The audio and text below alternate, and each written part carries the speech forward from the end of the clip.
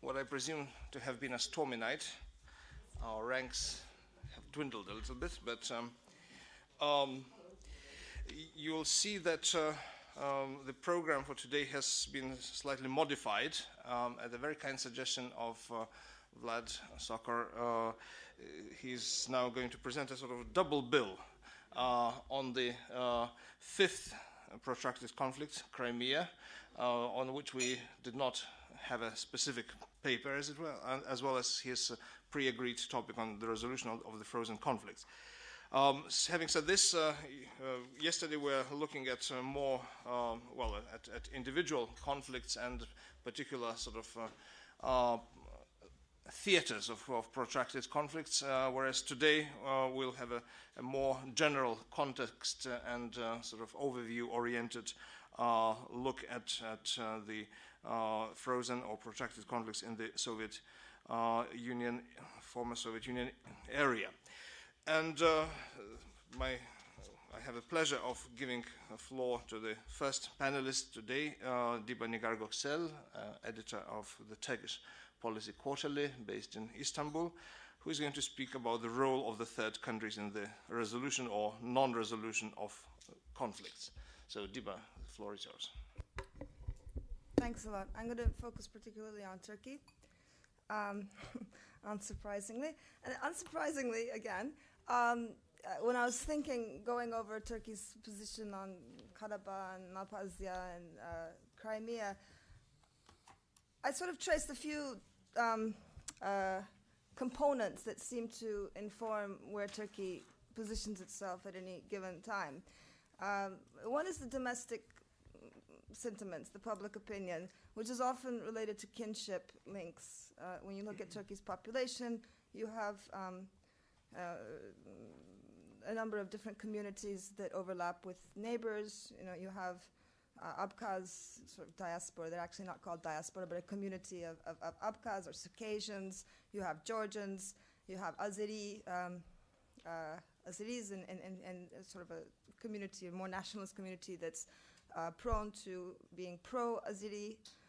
You have an Armenian community, you have Sunni, you have liberal, you have nationalists, you have Islamists. So, you know, the sensitivities of each of these groups changes according to which conflict on which basis is taking place. And they usually have to be taken into consideration by the political leadership. A second component is the energy and business interests, which kind of goes without saying, especially under the current government and in the last 10 years, the foreign policy that Turkey has pursued.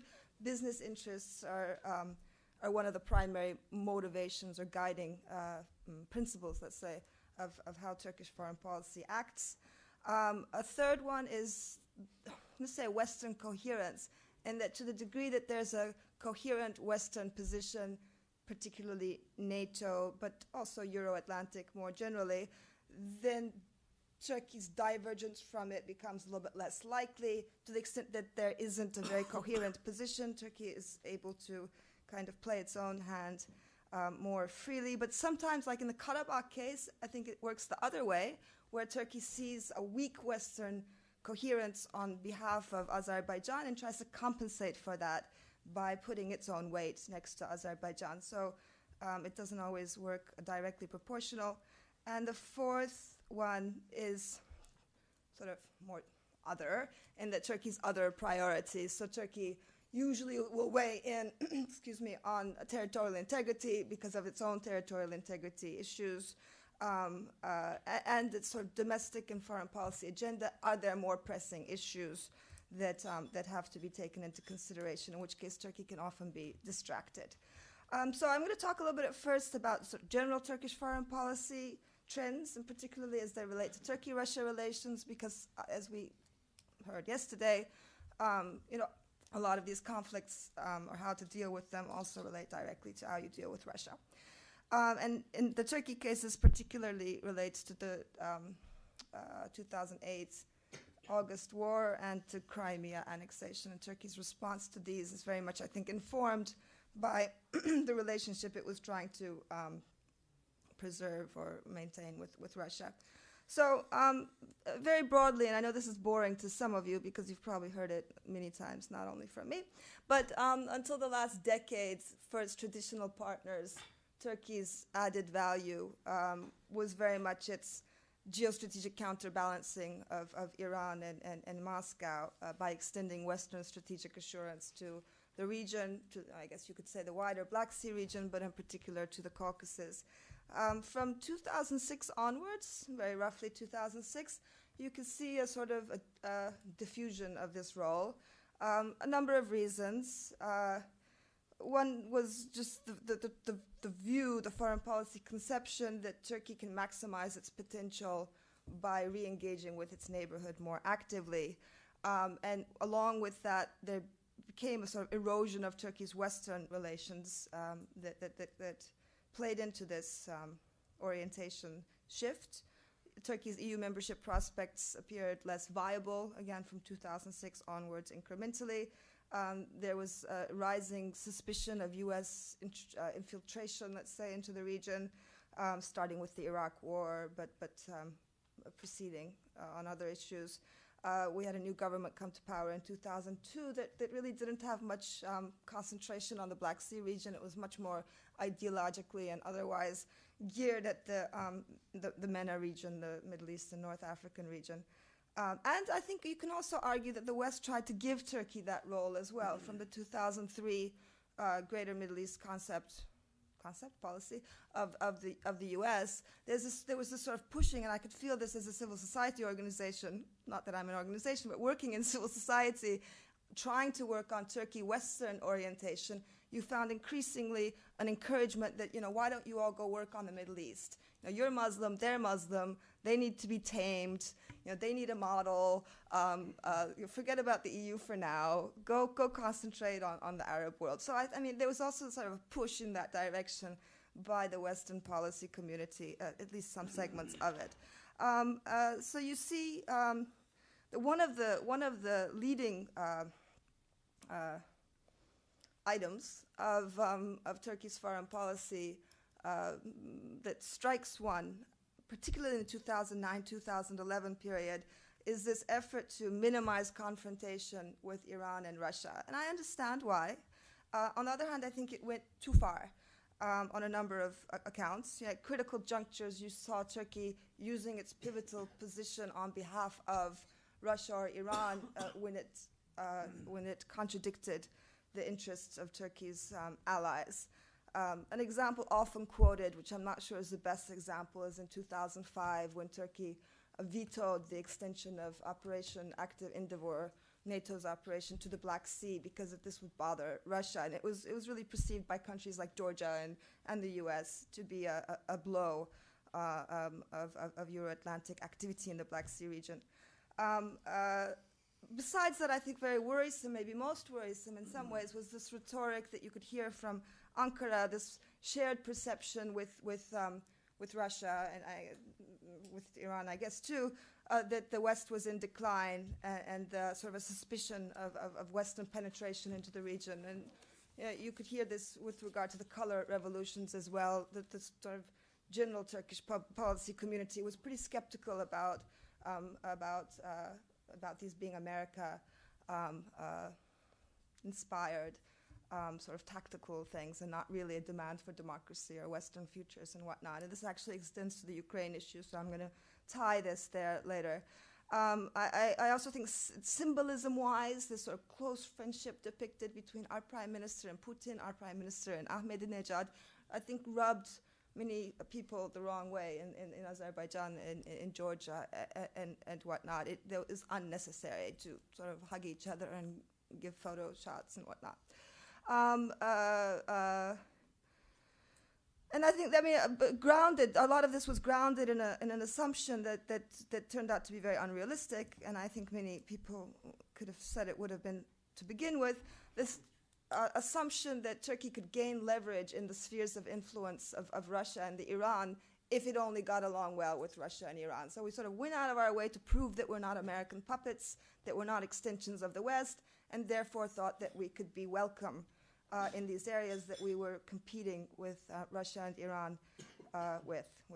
So 2008, 2011, I think stands out particularly as sort of a strategic drift, which is what it's been called. 2008 August War happened in that period. Turkey, by and large, not by and large, fully supports Georgia's territorial integrity, but its response to the war was quite muted, confusing, sort of reaching out to Moscow, having the illusion that it could bring together the region's partners and convince them all to get along very well. In that context, the Caucasus Stability and Cooperation Platform was suggested by the Turkish Foreign Ministry, very unrealistic, fizzled before it was even born. And I think even more worrisome, or not more worrisome again, but something that may have not caught the attention of observers of Turkey at that time, was the press coverage of the war, which to me, at that point, I followed it closely because I was writing a report about it. It was stunning to me, and that there was no statement of how unacceptable this move by Russia was. It was more either sort of factual, this is what happened today, or or criticizing Georgia. Saakashvili should never have provoked Russia.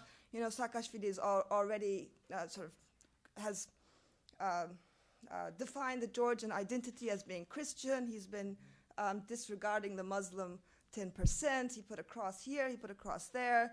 And sort of this resentment that Georgia put Turkey in such a difficult position. Why did they do this? Now we're stuck between Georgia and Russia, as if it's like unfair to us that Georgia is under the situation that it is.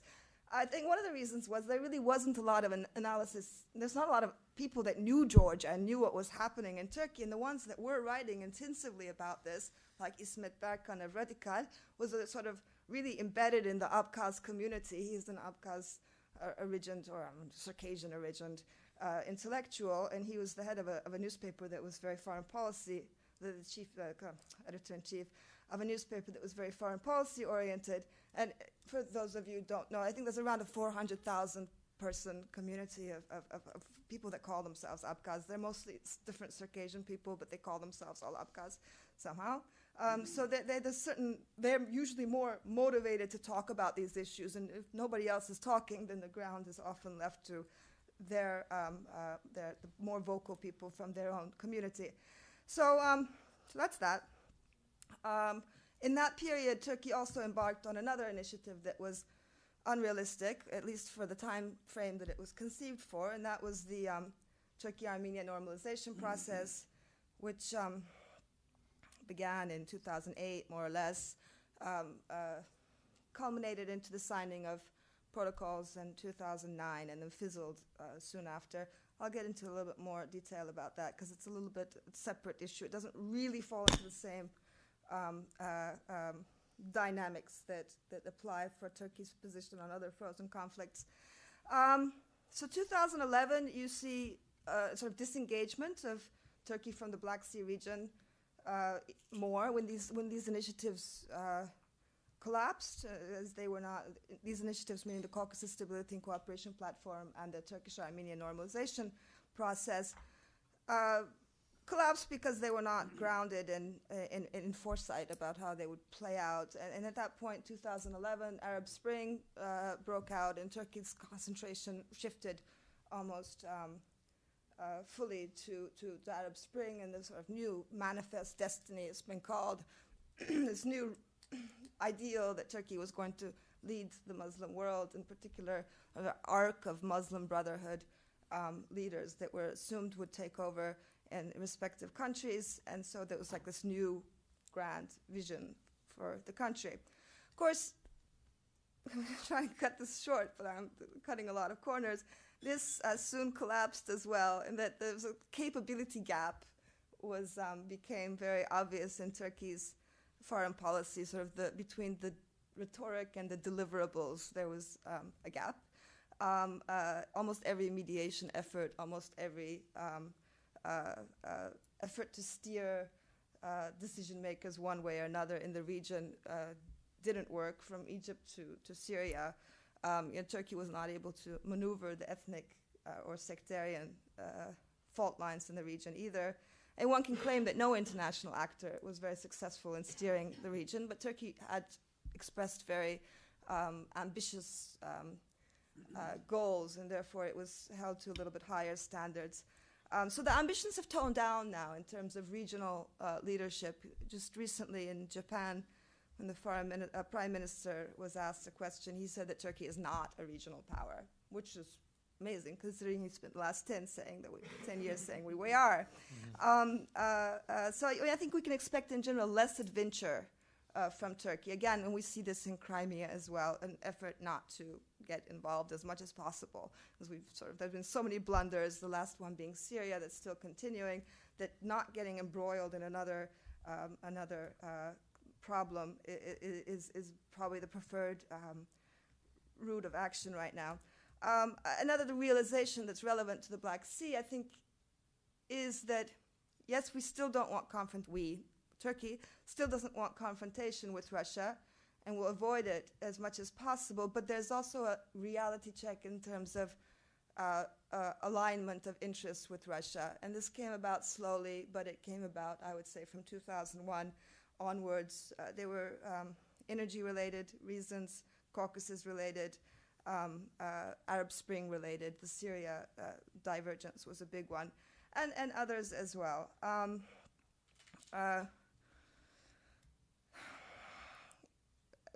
More generally, if there was a 10-year period where Turkey thought that it needed to downplay its relationship with the United States in order to have soft power in its neighborhood, now there's a realization that there are hard power challenges out there, and without the United States, Turkey is not able to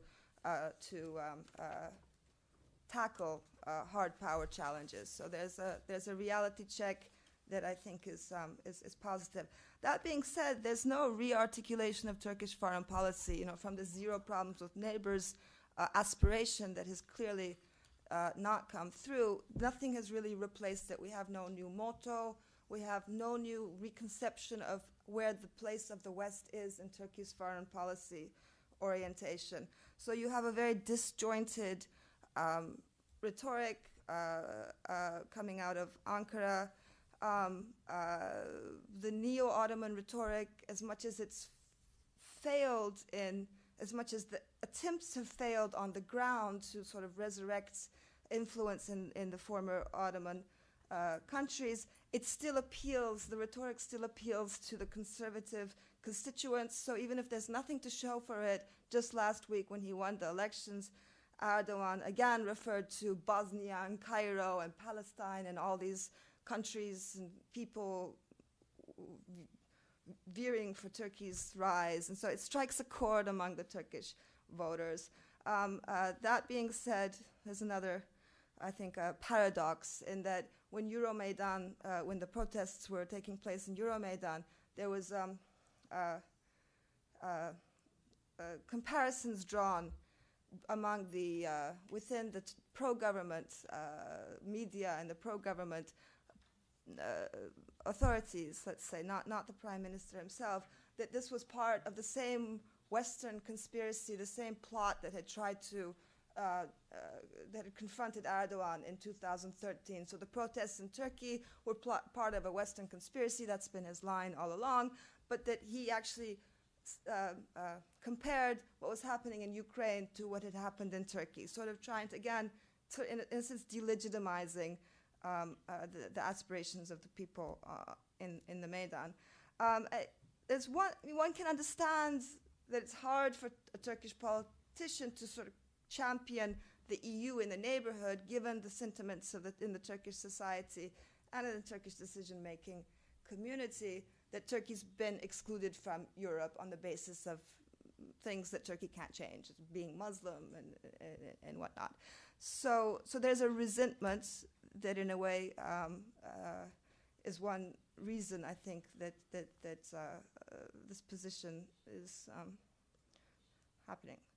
Another thing, though, is when you look at opinion polls, and I think this is interesting, so I'm bringing them forth. They're numbers from 2013, but they're obviously still relevant. Now, questioned, this is from German Marshall Fund, Transatlantic Trends. Is NATO essential for the security of Turkey?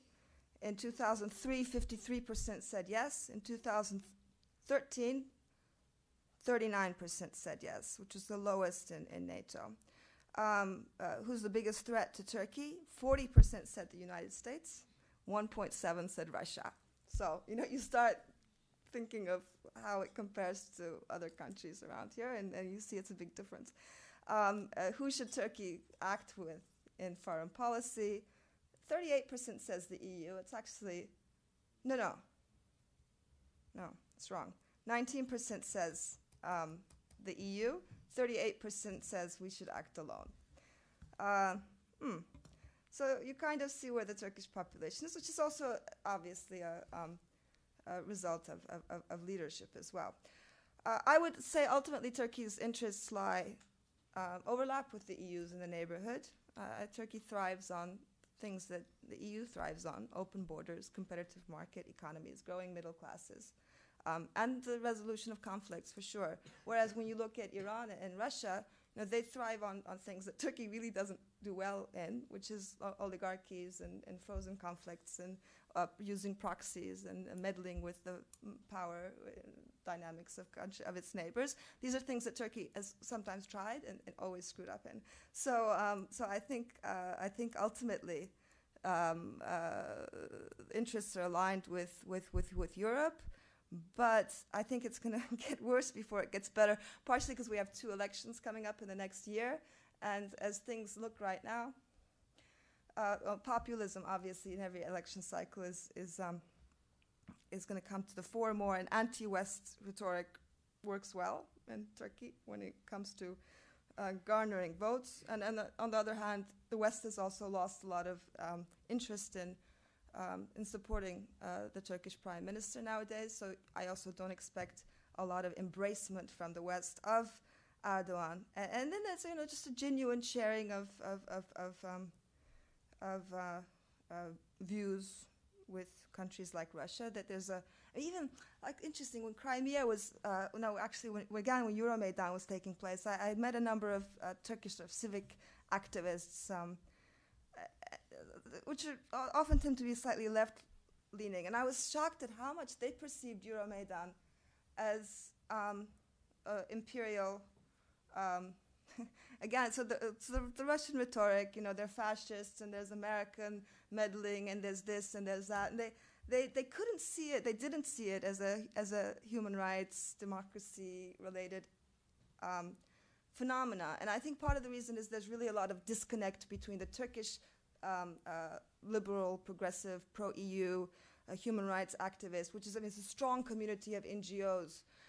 There's a disconnect between them and their counterparts in the neighborhood. Again, Azerbaijan could be an exception. There are different dynamics there. But when you look at Ukraine, you look at Moldova, you look at Georgia, we're just not connected. We don't know each other. We've never been in the same platforms.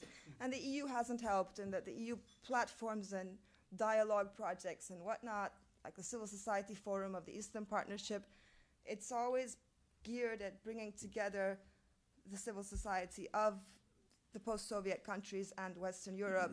There's a clear dividing line where there's no Turkish presence, no Turkish NGOs, no Turkish lawyers, media, nothing included. So I think we just don't have any contact, and therefore we don't understand each other, or the Turkish community doesn't understand the motivations or the issues that are being dealt with in these countries.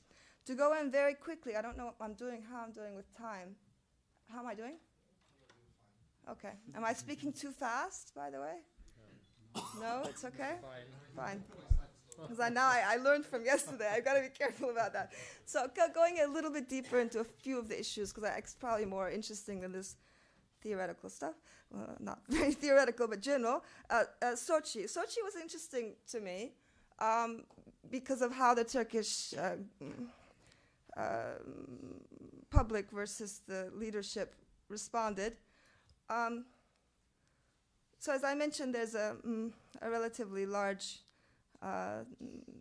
community of Circassian diaspora and Circassian origin Turkish citizens in Turkey. And in a way, for the first time during the Sochi Olympics, partially probably influenced by the Western reactions, they mobilized and they were on the street against the Olympics. So we had protests in Taksim, largely organized by these groups, protesting the Olympics and protesting the fact that the prime minister was going to go attend the opening ceremony. I haven't seen this for a long time. Maybe it took place years before, but I hadn't noticed it.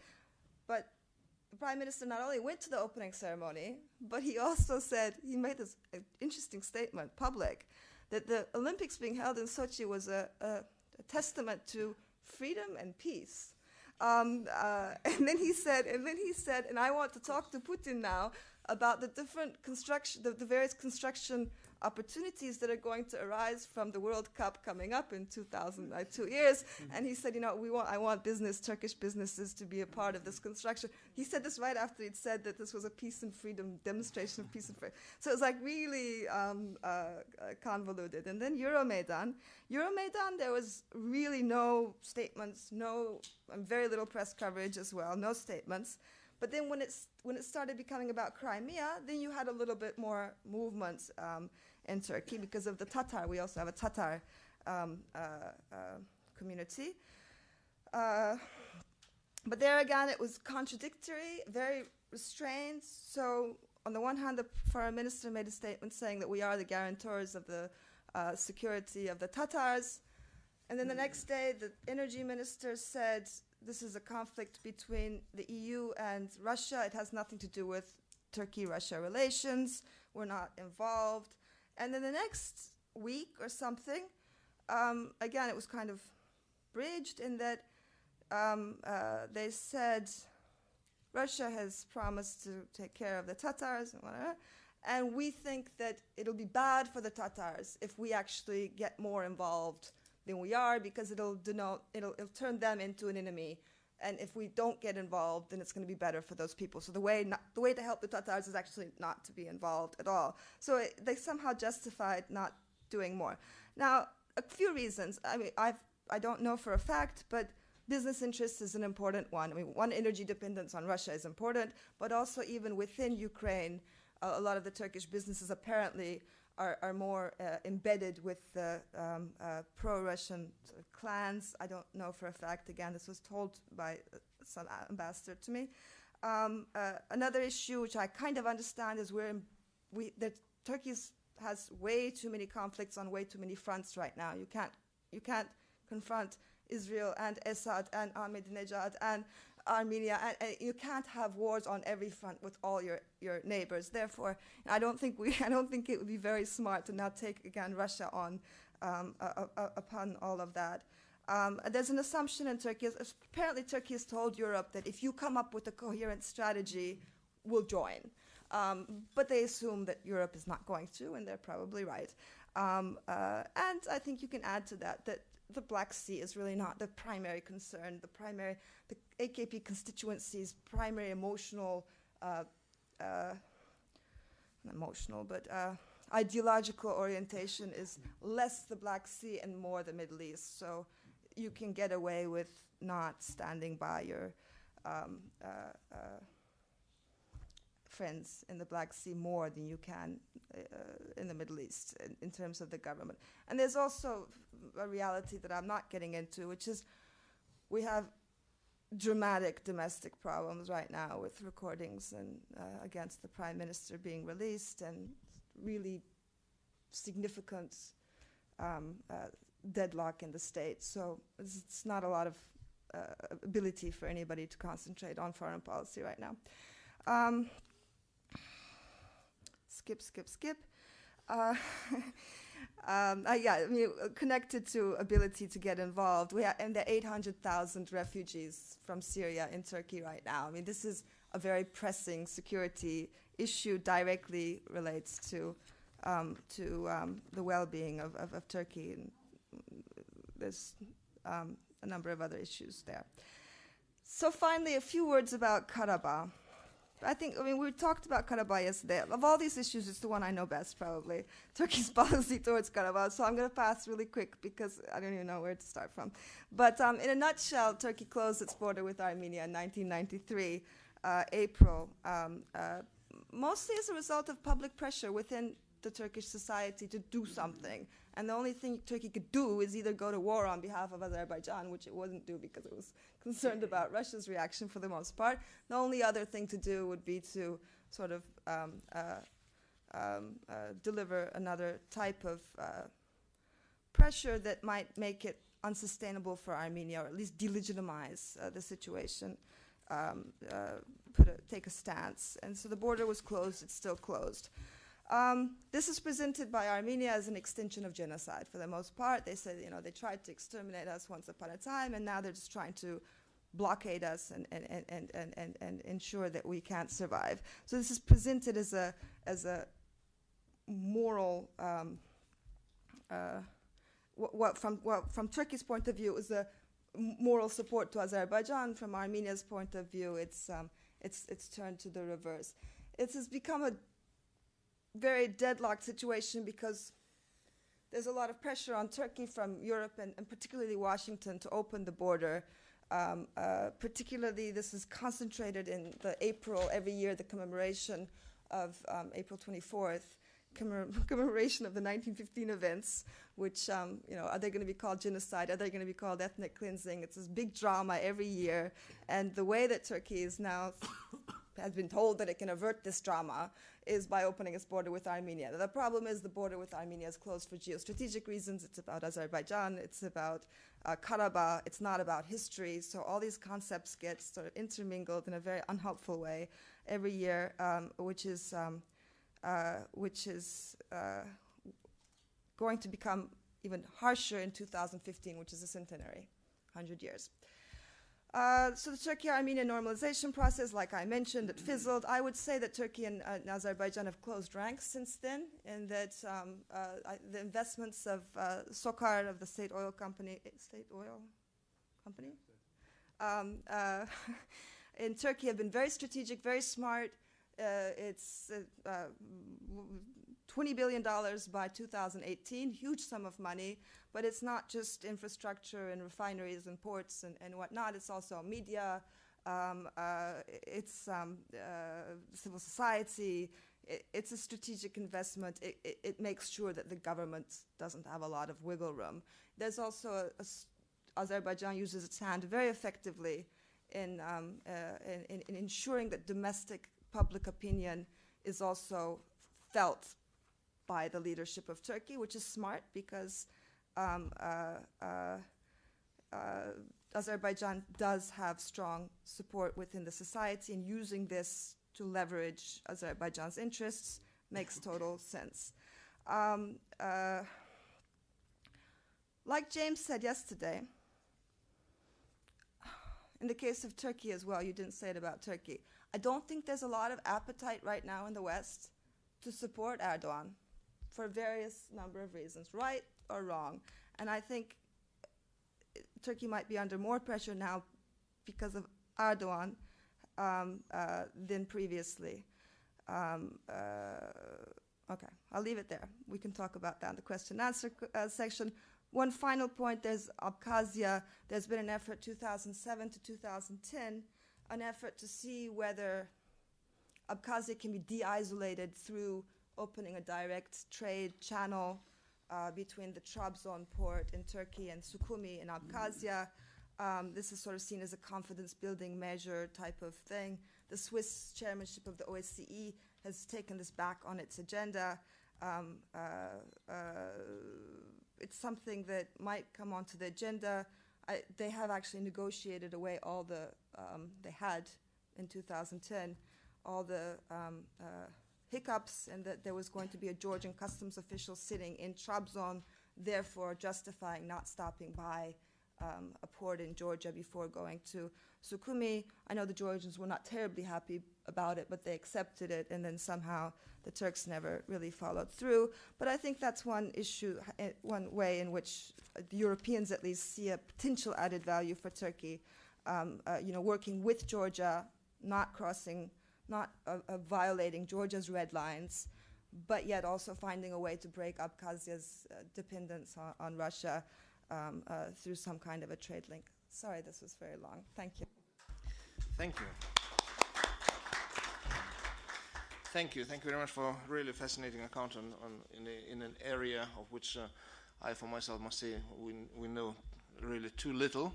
And as we started yesterday, we'll follow with the second paper in this panel straight away, and then we'll have a shared, joint discussion and question and answer session. So, Alistair James Nixie, head of the Chatham House Russia and Eurasia program on Russian soft power. James, over to you. Thank you, Mr. Chairman. Good morning. Thank you very much indeed for the invitation. It's an excellent conference so far. I'll try not to bring the level down too much, any more than I normally do, but thanks to Petros and the team for really a superb piece of organisation. Just thought I should say that at the start. I'm not sure my presentation fits tremendously well with Nigar's very in-depth focus on Turkey.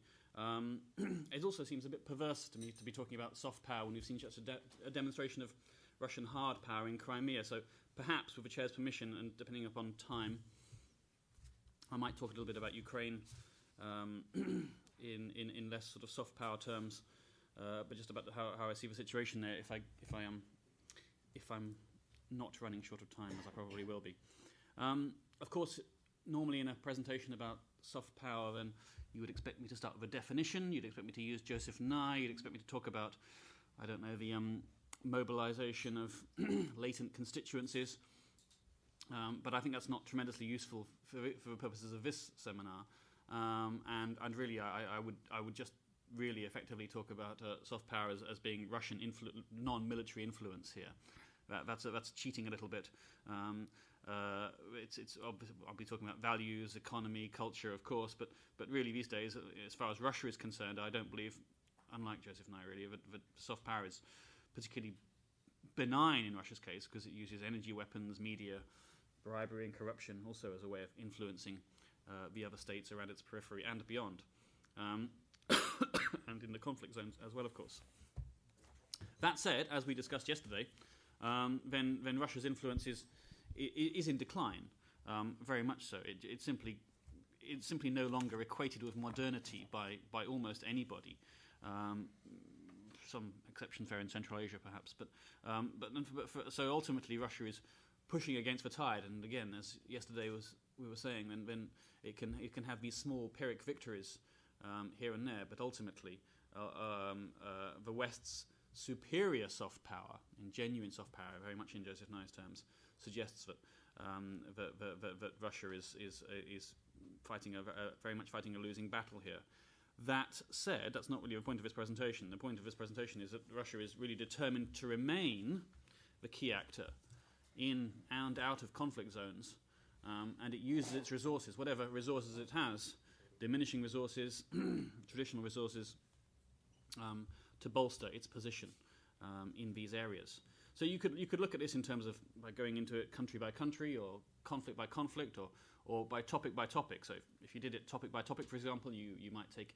And there's too much here, by the way, in any to do a comprehensive coverage. So it is going to be a slightly random, a very random snapshot of the ways in which Russia does use its sort of non-military power in other countries. And so energy would be one, and of course Ed will talk about this in more detail in just a second, I assume. But we all know, as the last couple of days has proven with Putin's letter to European leaders, that Russia is willing to use energy exports as a weapon, if you like, or as a lever, or a lever, if you're English, as I am. And it's done this well over 40 times in the past 20 years, to Moldova, Azerbaijan, Georgia, Ukraine, as you all know, as these countries have flirted with pro-Western policies. I think this is a very diminished weapon these days. Russia has really not kept its powder dry. It's shot its bolt. Because, I mean, what with Europe being 3/4 of Gazprom's market, and Moscow relying on energy exports for half of its annual budget, as you pretty much know, then the West has taken measures to counteract that well before Crimea. European defences are stronger now. We have reserves, we have interconnectors, we have gas stations.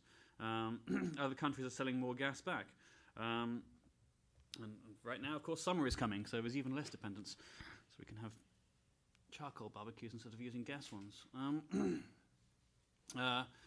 It doesn't really work for Russia anyway, because the Chinese position, if Russia really wishes to go east instead, as it periodically threatens to do so, then it means China's negotiating position is all the stronger. So I suppose what I'm really saying is that Russia's attempt at influence here is a bit of a bluff. Russians are bluffing even in recent times. They want to get the European countries to the table more quickly right now to agree a solution to the situation in Ukraine. And that's its.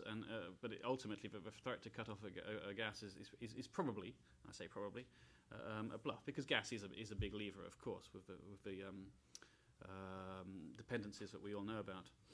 If you were to switch from stop talking about energy and start talking about the media, for example, and we all know that the media choir, if you like, provides the Kremlin with remarkable soft power. This is true from Kyrgyzstan to Armenia in particular. But it's never really more true than in Crimea, where and the crisis there, where ethnic Russians are continually scared by stories of the fascists in Kiev, and the portrayal in the media, in the Russian media, is vastly different from what we see here, and with 9 out of 10 Russians, and a considerable proportion of those in near abroad countries identifying Russian state-run TV as a major source of news, then it's no wonder how successful this is. I can see I'm running short of time at the moment, so I'm actually not going to talk too much about values and culture. Although clearly there are still major elements of Russian influence here through the Russian world and through the church as well. But I thought what I'd do actually is I'd concentrate a little bit more now on regions, and only a couple of regions for reasons of time. So I wanted to look at the South Caucasus, which makes sense with so many of you here from that region, and suggest, as we did yesterday briefly, that Russia's influence here is really neither imperiled actually, nor that and certainly not impartial. It's hard to measure the extent to which Russia's influence translates directly into political influence, and it must be said, of course, that it's not necessarily even illegitimate. But the acquisition of assets of various kinds in these countries is aggressive, and it's certainly more aggressive than it is in the West, and it implies a strongly political motive. But Russia's actual levers in the South Caucasus do vary. They are primarily economic and military in Armenia. They're not particularly present in Azerbaijan, as Azerbaijan has made considerable moves to sidestep Russia in its energy exports. Georgia has too, and in Georgia, Russian influence is sort of related more to the negative propaganda about Georgia and some economic influence as well, actually, which the 2008 war has not stymied particularly. But really, it's Armenia really, where the Russian influence is so great over so many areas, transport links to the acquisition of assets, that really sovereignty should be Armenia's number one concern, because Armenia's leaders have effectively mortgaged their country's national security to Russia. Azerbaijan and Georgia, by contrast, have more traditional security concerns about Russia, as there's less soft power in evidence in those two countries. In Georgia in particular, as we covered it a little less, but we covered it a little less yesterday, and I would just say that there is obviously less Russian influence there than at any time since 1991.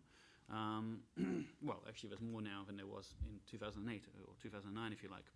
But ultimately, most of Russia's influence has been was through South Ossetia and Abkhazia prior to 2008, and with them no longer in the same situation, then Russia's influence is of course obviously much diminished.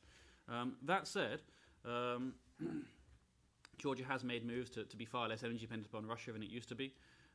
Although again, Russia does own quite a bit of Georgian infrastructure, and bilateral trade has reverted to pre-war levels really, and we're now seeing, of course, the export of mineral water and wine back into Russia. non-economic influence has actually been present in Georgia quite substantially. Back in Saakashvili's day, it was frequently alleged that Georgian politicians had been bought. It was a frequent Misha complaint, if you like. Although really, I never really placed much stock in that, because if you were overtly pro-Russian or overly pro-Russian, that would have been the political kiss of death anyway. So I never saw a tremendous amount of evidence along that sort of Bourgeoisie scale, if you like. But there is a sort of a compatriots policy present in Georgia as well as it is in so many other places. 68,000 Russians living in Georgia still, and Russia does fund pro-Russian NGOs there. Russia has also used international organizations to defend its position on Georgia and to blacken Georgia's name through the UN, through the Security Council, through the Court of Human Rights, and primarily, of course not anymore, through the Parliamentary Assembly to the Council of Europe. Conversely, as I was saying, really, influence in South Ossetia and Abkhazia has increased. I'm really meant to be talking about just the conflict zones alone, so I realise I haven't strictly stuck to topic. But obviously, and again, I don't need to too much because Irakli covered it so much yesterday. But in South Ossetia and Abkhazia, then, clearly there's been policies with passportizatia. There's been Russian investment in healthcare, culture promotion, trade deals, language teaching, restoration of transport links, geological explorations, legal assistance. So there's been no end of increased Russian influence in these places, and not to mention the insertion of Russian or Russian-oriented politicians and into key political positions. Ankfabi is a sort of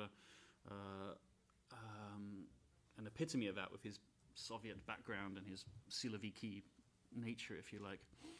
But I actually, even in these countries, even in these areas, then it does seem to me that not only are these millstones around Russia's neck, as Crimea will turn out to be, but really there's a fading traction, and there's evidence of this fading traction in these places as well.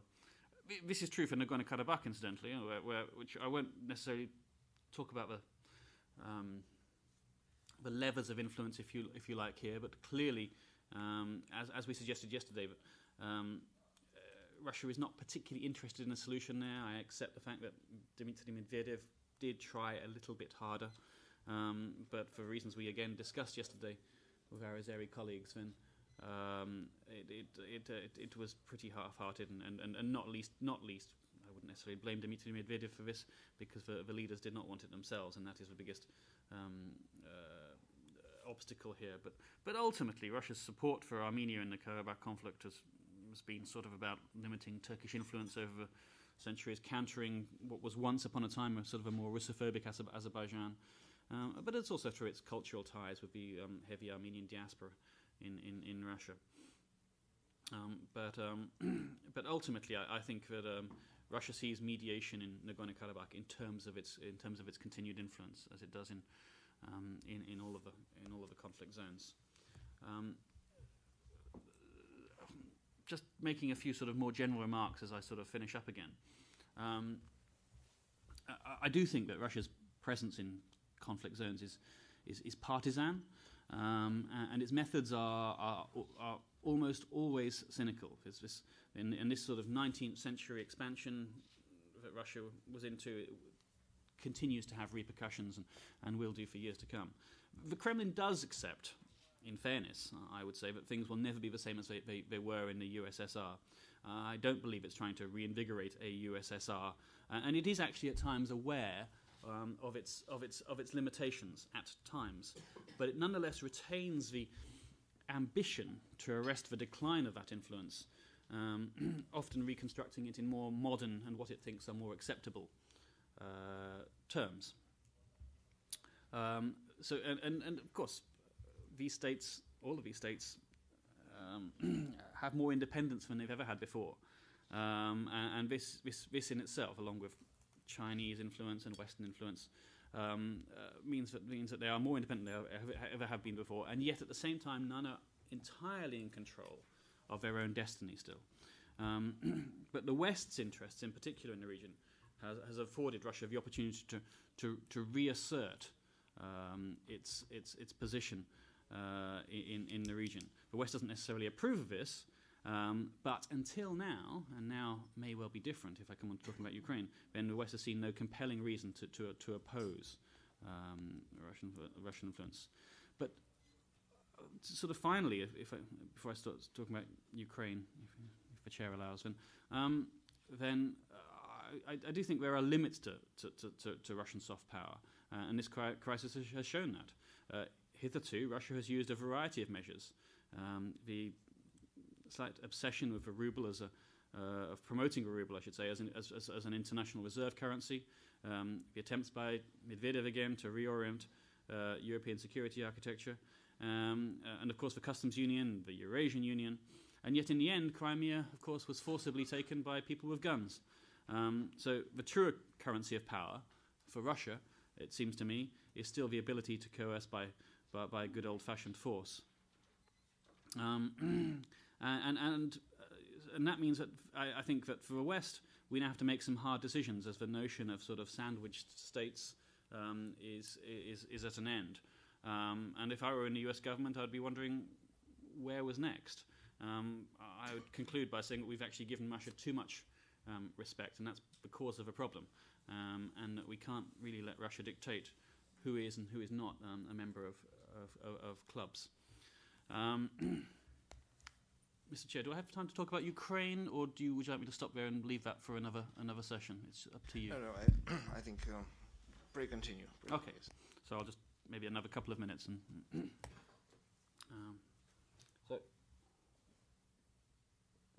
very much leaving soft power as a topic to be honest here, although perhaps not, because ultimately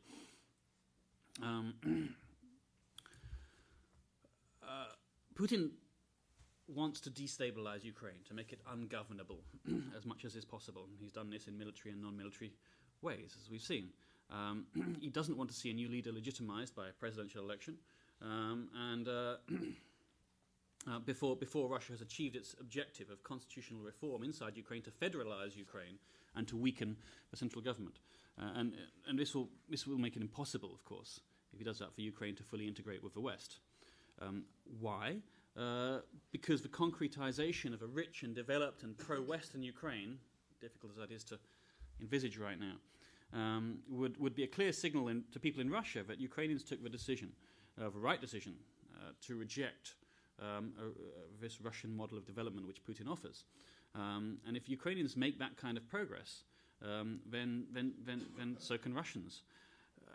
This could have a very strong impact in the end on Russian domestic politics. And that said, I think we should be realistic. And Ukraine, of course, is a very poor country and it's been horribly mismanaged. It's going to take a great deal of time to address the fundamental problems, and a lot could go wrong. And it doesn't take much to destabilize it further, which is Russia's aim, as I say.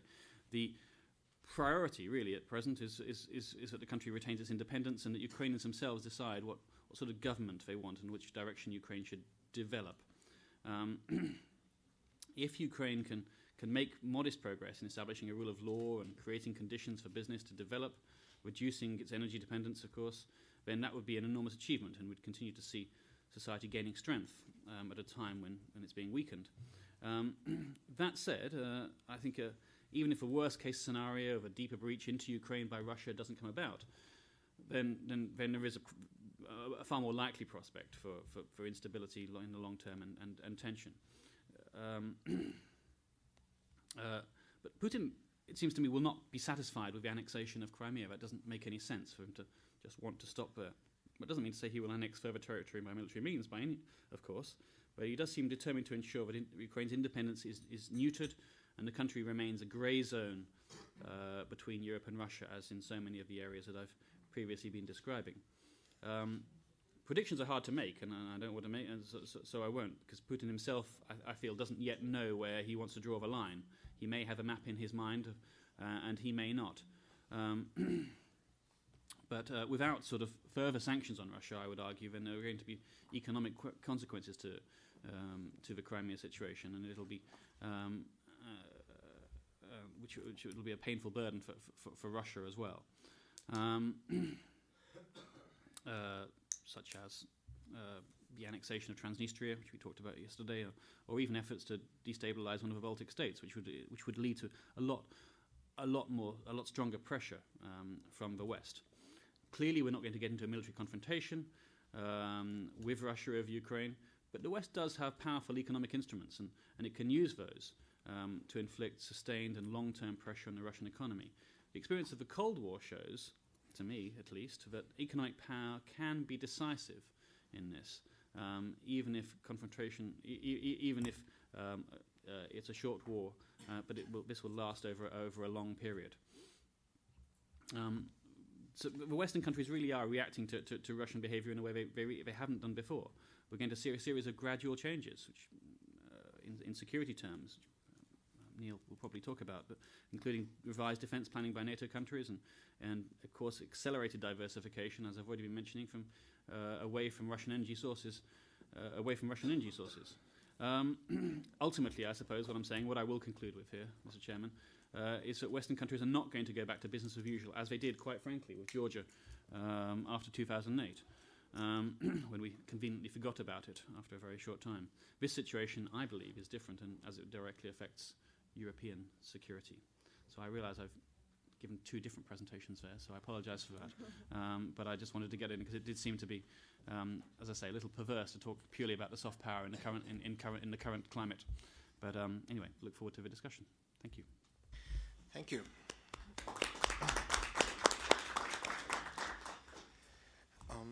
Right.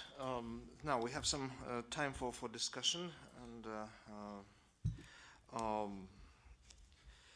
I wanted to ask you, actually, you in a sort of made a contrast between sort of soft power and then saying that actually, well, what defines currency of power nowadays is still sort of guns that little green men carry. But what I wanted to sort of probably emphasize in this particular Crimea annexation episode is just there were so few exigencies for actual use of guns, just because soft power was very much linked to the use of military power, and actually sort of the instruments of soft power are used to sort of to compensate and to prepare ground to the maximum extent, so that actual use of violence was unnecessary. So in fact, sort of rather than a contrast, I would argue that Russia has very well mastered the combination of hard and soft into some sort of new smart power, along with diplomatic measures, along with sort of key economic moves beforehand, preparing the grounds. So in a sense, sort of yes, weapons do remain the ultimate currency, ultimate reserve currency of power, if you want. But its use is minimized by the very, very smart application of these soft factors that you discussed. And also, perhaps a linked question, well, indirectly linked question is, you haven't discussed the use of soft power on Western societies and Western political elites, which have, I think, to a large extent, made the response of the West more vapid and ineffectual than usual,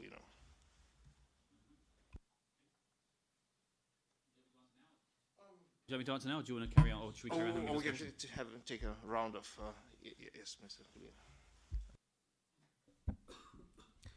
Thank you, Mr. Chairman. I have actually one comment and one very small question. The comment is about the normalization process between Armenia and Turkey. Madam Yüksel rightly touched upon that. One of the reasons that we don't have any relationship between Turkey and Armenia is actually the occupation of Azerbaijan territories, and also non-implementation of the 4 resolutions made or adopted by the Security Council of United Nations. It is just as a protest to Armenian policy pursued for the last 20 years. Another 2 reasons which should be underlined here is that, as you know, Armenia doesn't recognize Turkey as a country, and it doesn't recognize the Turkish borders that was, internationally recognized. As you may know, that the Armenia has a territorial claim to the eastern part of Turkey. It is about 7 regions of Turkey, and they don't even hide this claim, and that they put in all possible events to the discussions. Another reason that that Armenia has claim about the so-called genocide against Turkey, which Turkey doesn't accept, and Turkey is in favor of leading this issue to the historians to discuss, and even though maybe some of them also know that Turkey is ready to open archives for discussions of that issues. So it is just a small comment that it is not only reason that really Armenia has occupied the Azerbaijan territory, but there are another 2 strong reasons that is related to the close of the Turkish and Armenian border. So coming to the question, you have rightly indicated that unfortunately in the negotiation process or in the co-chairs attitude or the positions, we could easily say that Russia very openly backs or supports Armenian positions. We also witnessed that there is strong Armenian diaspora, I mean in France, in United States, unfortunately, and they also directly or indirectly supports Armenian in many cases. In that circumstances, how do you think the role of some regional players like Turkey? We have talked about that in solution of the Nagorno-Karabakh conflict, the role of Turkey, and also there's some ideas and also some approaches about the close engagement of Turkey into the process of Minsk group mediation. So questions about that, how do you think the real, let's say, or some alternative approach as to take Turkey as one of the co-chairs of Minsk group and to give some additional role to play in getting solution in our South Caucasus, because as you may know, that Turkey has really enough good power to be the mediator not only between Armenia, Azerbaijan, as well as I hope that in somehow between Russia and Georgia for the South Caucasus and the Abkhazia, the conflict. Thank you very much. Thank you. We'll take one more comment or question. Gordon Deal, John Melvin, please. Yeah, thank you very much for some very interesting presentations. I actually had a couple of questions, one for each the speaker, actually. I mean, starting with James, I mean, you sort of began by your definition of soft power, and then you suddenly leapt to modernization and dismissed Russia as attractive for modernization. I wonder whether that might be actually to undersell what's going on there. And I think particularly of, I mean, the value agenda of Russia, the focus on the family, on conservative values, these kind of things, these get a lot of traction, I would say. I mean, if we think that modernization is only what Europe says, then I think we may be in danger of believing our own propaganda. I mean, and you see, of course, that even on the right of European politics, there are links between Russia and European politics. So there is some traction there. I mean, you see, if you watch Russian TV, this constant focus on the family. I've seen it in Armenian, you know. And of course, this also puts Europe in a position which I support, but nonetheless is maybe a difficult one to sell. For example, in Georgia, where we've become focused on the issue of the rights of sexual minorities, which of course is another difficult issue and does get, I mean, Russia's position attracts a lot of support internationally. So that I think is one aspect. Certainly economic modernization may be a challenge, but then again, I mean, Europe's story on here is also not so strong at the moment. I mean, there are other versions of economic modernization around China. So, I mean, I think we have to look perhaps more carefully about this story ourselves on that. I just had a couple of questions actually for Diba, which I thought were very interesting. You didn't mention the whole Gulen question, which I guess was, in a way, has been Turkey's most important soft power. But we now see this internal politics playing out, which even has it sort of beginning to have shockwaves spreading even to Azerbaijan and what's going on there. I mean, how do you see that affecting sort of Turkey's role in this region? And secondly, I was just in Georgia, and of course there's a big focus on the map question, membership action plan for NATO coming up with the Wales summit. What does Turkey have a position on this? I mean, is it changing? Because I guess one thing that Crimea does make very clear now, that if you offer a map to Georgia, you probably also have to have a lot of NATO troops on the ground the day you do that, because otherwise you risk triggering the same kind of crisis as we saw in Crimea. I mean, if you offer it and there's no real serious security backup for it, it's, Russia is just sort of pushing Russia to do something. If that is going to be the case, then a disproportionate burden will probably fall on Turkey that we pulled into this question. I mean, is there any thinking about what that implications are for Turkey there? Thank you. So, well, who will start? Diva or James? Ladies first. And also. Okay. I'll start with your question. Now, with all due respect, I don't agree. The border closing is really about Karabakh. And to the extent that there are other issues, they've been linked mostly by America in terms of the genocide resolution and the border being linked. And I'm going to try to explain this. First, let me just say I don't agree, and then I'll try to explain how it worked. For one, the border recognition issue, it's a problem. It's not really a problem. It's sometimes evoked by diplomats or nationalists or whatnot, but it's not a hindrance to the opening of borders. The way it was formulated in the protocols, the border as defined by international treaties that have been signed between the two countries without referring to the Kars Treaty. So the Armenian side kind of found a way not to explicitly say they recognize the Kars Treaty border, but actually it was implied. And because we've only had one treaty, and that's the Kars Treaty, when you say international treaties of the past, you actually still mean the Kars Treaty. They found a way to put it in there in a way that both sides could sign off under it. And I don't think it would under no circumstance, if it was the only problem, the border would be open. But, yes, it's one of the issues on the agenda. I don't think it's the reason the border is not open. Genocide claims, again, not the reason the border is not open. When the protocol for opening the border and establishing diplomatic relations was negotiated, they managed to get around that issue. It was the occupation of Kelbajar and Demirel's decision. You've gone too far to Armenia. We're closing the border. We're not proceeding with this process. It was very much on the basis of Karabakh, and I think it still is. Had it not been for Azerbaijan's interest and Azerbaijan's reaction, the protocols would have gone through.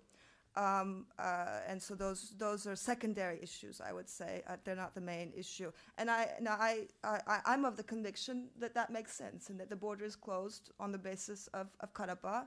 History is another issue. You can deal with that in however you want to pressure Turkey about history and dealing with history. That's one thing, but the border's not about that. So in a way, that separation is also in Azerbaijan's interest, I think. As 2015 nears, if there's going to be pressure on Turkey, it should be about dealing with its own history as opposed to victimizing Azerbaijan a second time. The arguments in Turkey against this policy is that it hasn't worked. So, 20 years after closing the border, it's not like there's been much progress in terms of solving the Karabakh problem, and the Western interests supposedly are in the opening of that border, so that there's less domestic pressure on Obama, and so that Armenia can be wrenched away from Russian pressure. Hypothetical, obviously, but it's hypothetically it's argued frequently. So there is a counter argument, mostly based on Western interests. So there is going to be pressure on Turkey.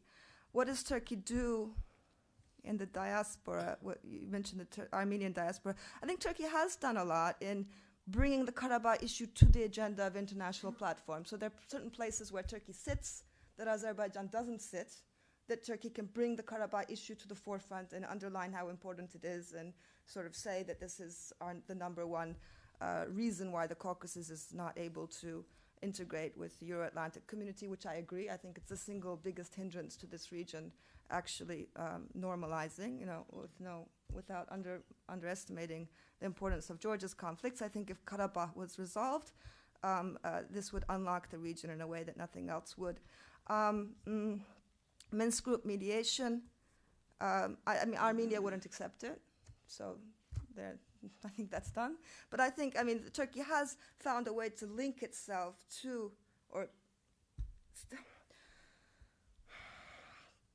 in the way that the Swiss, at least, have been formulating a resolution. There is a link between Turkey, Armenia, and the Minsk group process in a way that Turkey indirectly is a part of the solution, and that the sort of the carrot that Turkey dangles of an open border is meant to be synchronized with progress made on the Minsk track. So a step Armenia takes, in return a step Turkey takes, in return a step Azerbaijan takes. It's actually all linked together without, de facto it's linked, without Turkey actually having a seat among the co-chairs. And that's been Turkey's position, has been that the two have to be synchronized. I'm not sure I totally answered your question, but I tried to. Neil's question, Gulen, yeah, it was in my notes, but I didn't get into it because I thought I talked too much. And I also thought it's very important for some countries, it's important for Azerbaijan. Not a lot of the Black Sea countries, it's not an issue really. I mean, Georgia, yes, there's Gulen schools, a university as well, but it's not a strong institution in Georgia the way it's a strong institution, a strong network in Azerbaijan. So I think in Azerbaijan relations, soft power-wise, huge blow. And I think it's a blow to Turkey as well, in that to the extent that there were two forces infiltrating into Azerbaijan, me not being a Gulen supporter, but still the Turkish one was very Gulen. They've been there since 1993. They know the insides and the outs of the country, of the bureaucracy, of this, that, the other. And if you start demoting the Gulen extensions in Azerbaijan, I would be afraid that the Russian extensions would be filling the void. So I think Turkey needs to worry about that too. Often they know Azerbaijan better than our diplomats in many cases. The same thing is true for Africa and KRG and Bosnia. So it's not just Azerbaijan. But I don't think it's really a factor in Ukraine and Moldova and Belarus. I really don't know. I don't know. That's a good question. But it's definitely a blow to Turkey's soft power in the countries where Gulen has invested significantly. And now there's a lot of debate in Turkey about these schools, about whether the Turkish government is now pressuring countries to close the Gulen schools. By and large, I think a lot of those schools have been useful in promoting Turkish language, Turkish links, I don't agree with the ideological component necessarily, but a lot of the work was benign. It was charity, it was education, it was this, that, the other. So I think, yeah, it's a problem map. Turkey from the beginning has never been anti-map for Georgia, but it's never gone out on a limb for it either. Again, if the West agrees on it, then I think we'd like it to happen, but we don't want to be the ones getting the lightning rods from Russia for it. What Georgian decision makers have been telling me, so I know from them more than I know from Ankara, is that Ankara has been a little bit more forthcoming in the last year, that they would be happy to be in the front line of this. But it hasn't been public. I think they've been saying it more privately. Again, public, the concern of Russian reaction, I think, would still hold. I don't know the answer to your question, but it's possible that they're going to be a little bit more there than otherwise. They've never been against it. They would like it to happen, like I said, but just not be the ones doing it. Thank you. James? Right. So, on your question, sir, then, few exigencies, you say, for the use of guns, perhaps more unnecessary now. And that, I mean, just recent events to me very much have proven that wrong. That Russia, unlike the West, has realized that soft power needs to be backed up by hard power. the West has used soft power, it seems to me, as a policy substitute. And that is all well and good until you find somebody like Russia who is willing to use hard power as well, and then your soft power suddenly becomes a little weaker. It seems to me that there's no small irony in the fact that Russia's forceful intervention in Crimea was preceded by a sort of a tug of war, a grinding tug of war, a superficially velvet tug of war between two soft power systems, the EU on the one side and the customs union on the other side. When that tug of war didn't resolve itself, then hard power replaced it. So that's my sort of justification for the limits of soft power, if you like. But I certainly would agree with you that Russian soft power, in its coercive form, has had an effect on Western societies, whether it's through lobby groups or through money, really, whether it's energy in Germany or warships in France or oligarchs in England or in London. Then I think that certainly that form of power has indeed managed to be an inhibitor on Western action. And it's only now, really, we're seeing the beginnings of a Russia policy, not some ad hoc reaction to events, which the West is beginning to work out. But I mean, so it's not that I don't believe in the use of soft power. It has been very effective. It's just that it can be trumped, and recent events have shown that. Neil.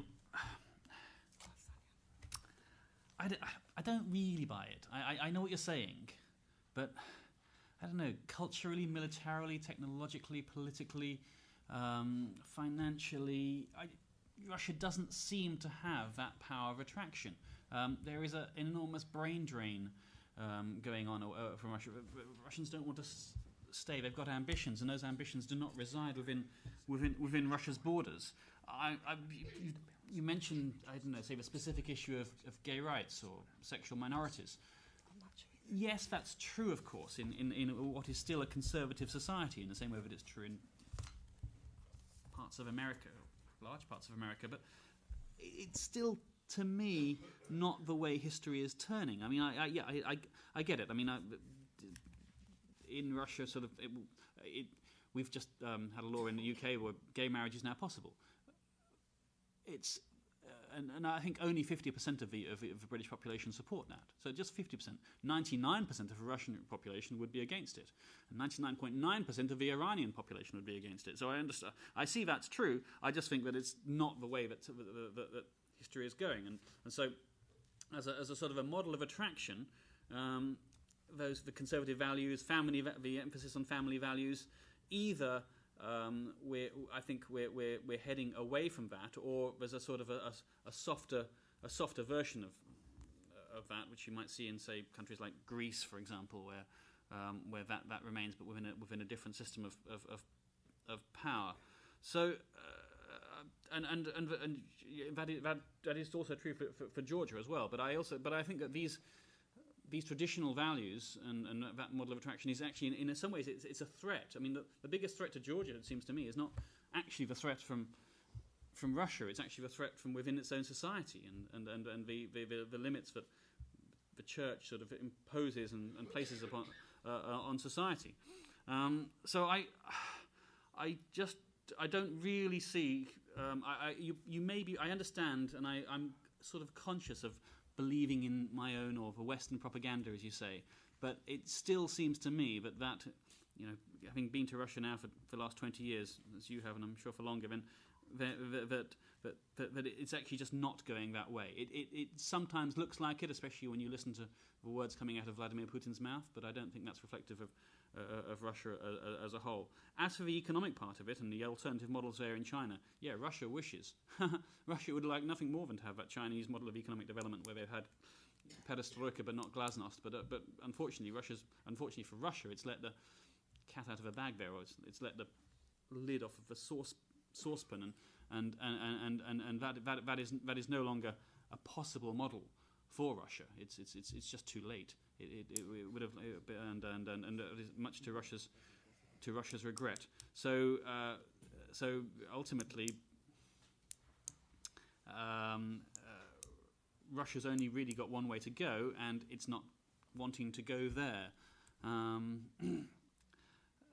Yeah, that's very briefly on MAP, and I know it was a question to Nigar, but I just wanted to say that I'm not convinced that MAP necessarily needs to be backed up by a sort of a show of force or a presence of force. I mean, I don't have any particular problem with it. I mean, there would be objections from Russia by putting in NATO forces in anywhere from the Baltic states to Georgia, but to me, it seems to me that Georgians, Ukrainians, and people from the Baltic states don't really necessarily believe in that NATO will come galloping like a savior to the if Russia were to cause serious problems. I think it's more out of a sense of comfort being in a Western club. To me, NATO symbolises something else other than what it actually is, and I think they want it anyway, in spite of perhaps an understanding that it wouldn't necessarily deliver all that it promises if it came to that. So it's more for what NATO symbolises than what it actually is, I think. Right, so soft deterrence.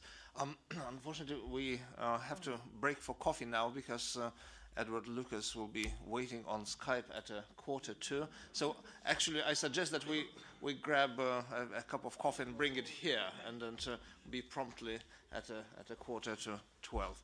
So thank you very much. Thank you very much for a very interesting and stimulating session once again. All right. Edward Mantas Dominus here. I hope. Labadiana. Kaip gyvenimas? Ačiū puikiai, ačiū.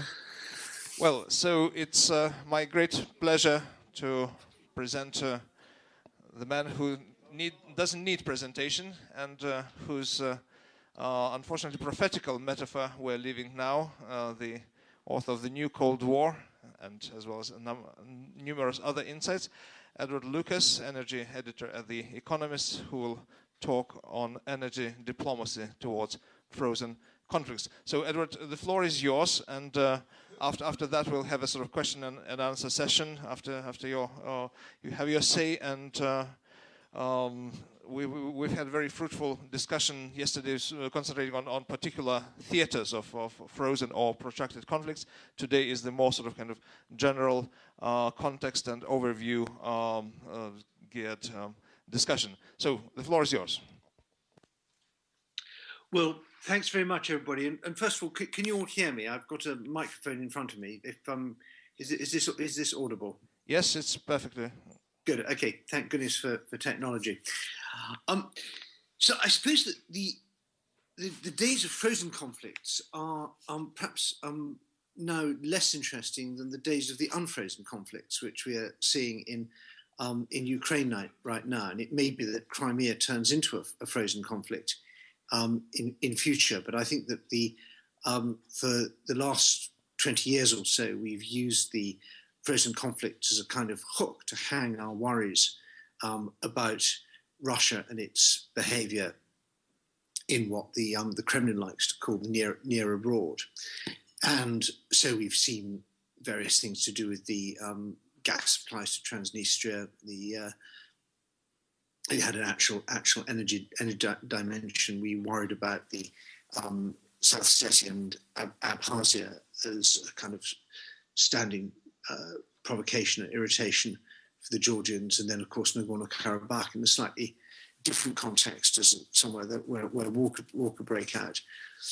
So in a way, I think we've moved beyond that now, and it'd be interesting to see how the Kremlin uses, particularly the first three of those, as it continues to turn the screw on its neighbours. But I think that the game changer of the attack on Ukraine, the continuing attack on Ukraine, marks a huge escalation, although one that perhaps the West hasn't fully taken into account.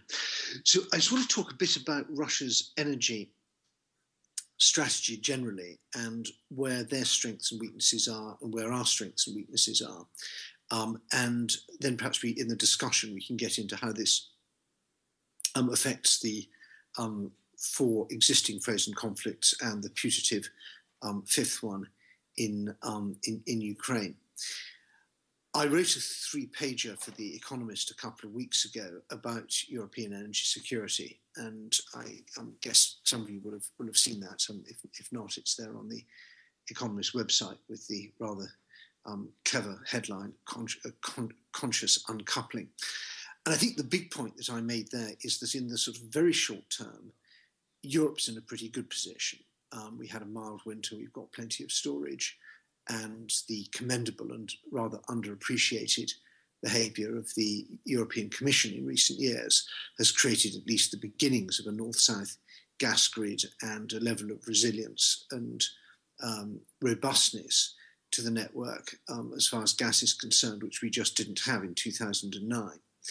So in the short term of perhaps up to 2 months, we're in pretty good shape. And that means that if the gas supply across Ukraine through the Bratstvo, Soyuz and Trans-Balkan pipelines is interrupted, Europe doesn't need to panic. And I think that's a really important message, because there's still some people in Europe who feel that if the Kremlin can just flick a switch and the lights go out. And that's not the case. And I think it's also the case that the European leaders are now worried about energy security in a way that is both overdue and welcome, and is bringing about some serious results. And we'll see what the Commission reports to the European Council in June. But I think there's a really broad and deep desire to move away from dependence on Russian gas, or at least over-dependence on Russian gas. And that's going to lead to more interconnectors, more storage, more reverse flow, more diversification of fuels, more LNG terminals. And on a 5-year perspective, that gives us a lot of cause for comfort. I think that by 2020, Europe's energy will be, the Russian fingers will have slipped from the European throat. And we've also got some very important other things coming up, such as the Commission's complaint against Gazprom, the litigation by the Rosneft, by the Yukos shareholders against Rosneft in The Hague, where judgment is going to come out, and possibly also some very interesting things from the American authorities who've been looking at some of the practices of the Russian energy companies and energy trading companies, and investigating those. So there's plenty of good stuff happening. The problem really is the sort of between the 5 months and the 5 years, where we have where we are vulnerable to supply interruptions. And the alternatives, if we had to replace a large amount of Russian gas, the alternatives are really quite bleak. We would be importing LNG at an extremely high price from and competing with the Asian, East Asian consumers who are not very price sensitive. The Japanese need the gas to keep the lights on. The Chinese want the gas in order not to have to burn coal, and they're probably prepared to pay even more for it than they do at the moment. So our rough calculation, based on talking to a lot of energy analysts, was that if we tried to make up the if the Yamal, so if we assume that Yamal is working at full blast and Nord Stream is working at full blast, but we were getting no gas through Ukraine, we would be faced with an extra European gas bill of about $50 billion a year, and that would be a very substantial increase. It would push Europe into recession again, further hurt our competitiveness, and be extremely unpopular. So that's our vulnerability. But let's look at Russia's vulnerabilities briefly. First of all, Kremlin needs the money.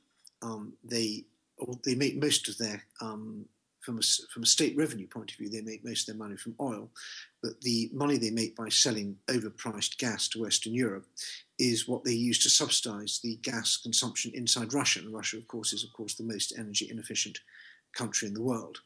And so Gazprom very quickly runs into difficulties, and as do the other gas exporters, if they can't sell say they're missing 20 billion cubic meters a year of gas exports to the West. That's a very big hole in their accounts, and that will lead to strains on their ability to sell subsidized gas at home in Russia. So that's one big vulnerability. And I think another big vulnerability is that all the Russian energy companies need access to the international capital markets and the international financial markets. Some of them more than others. Obviously, you have what I call the hermits, like Surgutneftegas, who basically don't take their listing at all seriously.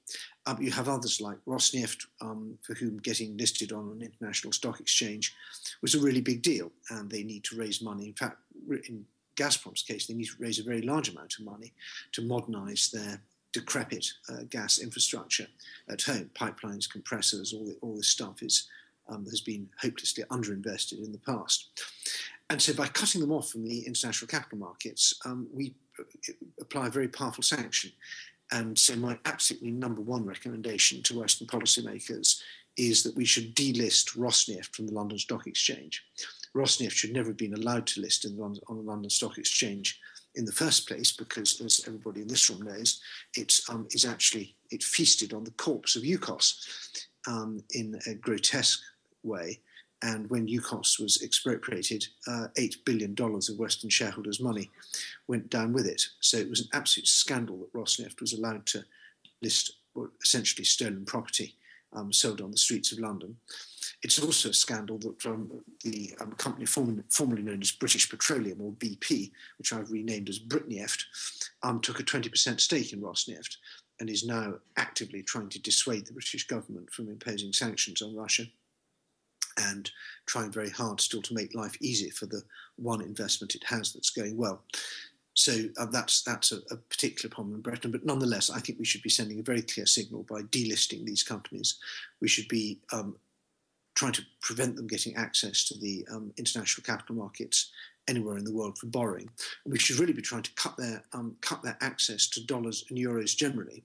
This is still a very powerful weapon that international energy prices are set in dollars, transactions are complete in dollars. If we squeeze them out of using dollars or euros and from any bank that's registered and does business in either the United States or the European Union, that's a very powerful sanction indeed, and one they'd find very difficult to deal with. So we do have a lot of weapons. We import a huge amount of Russian oil and Russian gas and Russian coal as well, should not be forgotten. But they have, I think, ultimately the greatest vulnerability. They need us more than we need them, particularly over the medium term. And so, although I'm extremely gloomy about the future of Ukraine and very worried that Crimea will eventually end up as a lost territory for more than the medium term, with tragic consequences for the Ukrainians and the Tatars who live there. And I'm very worried about what's going to happen with South Ossetia and Abkhazia possibly being incorporated into the Russian Federation, which I'm sure you've been discussing over in previous sessions.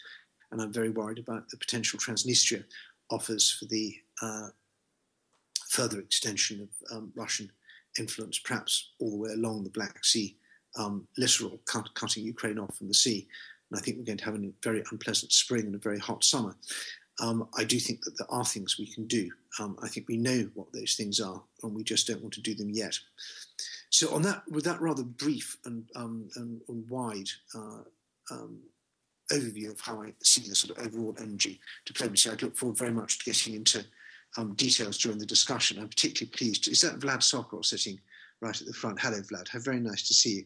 Any room with you in it is bound to be a source of very interesting discussion.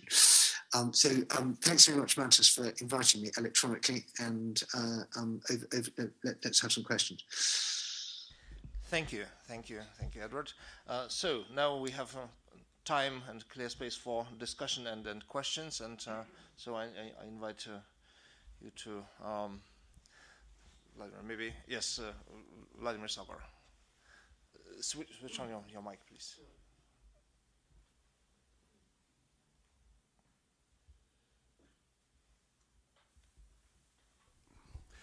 Edward, hello. What do you make of recent German-Russian transactions in the sphere of energy? The trend points to an increase in Germany's dependence on Russian energy supplies, with construction of the Opal and Nel pipelines, the German regulatory authorities' permission for Gazprom to use those two pipelines exclusively as transit pipelines for Nord Stream gas farther into northwestern Europe. Then there was the takeover by Gazprom of Wintershall's gas distribution business in Germany last December. The German government's clearing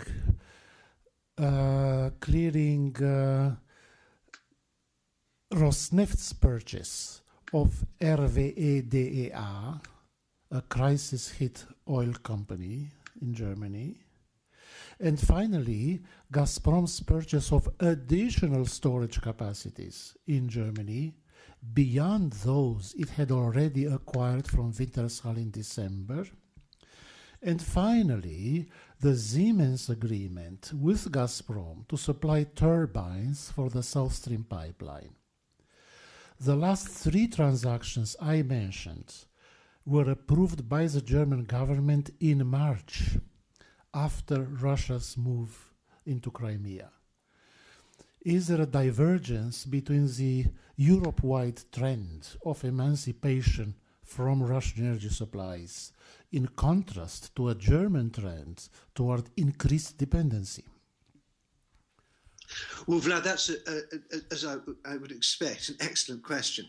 And I think that this, you're right, those are all the dots that I would put on the map, and I think I would join them in pretty much the same way as you.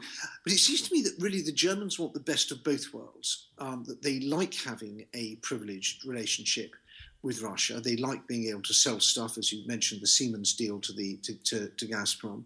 I think their own energy companies, as you mentioned, with RWE, are not in great shape. This whole model of the Stadtwerk and these big distribution companies has been quite badly hit by the changing shape of the gas industry, and so they're not unhappy if somebody else comes in and buys up these companies, which in many cases are not really profitable. I think that the Germans argue, in a way correctly, that Nord Stream has been vindicated, because what Nord Stream does is allow the Russian gas to flow to all the other countries in Europe, in principle, and already to excuse me, my mobile. Excuse me.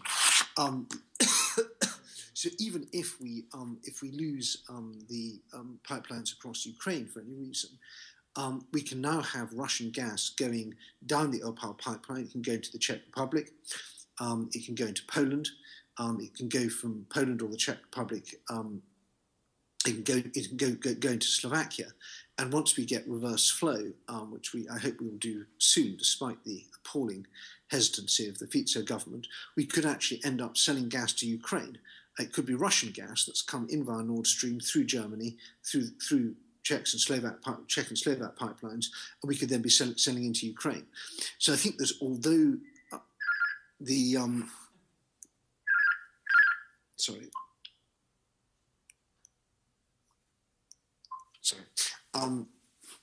I'm at home with no one to answer the phone.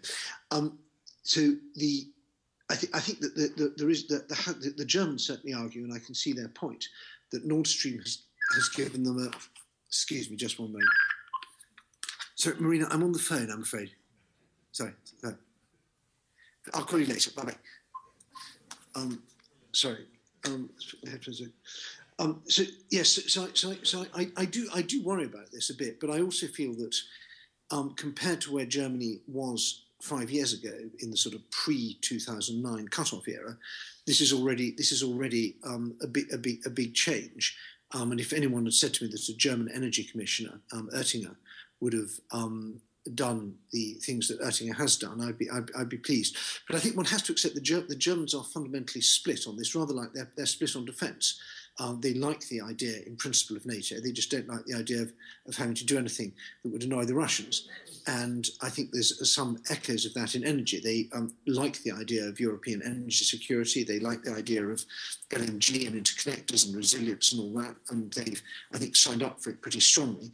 But at the same time, if there's a way of making money by dumping a loss-making company on the Russians or by selling some equipment to the Russians, then they take it. But really, I'd like to put the question back to Vlad and ask you, Vlad, how do you interpret this? Mr. Sauer.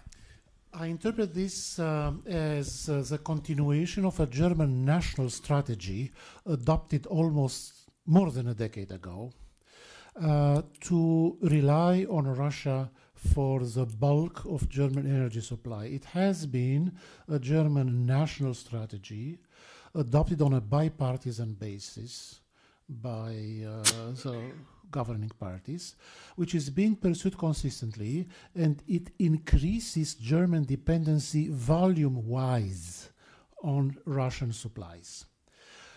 Similar situation in the oil sector, in which Russian oil refining companies control a full 20% of Germany's total refining capacities, a trend that began about 3 or 4 years ago, with Rosneft's acquisition of 50% share in Germany's largest oil refining complex along the Rhine Valley, consisting of 4 refineries and 1 oil processing plant, which they acquired from BP. BP had to sell its 50% share in order to raise money to pay the fines for the Gulf of Mexico disaster. So Rosneft acquired 50% of Germany's largest oil refining company. Then Gennady Timchenko went on to acquire in full ownership the Ingolstadt refinery. And with this, Russians control a full 20% of Germany's total refining capacities. Yes. Russia delivers 40% of German oil consumption, which includes volumes from Kazakhstan, delivered, however, via Russia. So it counts statistically as import from Russia. And finally, German dependence on Russian gas is growing volume-wise, and it's also growing in terms of infrastructure, because Gazprom is acquiring, as I mentioned, serially gas storage capacities with full clearance by the German government. So it's national strategy, it's bipartisan, and it's not discouraged even by events such as that in Crimea. Yes. It's a divergent trend in comparison just point to out, Vlad, if I may, and I think it's true that these are large assets. It's also true that refineries are pretty difficult assets at the moment for anyone, and there's a surplus of refining capacity, and most companies, a lot of companies are losing a lot of money on their refineries. So again, I think this partly fits into the pattern. I mean, obviously, if you get a refinery, it depends a lot how much you pay for a refinery, what the capital cost of operating it is. But I think that one could also see this as a way of dumping unwanted and loss-making assets on the Russians who are buying them for political reasons. And I wonder if those, if the real benefit to the Russians is going to be so great. I'm not sure how it really helps Russia if it owns a large loss-making oil refinery somewhere in Europe. I can see in a country like Bulgaria, I can see how it helps, because it gives you it's the Burgas refinery is the largest taxpayer in Bulgaria, and this gives you sort of direct inputs into the Bulgarian political system in the way that one can only speculate about, but I don't need to outline. But Vlad, do you see this as a strategic threat for Germany, or is this basically just part of an opportunistic pattern? I see it both ways, and there is yet a third way to see it, namely that European governments, mainly the German, but not only the German, are resorting to Russian cash injections as an anti-crisis measure. Yes. Russia is able to come in with large cash volumes to rescue crisis-hit Western enterprises. The Mistral sale is a prime example. It's a anti-crisis project to rescue France's largest naval shipyard. Similarly with those German oil refineries, except for the BP refining capacities in Germany, they were not loss-making. BP had to sell them for the reasons I mentioned. Yeah. So Russians are coming in with big cash injections. And here is where I think that we underestimate Russia's capacity for economic as well as political expansion into Western Europe. We underestimate it. We should not regard Russia as a moribund economy without a future and so on. For the time being, the Russians are able to present themselves as savior for saving major European enterprises from crisis. So we should not underestimate Russia in that regard. And this, of course, creates a network of political connections in Germany that would lobby against forceful reactions to Russian re-expansion in the near abroad. The German government is loath to impose economic sanctions. It has the most to lose. And then again, the energy sector is no longer the main political economic instrument for Russia. It's the manipulation of access to the Russian market for Western manufacturers. Yes, I think that's true. And we should go on to some other questions. I think it's also worth noting that Poland is now more important for Germany than Russia as a foreign trade partner, even including energy. This is astonishing. It's just overtaken Russia, I think 83 billion versus 82 billion or something like that. And so, yes, there is a Russia lobby, but there is also, if you put together all the Germans who have interests in Poland and then add to that Czech, Slovak, Hungarian, Baltic, so Visegrad plus Baltic, I think the balance of power generally in German industry is very much going the other way from what it was in the sort of high Schroeder era, when it was all emphasis was on Russia, and the countries in between were seen as essentially secondary. And I think that in energy, yes, it's a big deal, but the bulk, when you talk to sort of the bulk of German business now, I think sees the I wouldn't want to use the word economic hinterland, but the economic partnership with Central Europe is promising zukunftsträchtig, as they would say, but worthy of strong potential for the future. And whereas Russia, I think, is seen as essentially a disappointment. It's a place you can go and sell stuff, although rather difficult. It's a place where you buy energy. It's not a place where you make stuff, and it's not a place you want to integrate into your supply chain. But perhaps we should take some other questions. This isn't meant to be the Lucas Sokol dialogue, pleasurable though that is. So perhaps we should take some other questions. Indeed, even though it's highly edifying. But James Nixie of Chatham House has been waiting to come in. So James, the floor is yours. Hello, Ed. How are you?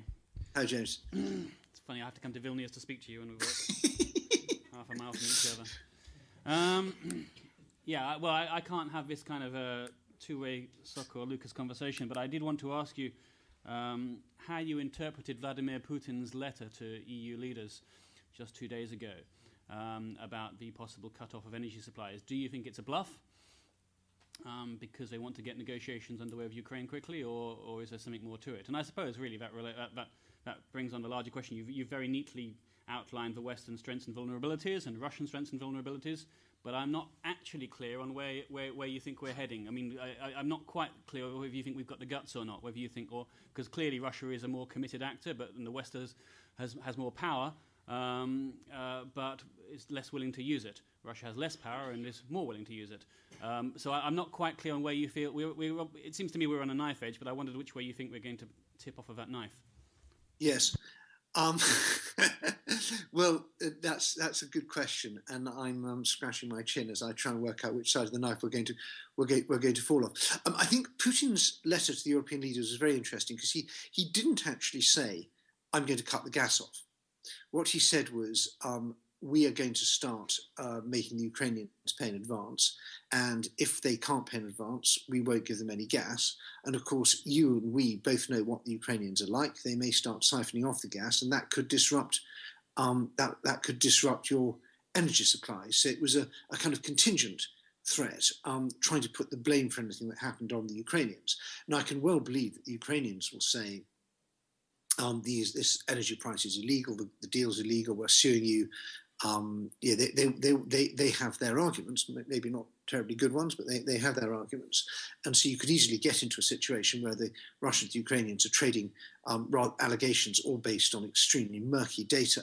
And I should say just at this point, it is such a scandal that we don't yet have meters installed on the pipeline at the point at which they cross into Ukraine.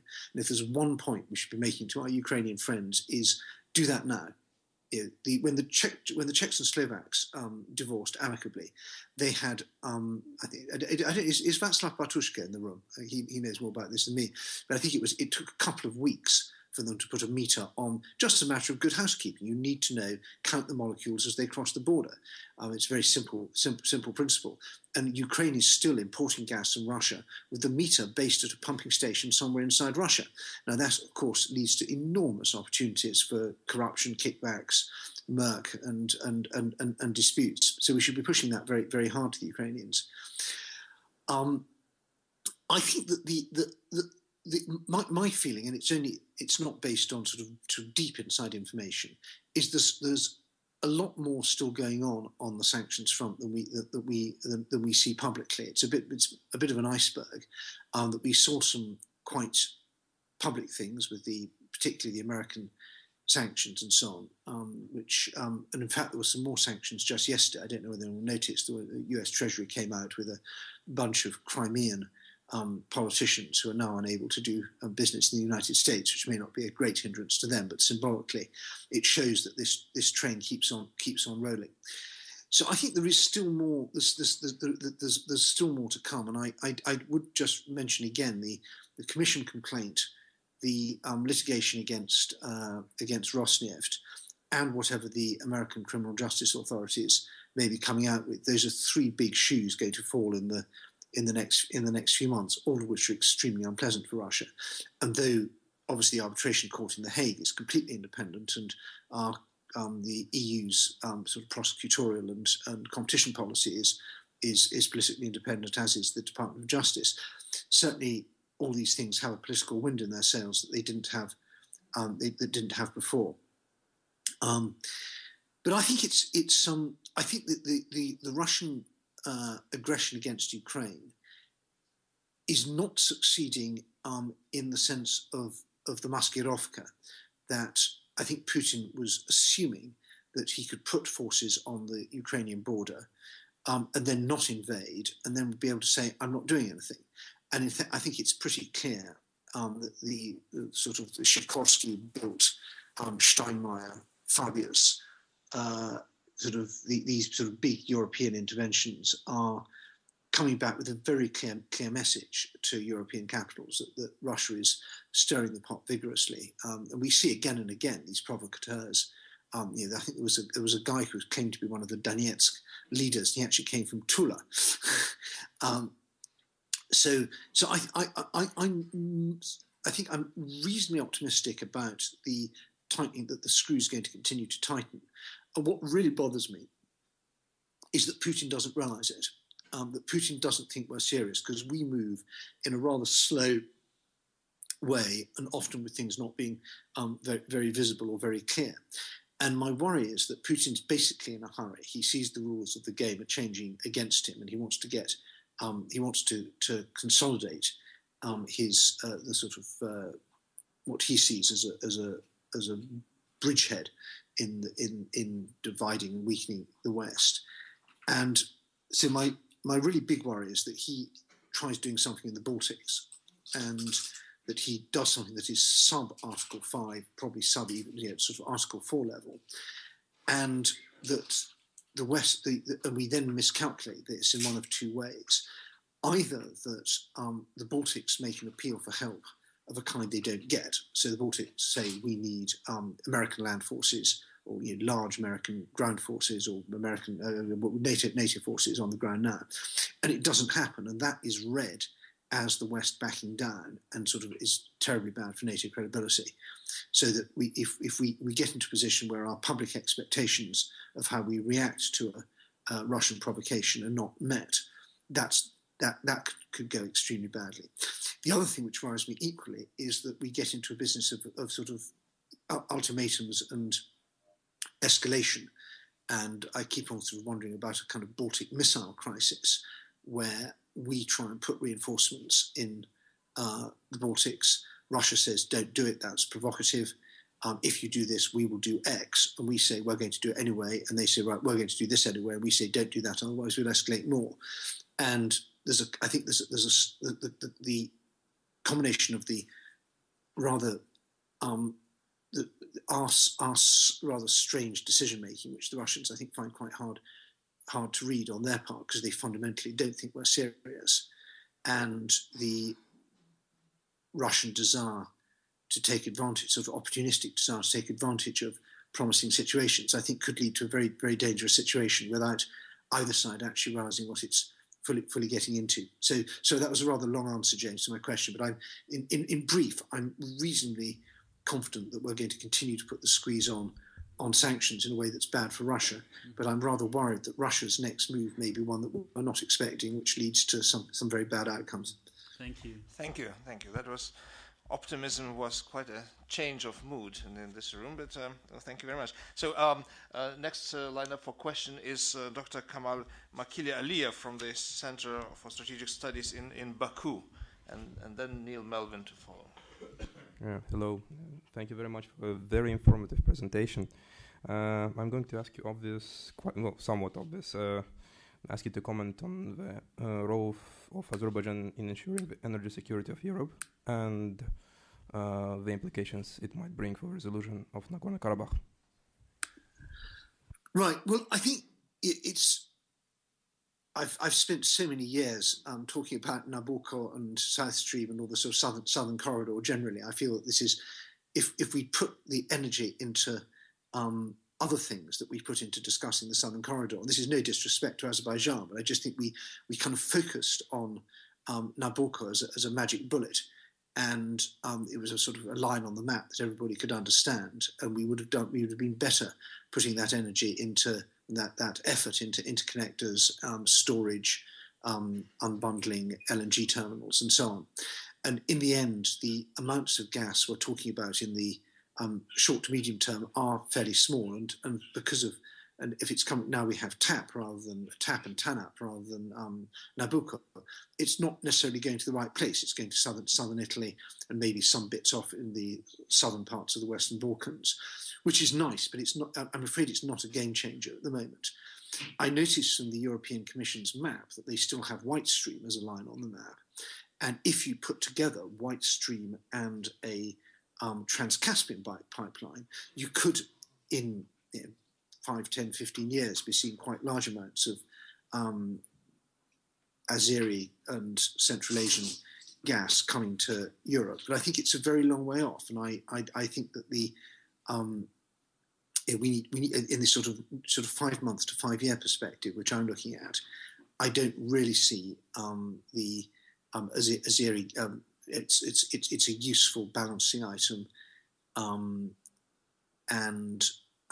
politically quite symbolic. It helps anchor Turkey into our energy security thoughts. But I'm happy to be convinced otherwise. But I don't see it as a game changer in the way that I, for example, something like building a new series of electricity interconnectors from Norway and Iceland to Northern Europe with enormous, you're talking 4 gigawatts of extra storage and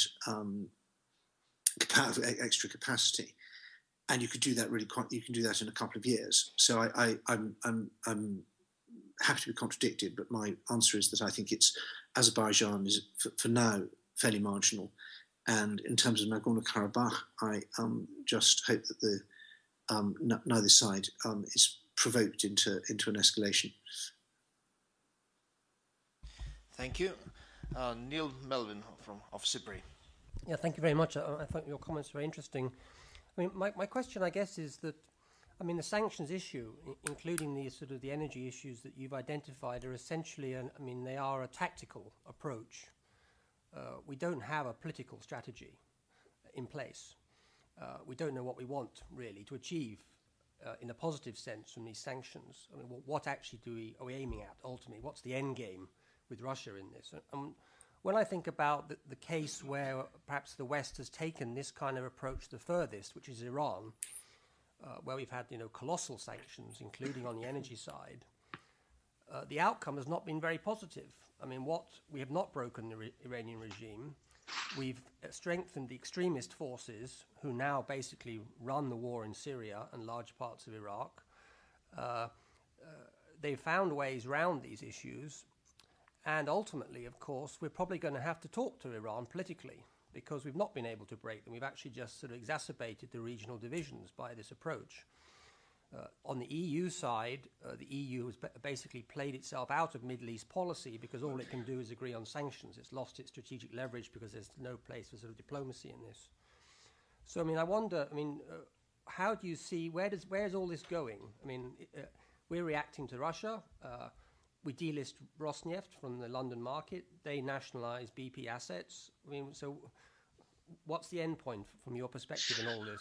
Well, I think you're right to highlight the failure of the Iranian politics, and I think that sanctions are really only work as part of a broader political strategy, and I'm not sure we've fully articulated that yet, as you say.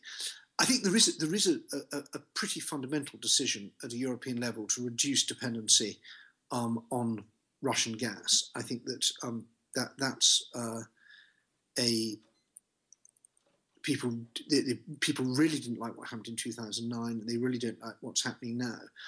In a way, and that's a sort of self-interest. And there's a kind of roadmap to how we get there as well. It's, as I mentioned, LNG, interconnectors, and fundamentally, if you try to explain it in very simple terms that a kind of 3-year-old child or a Labrador or a European head of government would understand, you say if you want to depend less on Russia, you have to depend more on your neighbours. And so we move away from the era of national gas companies with a sort of rent-based model of charging quite a lot to their consumers. And you start depending. So, for example, we depend a lot more on Norway, and I think that is at least a respectable policy. In terms of Russia, I think we have not yet really worked out do we want regime change? I say yes. I'm absolutely clear about this. I think the regime is bad for Russia. It's bad for us, and we should be engaging much more actively in all sorts of things to contain and subvert it, and we should be going back, I think, to the policies we had when we were fighting the evil empire in the 70s and 80s. But I realise that's not necessarily the way that all European politicians see it. I think we haven't really decided whether we're all in this together. Is this a really united American and European effort, or is this something where the Europeans think the Americans haven't got it right and the Americans think the Europeans haven't got it right? We had that during the Cold War as well. There was a lot of disagreement and tension within the Atlantic Alliance, but it's got a lot worse now. And of course, I think that Edward Snowden has something to do with that, and all the sort of bogus outrage, naivety, and hypocrisy surrounding his approach. Sanctions are going to hurt, and I think we have to take this on the chin. If Britain delists Rosneft, yes, bad things will happen to BP, and I'm afraid that's just. And we warned BP at the time not to do this, and they did, and they're going to suffer it. But I think one of the good things about the European Union is that if sanctions are imposed at an EU level, then it's harder for the Russians to pick off any individual government, and I think that's a big advantage of making sanctions. Either this is all the G7 doing it, or it's all the EU doing it, or equally pushing back hard on the WTO, which is also something I haven't mentioned, and I think is very good that this latest thing on Polish meat brought an instant united European response in the WTO when the Russians banned Polish pork exports because of some bogus worries about swine flu. But yes, I think we haven't got a full political answer, and in a way, I think your point about Iran is a very good one. Let's try and learn some lessons from the Iranian from the fiasco over Iran, and make sure we don't follow them in our dealings with Russia.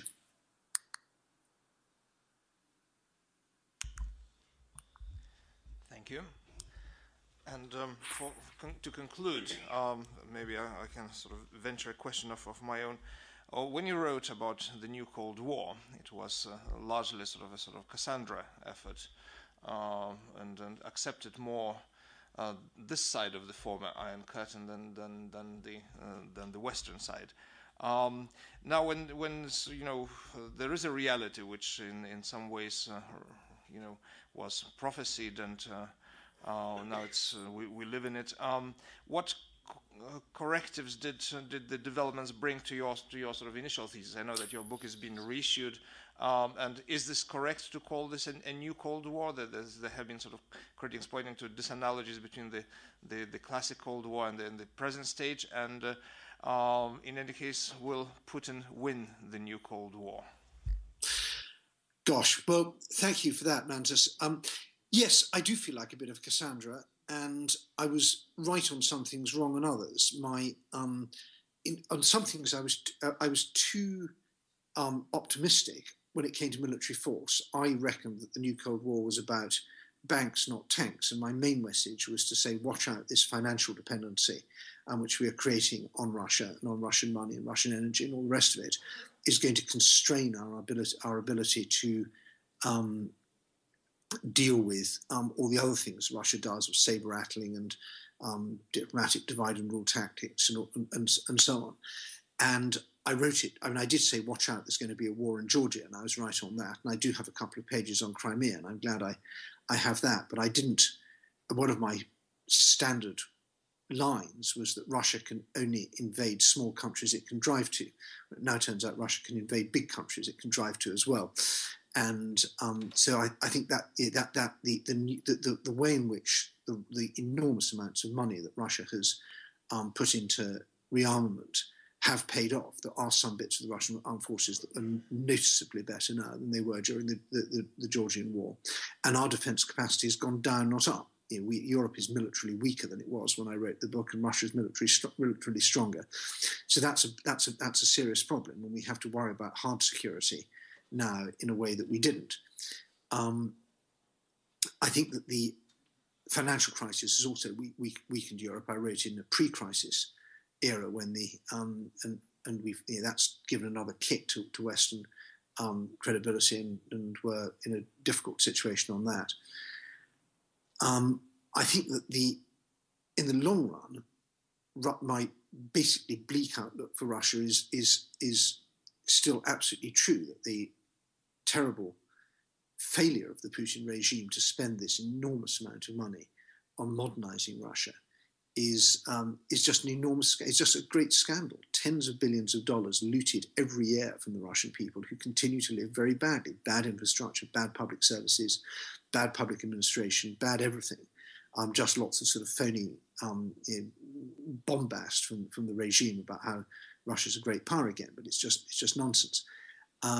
So in the long run, it's difficult. I think Putin has probably accelerated a process which could lead to the disintegration of the Russian Federation.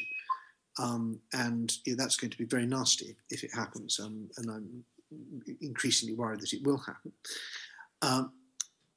In the short term, I think that there's a real problem. Putin sees things aren't going very well. The rules of the game have been changed against him. Actually, on the energy side as well, I was very pessimistic about European energy policy in the book. I'm now moderately impressed by it. I think that the third energy package and these other things have been pretty good, and I'm glad we did them.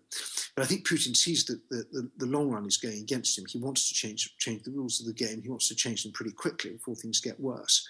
And that means he has an incentive to push hard to divide the West, try and get America, get the Europeans disillusioned with the Americans disillusioned with the Europeans, then play divide and rule in Europe, try and change the rules of the energy game, so that he can become a kind of long-term strategic energy partner in oil, coal, gas, and nuclear fuel for Europe, without all these stupid internal market regulations. And I think that's a pretty clear plan, and I think he wants to do it. he would like to bust NATO, and the Baltics is the best place to bust NATO. He'd like to bust the EU, and energy is a good way of trying to do that. And we have not yet fully woken up to it.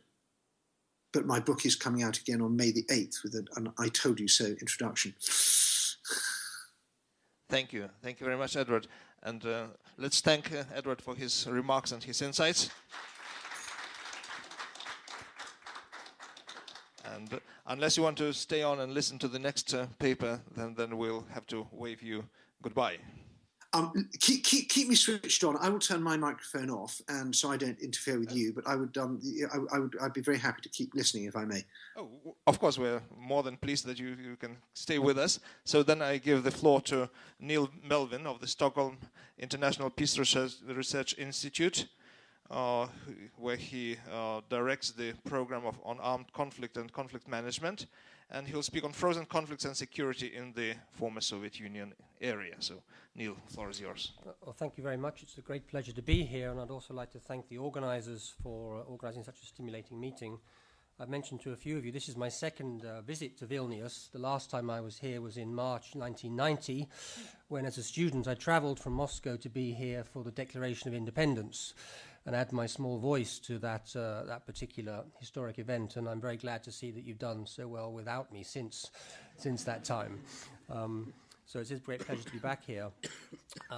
What I'm going to try and do in my presentation today is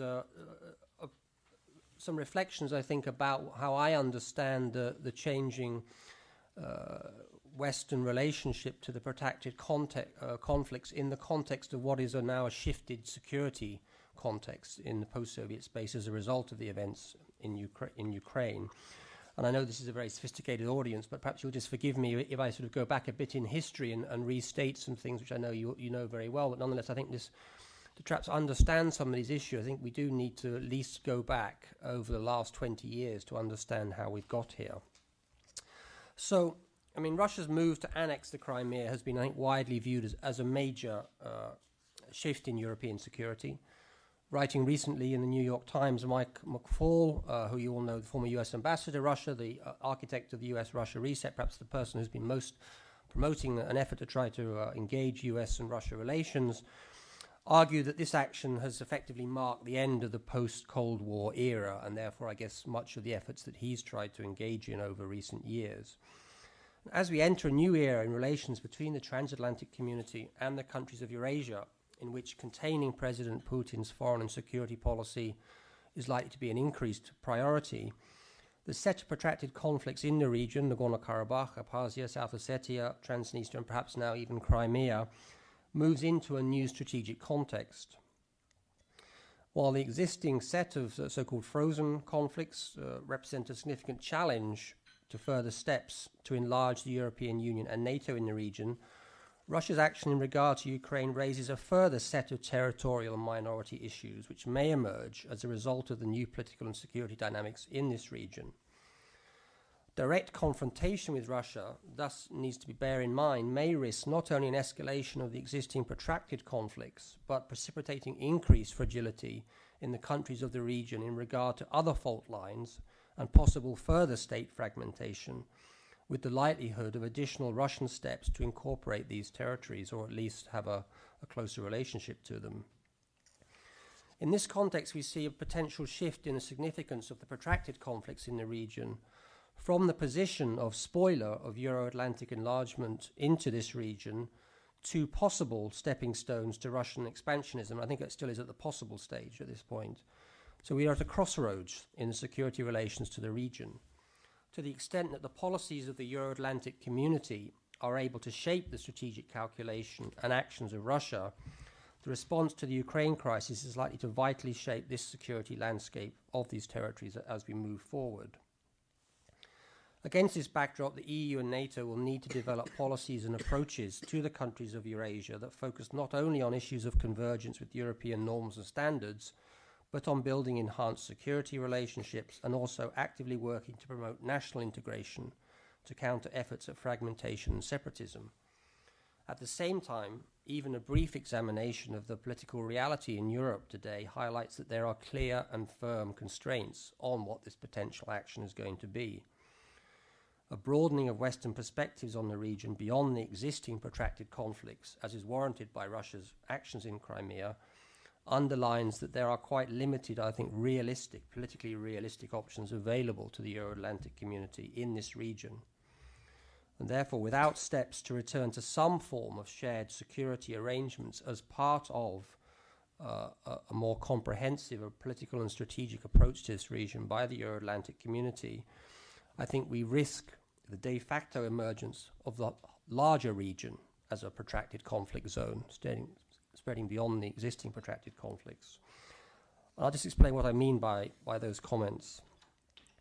So if we look at the protracted conflicts in the nearly 2.5 decades since the collapse of the Eurasian Union, these conflicts has emerged obviously to blight the region, prevent full social, economic and political transformation of the countries. Each conflict, of course, has its own local roots and dynamics, reflecting the complex nation and state-building policies of the Soviet Union, the mixed legacy of Soviet nationalities policies, and the post-Soviet political and security dynamics. While Soviet policies in many instances laid the foundations for the emergence of modern national communities in the region, the policies of territorial delimitation, abrupt administrative reorganizations, and the focus on linking exclusive ethnic identities to particular territories has created a complex set of tensions, enmities, and direct competition over particular land and communities. As the Soviet order collapsed, these issues became, in key instances, we know them all, Karabakh, Transnistria, the basis for the emergence of violent confrontation. Following the initial shock of the breakup of the Soviet Union, the emergence of nations and states and the efforts to consolidate these political units produced new tensions and even conflict beyond those set of protracted conflicts. Baltic states, Ukraine, Central Asia, and violent confrontation even in Russian Federation itself, North Caucasus, and much more widely, and of course the civil war in Tajikistan. While many of the internal fault lines of the states of Eurasia were subsequently largely stabilized, notably as a result of the efforts of the international community, and I would single out here the role of the OSCE, the potential for division has not disappeared. Many states in the region remain highly fragile. So if the central dynamic of the conflicts, I would argue, in the early post-Soviet years was local issues, forces linked to groups in Moscow were also integral to developments, reflecting the presence of Soviet military personnel and often the close links of the separatist regions to the all-Union economy, the security system, and Moscow interests.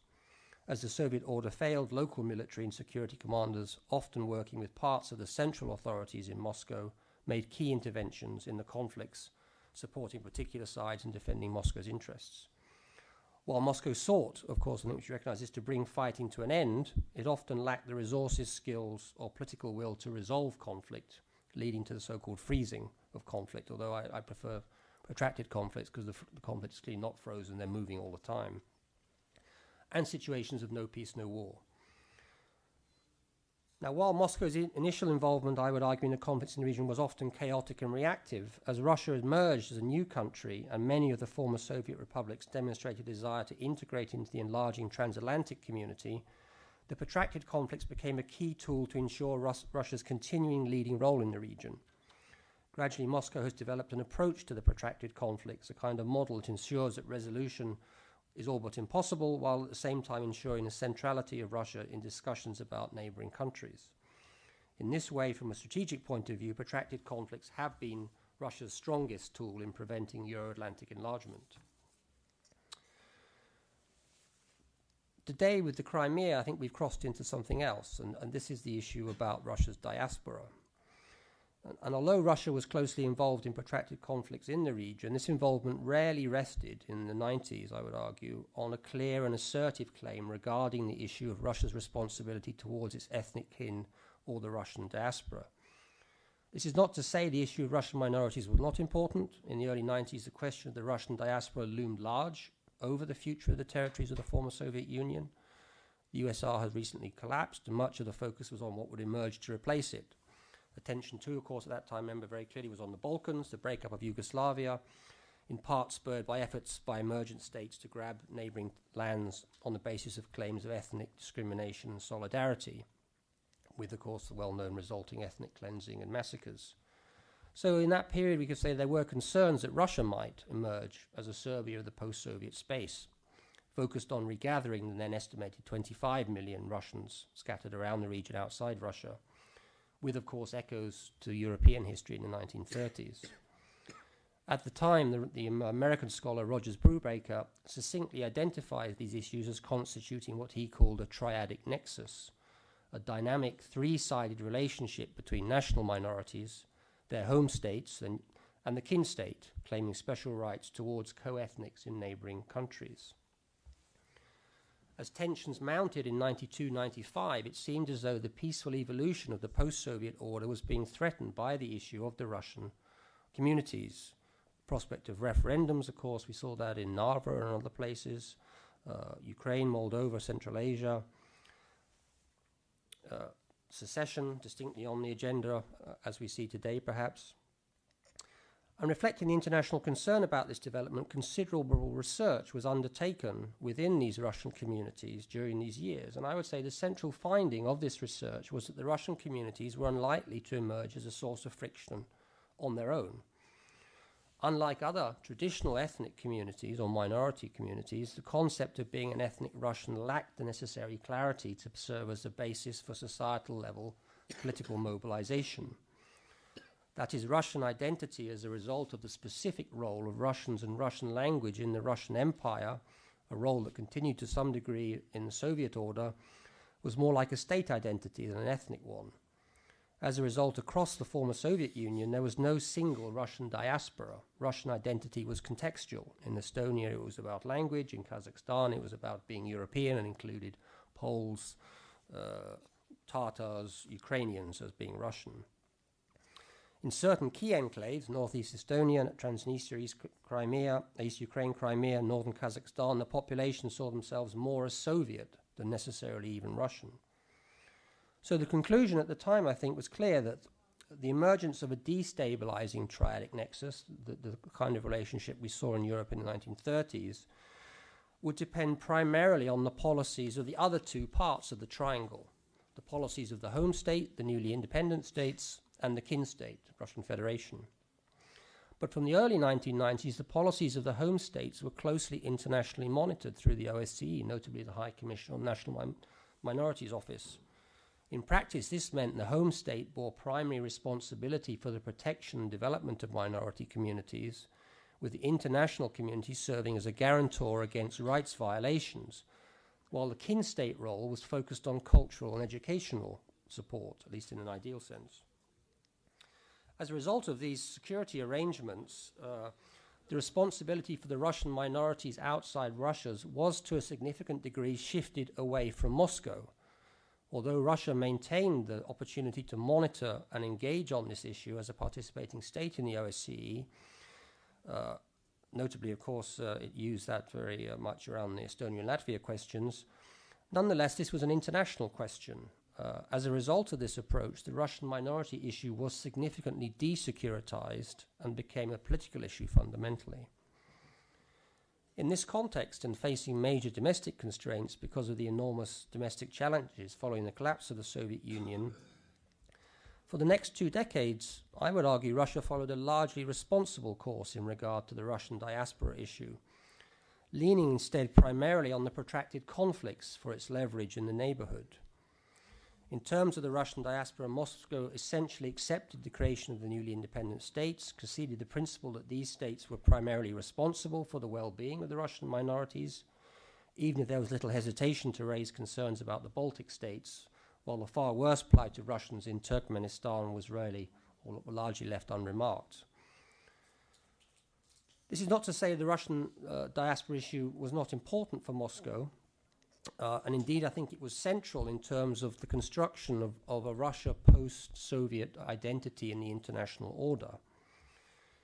The vision of Russia's ties to the diaspora became part of the matrix of ideas in the 1990s that defined post-Soviet Russian statehood. The idea that Russia had a special responsibility for the Russian diaspora became a cornerstone on which Russia began to build a new role and legitimacy for itself in the 1990s. Since its initial efforts to build a shared and equal partnership with Europe and the United States was largely rejected in the early 1990s by the transatlantic community.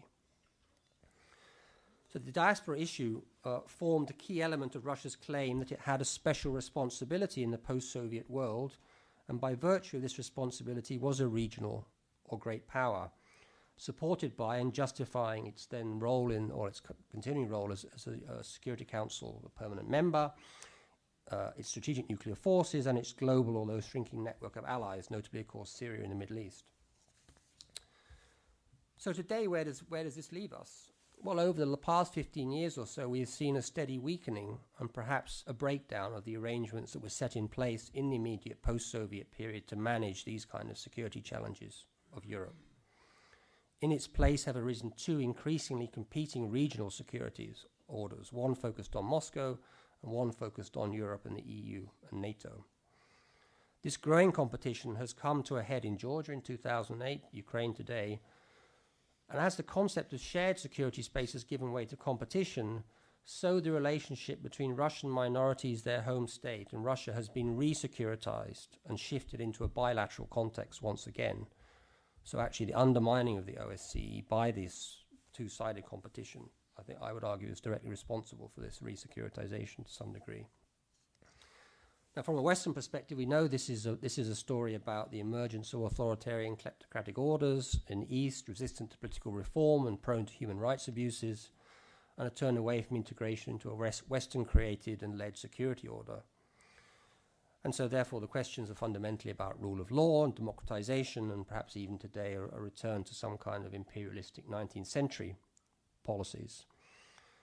But for Moscow, the breakdown has lain elsewhere. Fundamentally, this has been seen as a breakdown of security cooperation on the basis of equality. President Putin was clear about this in his speech of 18th of March this year, ahead of the signing of the document admitting Crimea and Sevastopol to the Russian Federation. For Russia, of course, there have been notable steps along this path, which they argue justify this. Right at the start, of course, their ambition of a shared security space, Vladivostok to Vancouver, was rejected as the Western community chose to stay with NATO and then the EU. Western actions regarding Kosovo outside the framework of the European collective security arrangements and the UN. Most recently, of course, the intervention in Iraq, again outside international consensus, and the NATO action in Libya, which has been seen to exceed the UN mandate that Russia accepted at the time. And now, of course, given the chaos in Libya, seems to justify their whole approach. And so Russia now, I think, looks upon this issue that international law and institutions provide little effective check on use of force in the international system, including by the Western states, in fact, primarily by the Western states, and that fundamentally it is power that decides international relations. But of course, the question of enlargement has perhaps been the most dramatic aspect of this change. Thus, while enlargement projects have in Europe been cast as questions of sovereign choice, in Moscow they have been seen as the most traditional challenge in international relations, building security at the expense of others. The result is that Russia has steadily securitized a whole range of relationships that was desecuritized in the 1990s, spreading beyond the issues of frozen conflicts to energy security, as we just heard, trade, migrant labor issues, and now, of course, the Russian diaspora question. So where now do we stand in all of this? You know, what is the sort of situation? I think the breakdown of shared security and the rise of a Russia willing and able to employ its foreign and security policy to weaken, destabilize, and even break up neighboring countries, without doubt marks the most significant challenge in the post-Cold War period. It marks also a return to exactly the questions that we thought we dealt with in the early 1990s when there was a shared security space. But this time there's little prospect of the OSCE serving as the means to resolve or at least manage these issues. Unlike the 1990s, the issue of the Russian minorities has broken out with Crimea to merge the issue of protracted conflicts in the region, moving from separatism to irredentism, with Russian policy, of course, providing the bridge for that. And Russia, of course, is a much more effective actor than it was in the 1990s. It's got its a clear political, it feels, responsibility for the Russian communities established from that period and that was in the international context, now, say, sort of nationalized.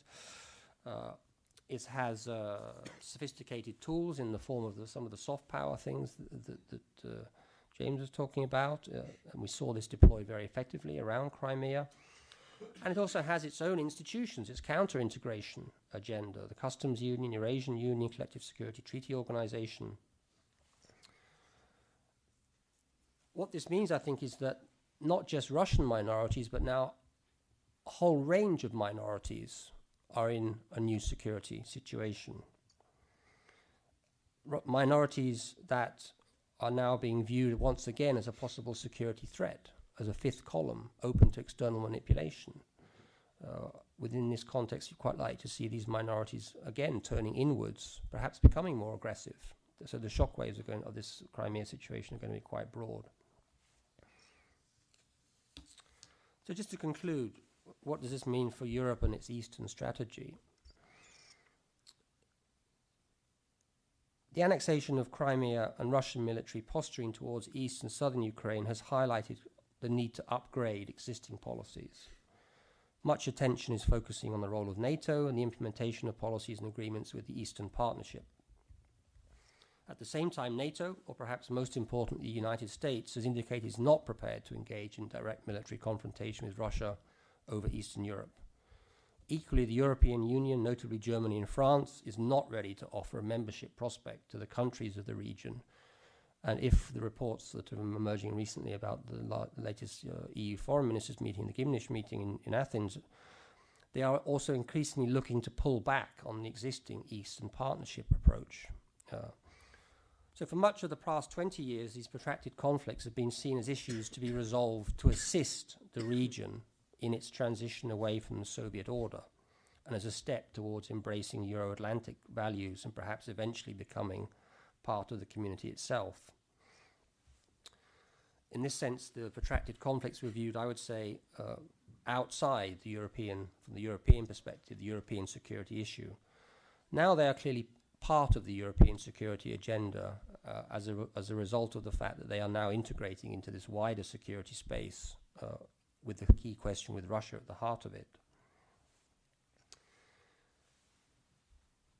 This does not, however, mean to say that engagement in these protracted conflicts, in my view, will become more of a priority for the West. Indeed, as Ukraine has highlighted, ill-prepared European policies lacking the necessary resources and political commitment can actually become part of the destabilization of the region and thereby actually play into Russia's hands, or even force Russia to act, bearing in mind their strategic and political pressures domestically and their own calculations. So what happens with the protracted conflicts is going to be closely tied into the overall strategy that the Euro-Atlantic community adopts vis-à-vis the East, and in particular Russia. This requires that there actually be a strategy. As I think we already touched in the last discussion, there isn't a strategy, I would say, and there are real reasons for that.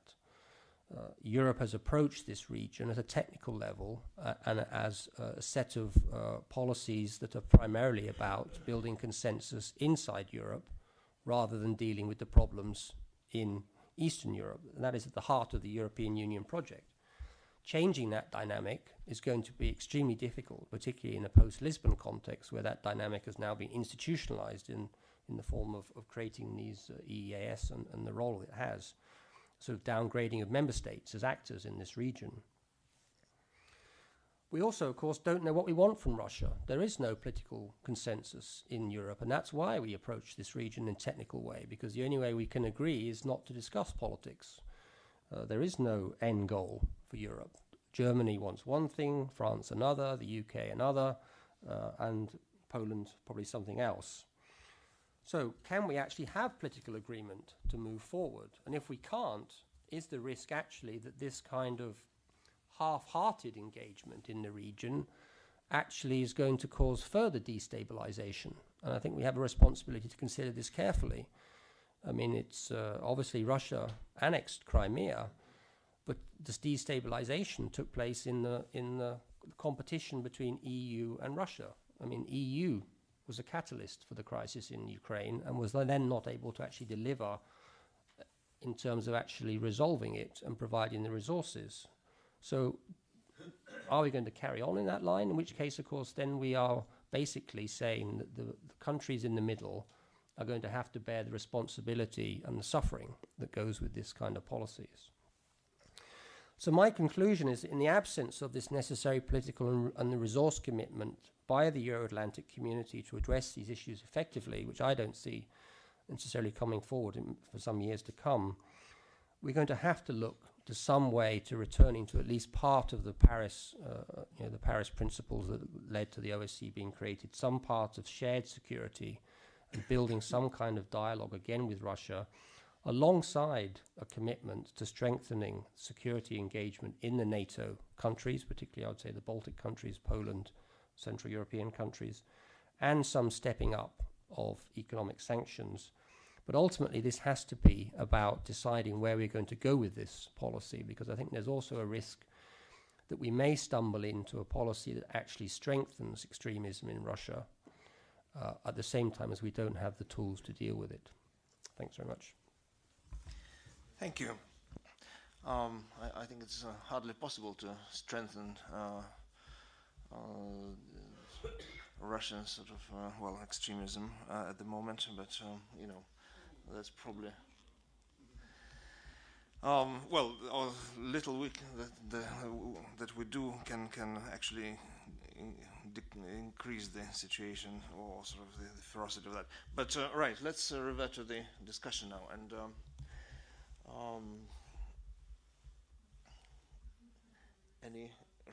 well, it was so magisterial, Neil, that sort of everyone is absolutely yes. This whole situation has led Ukraine to.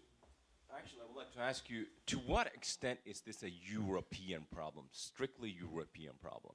Notwithstanding NATO, notwithstanding all the other moments in the region and so on, percentage-wise, or in any other way, could you try to address that?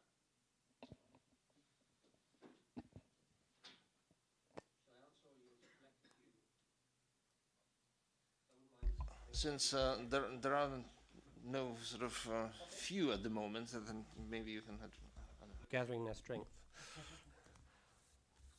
Well, I think this, in a way, this question goes to the heart of what I think is the dilemma for Europe, is that we have a sort of institutions of Europe, but we don't necessarily have a European foreign policy. And,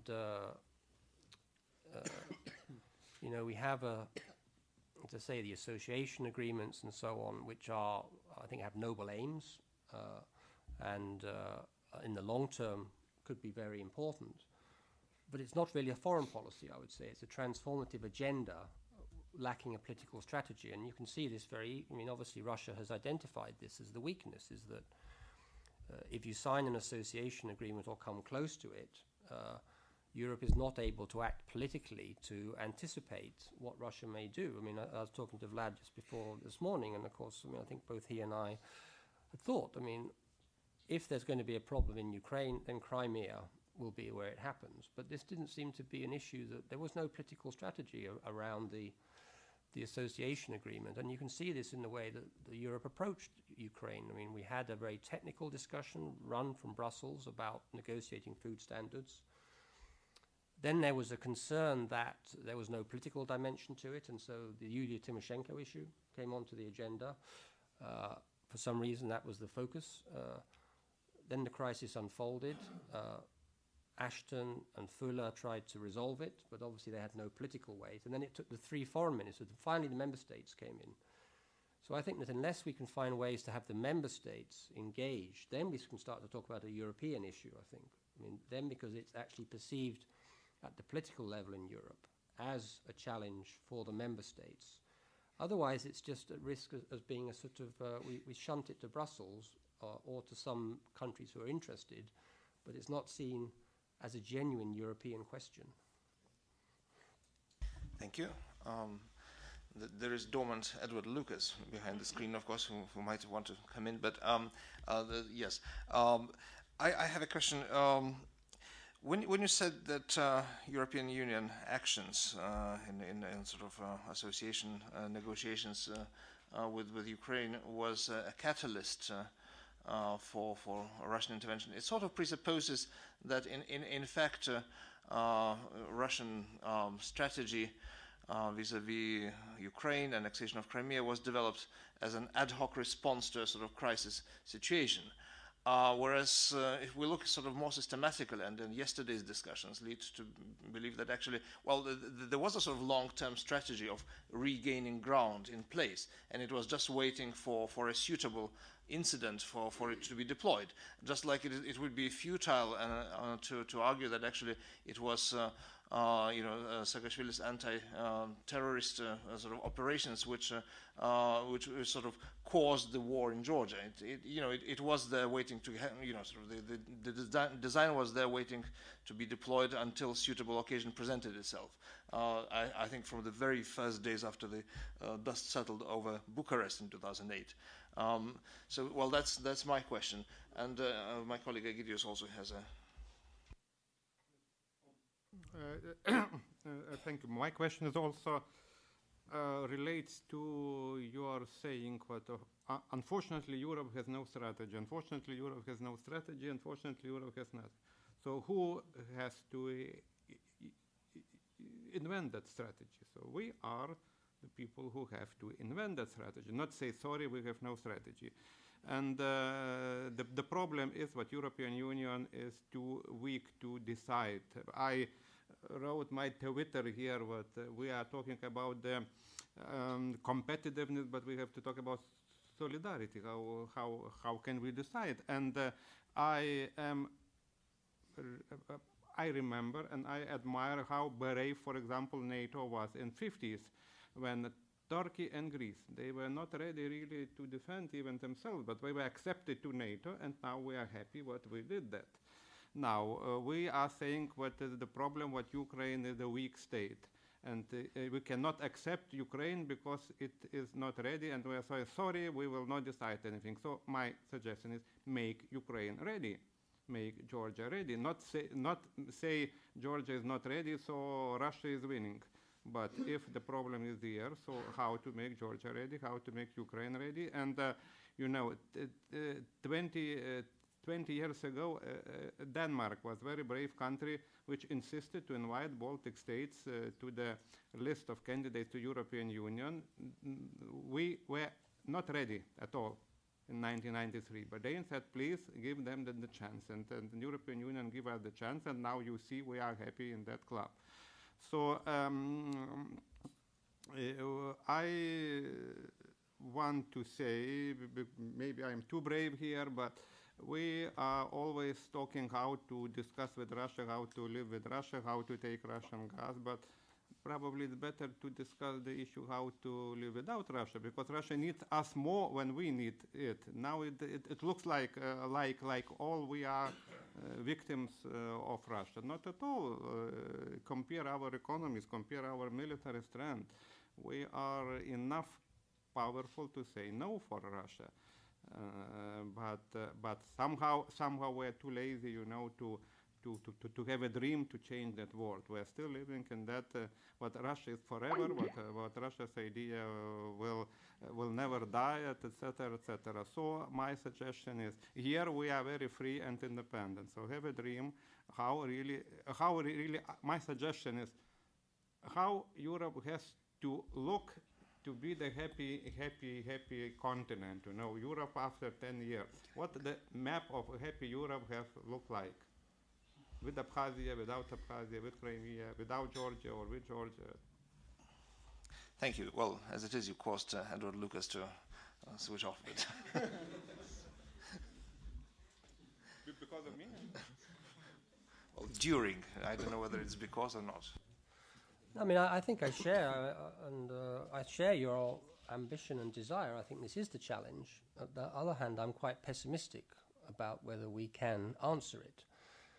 And unless we have answers, then I think we have to maybe moderate our own actions, at least for the moment. I mean, the first rule of warfare is that you fight on your own, on the ground that you choose and at the time that you choose. And I think if we look at what, both in 2008 with Georgia and in Ukraine, these were, I don't think they were necessarily exactly pre-planned by Russia, but I mean, they were clearly ready and they were looking for opportunities. And the West managed to give them those opportunities. in a way that then, I mean, obviously Putin, but in this, you know, he's developed this, or he had developed anyway, this other approach, the customs union, Eurasian Union. I mean, he wasn't at that point, I don't think, planning to start annexing territory. He was going to extend their influence by another way. But then the crisis developed, got out of control, both by the EU and by Russia, and Russia brought in Plan B, which they actually were rather good at. I mean, we have to also, I think, be rather alarmed about how sophisticated what they did in Crimea was. I mean, it was a kind of, as we were talking about in the break, it wasn't hard power exactly, and it wasn't soft power. It was something in between, in which they sort of didn't use direct force, except, you know, there were some people killed, a very small number, but it was the threat of force with these other things, these new tools, quite innovative. What is Europe's response going to be to this? I mean, I was just in Georgia now, which is, of course, the next case. We have the association agreement brought up, but we also know the vulnerabilities in Georgia. There's the Samtskhe-Java-Hetia region. There's other questions. I mean, do we have a political strategy alongside the association agreement to sort of stabilize and consolidate Georgia? Or are we just, in a way, risking that there'll be an association agreement which Russia will then use to justify some other action, which we will then be hard-pressed to respond to? So I'm just a little bit concerned that Europe's reach into the region has exceeded its ability to grasp. We can't we can touch things, but we can't hold them. And so maybe until we can actually hold things, we need to try and do something else. Now, this is why I think economic sanctions could be something. I mean, that clearly is the strength of Europe, its market, and so on. But then also we need to know where this goes. I mean, are we talking about regime change? And if not, what are our red lines? I mean, what are our targets with these economic sanctions? Are we going to establish a new order? I mean, reading between the lines of what Foreign Minister or Secretary of State Kerry is talking about, the Americans seem to have accepted to some degree the idea that, at least his current administration, that Ukraine is going to have a sort of intermediate status between East and West. And without the Americans leading on this question, I think it's going to be very difficult for the Europeans to have some other policy. So if that is the case, then, well, I mean, the protracted conflicts and all these other issues, we have to try and think of some other way of dealing with them, I think. Thank you. First directly, then Vlad. Thank you. It was an interesting presentation. Just to continue along the lines of what was said before, I mean, from the presentation, I mean, we do see that, I mean, and actually I do agree that there are lots of problems. I mean, I've seen, and when I was listening, you know, there was kind of more of a menu of the problems that the European continent or the Western countries do face together with us. But I think that there were more questions than the answers, and I think this is good because it will give us kind of a more food for thought, and definitely we have to face those questions. But I have actually some questions back to you that I think are important to answer in order to get to the point where we can actually have answers to all the questions that we have here. One of the questions is that, do you really think that Russia hasn't been really evolving its, let's say, policy towards the frozen conflict, but also actually going beyond that? You rightly mentioned about the Eurasia Union, but it was never in the beginning about Eurasia Union. It was about the near abroad, then it was about the privileged interests or in certain regions, and now, 2015, as it was put forward, is about the Eurasianism, which actually is a project already. It's not a policy, let's say, or not a reactionary or kind of, let's say, sporadic entity of moves or certain pursuits, but actually we are talking about a very concrete thing right now. And actually Russia has been developing that infrastructure in order to embark on this project for quite some time, starting from 2002 actually. And it started with the citizenship law, which was very I think was a key, that's symbolic, but also a very clear sign that Russia was on something else, aiming at something else. And now we are actually having the very clear sense that Russia expanding the essence or the concept behind the citizenship. They're actually talking about now all the Russian speakers, the ones who actually lived on the territory of USSR plus Russian Empire. Which gives you a clear sense that, I mean, Russia has more of a, I mean, it might be a maneuvering, but they definitely are creating some policy tools which are supported by the legislation. Okay, that gives you a sense that whatever was happening in Crimea definitely has roots of pre-planned type of, let's say, thinking, at least.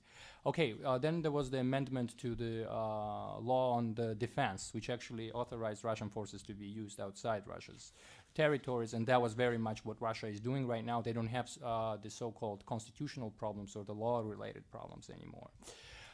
They actually created a new law, amendments, which give you a sense that they're going to be easing the integration of new entrants or the new subject in the federation, or the Russian Federation. Well, I think that all of these things give you a sense that Russia is on something more than just being reactive on some of the things which might be arising. So I would like you to kind of reflect on this. But other than that, just going back to the key question, I think. I mean, we do understand that Europe has problems, and these problems haven't been addressed. Most of the problems actually stem from the fact that there is no strategy, and I do agree, as someone who is coming from Georgia, which is actually felt the most in our countries, and we do see that. But does that mean that there has to be a understanding in our part of the world, but also here in the new members, but plus in entire community, that Russia has the veto power?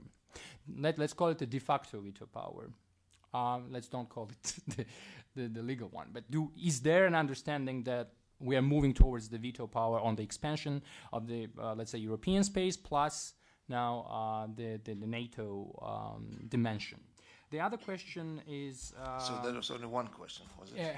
Yeah, I actually have a few questions, but I mean, they're interrelated. So the other one relates to the actually the very core of what the security architecture has to look like.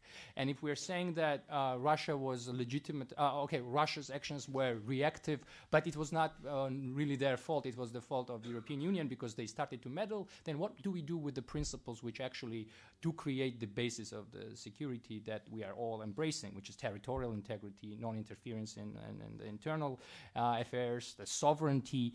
I mean, is there a new rethinking about these principles as well? Because if we agree on that, then that's going to be something to answer. And just a general question, which is related, is it going to be an acceptance of status quo? Which is basically kind of summing up what I mentioned before. Thank you. We had questions from interventions from Vlad and James. Well, the only thing limiting us is our hunger. And in fact, we can push the lunch back by 15 minutes. You know, maybe we can sort of collect all the sort of interventions and then give Neil an opportunity to answer.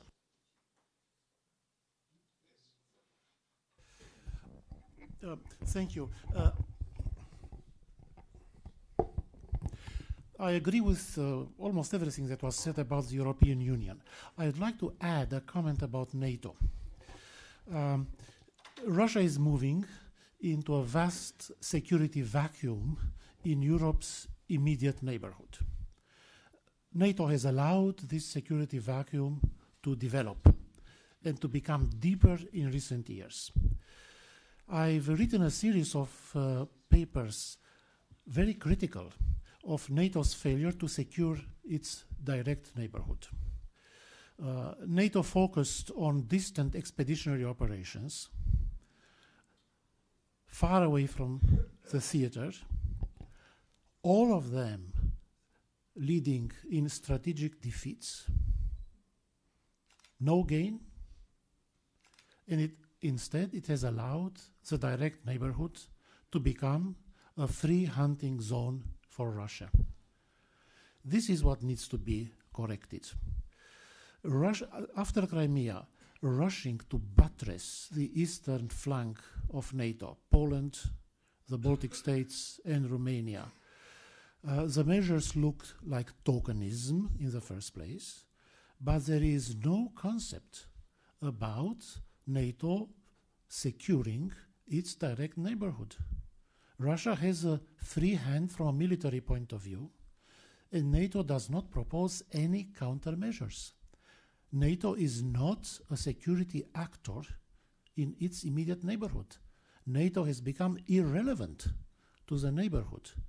What is even worse, a situation has arisen, as exemplified by Georgia's case, in which to assert aspirations to join NATO is tantamount to incurring serious risks of retaliation from Russia, without NATO, the organization of your aspirations, being able to protect you.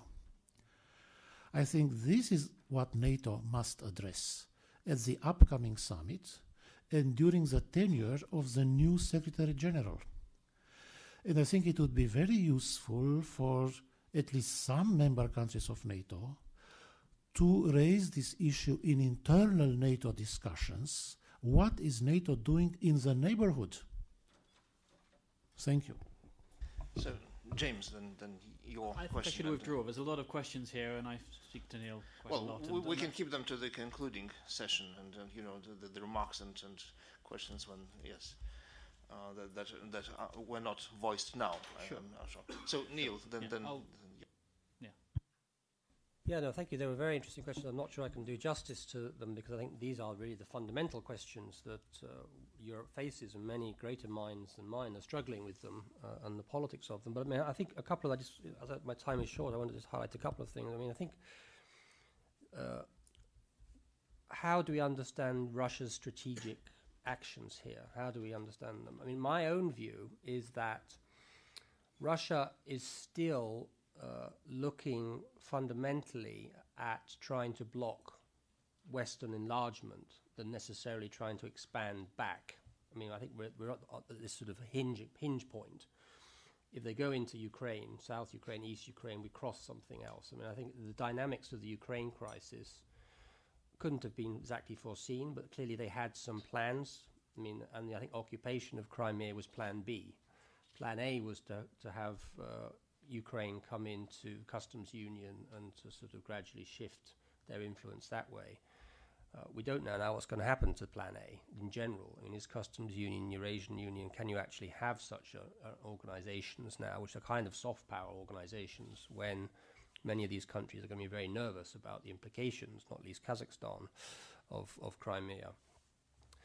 So, I mean, I think certainly they have contingency plans, and these have evolved. Their approach to protracted conflicts have evolved. My main point is that we have to also, I think, to be fair, look at this wider context, is that Russia has developed these as shared security has crumbled. So it hasn't been that they suddenly, I mean, all these ideas existed in the early 1990s. The whole debate you mentioned about who's Russian, that was endless debates around laws in the mid-90s on whether it's ethnic Russians, is it Russian speakers, is it people from the Russian Empire. All that was there before, and they struggled with that. But in the end, they sort of settled on the idea that citizenship, there'll be a transitional phase of citizenship for people in the post-Soviet space to move to Russia, and then that the OSCE would deal with those questions. When that began to change, of course, was when the Baltic states joined European Union, and the OSCE lost its role on the minority question. And this was another blow for the Russians in that question. They felt, well, at that point, we are not going to discuss this minority question. We've lost our chance to talk about the minority question in a shared way. And so they had to then, they felt, because they built this issue, to take responsibility for it. So, I mean, this has been, I think, an interactive thing. And this is what also, in terms of actually developing our own strategic response, we need to understand the implications of our actions, which cause a counter-reaction. I mean, if we're going to anticipate what Russia does, we need to know what we're doing and what that happens on the ground. Then on the question of the veto, I mean, we've had now 2 efforts by the Euro-Atlantic community to enlarge, one in Georgia and one in Ukraine. Both of those efforts have ended up with the states involved being fragmented. So de facto, Russia, I would say, has a veto to some degree. I mean, whether we like it or not. And this is why I say, I think unless we can, going back to some kind of dialogue with Russia, if we want to avoid further disintegration of states until we get our act together, which I hope will happen at some point in the future, I think we have to sort of try and avoid those moments where we come to a competition, a strategic competition, in which Russia has all the cards and Europe doesn't really have so many to play. I mean, we could have avoided the Crimea, loss of Crimea.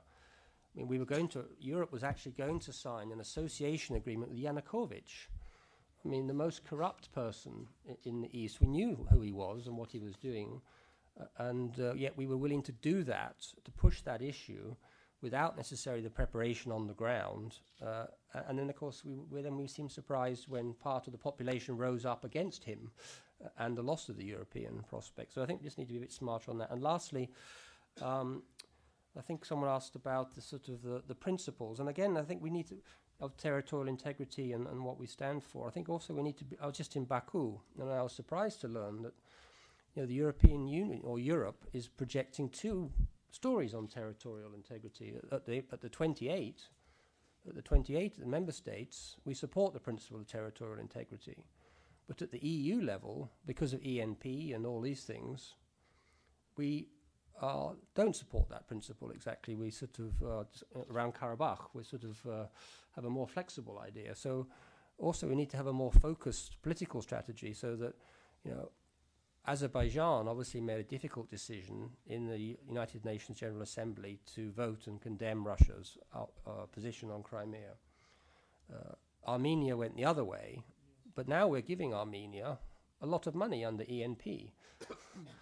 So, I mean, this again seems to be like we have to, if we're going to act in this region, I just think we need to have a sort of a much sharper political focus. What are we trying to achieve? And then the tools seem to be driving the politics rather than the other way around. So, I mean, I think the point about the discussion, I think this is really what we need. I think this is why this kind of meeting is so valuable now, because the Euro-Atlantic community needs to come together on this as never before, perhaps, in the last 20 years. And NATO, as Vlad said, of course, also has the same challenges. I mean, NATO has taken the East as a whole question about partnership, not about security, exactly.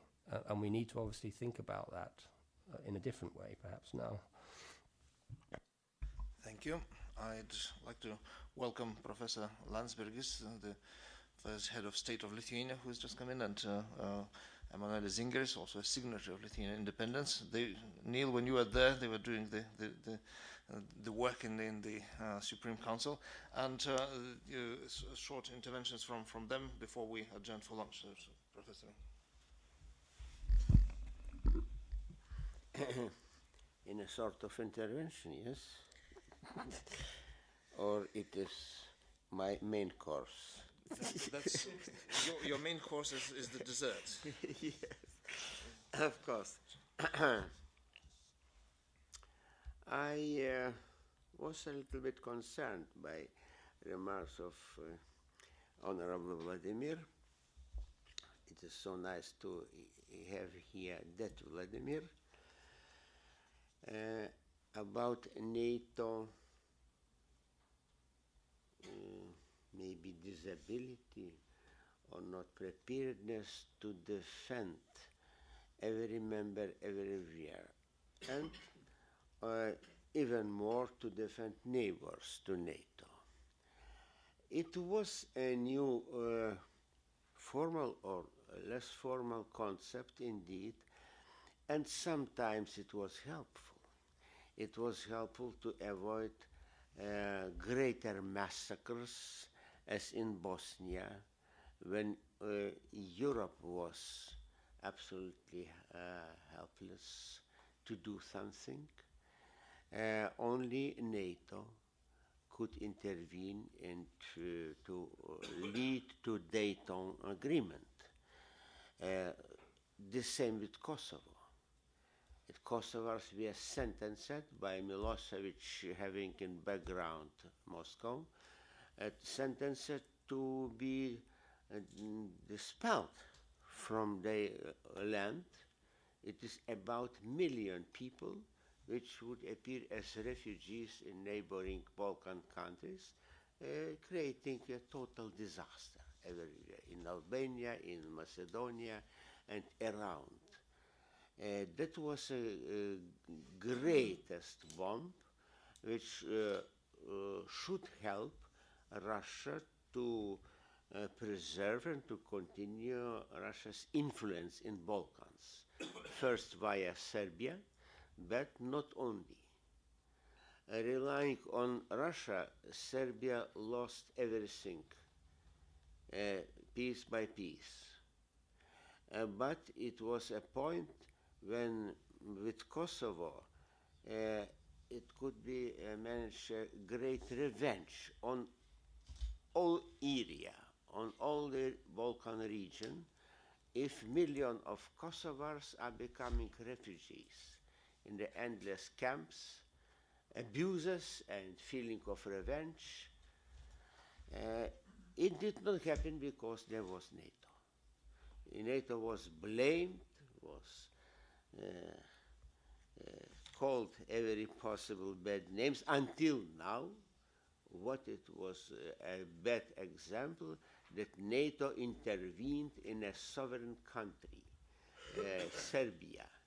Allegedly, a sovereign country is authorized to annihilate, to come as a terminator of great part of population, of different ethnicity population. It is not so. It could be then more strongly formulated that sovereign may lose his right for sovereignty when the sovereignty is used for genocide type actions and policies. Then there is no more sovereignty. So they were examples, not only bad examples of NATO dealing around itself, what was always used as an argument, why NATO is not only for their own area. But when the NATO area is attacked from abroad, then NATO may appear also abroad, as it happened in Afghanistan. NATO country was attacked from there, and NATO appeared there. So if there is a little shadow of understanding that maybe NATO did not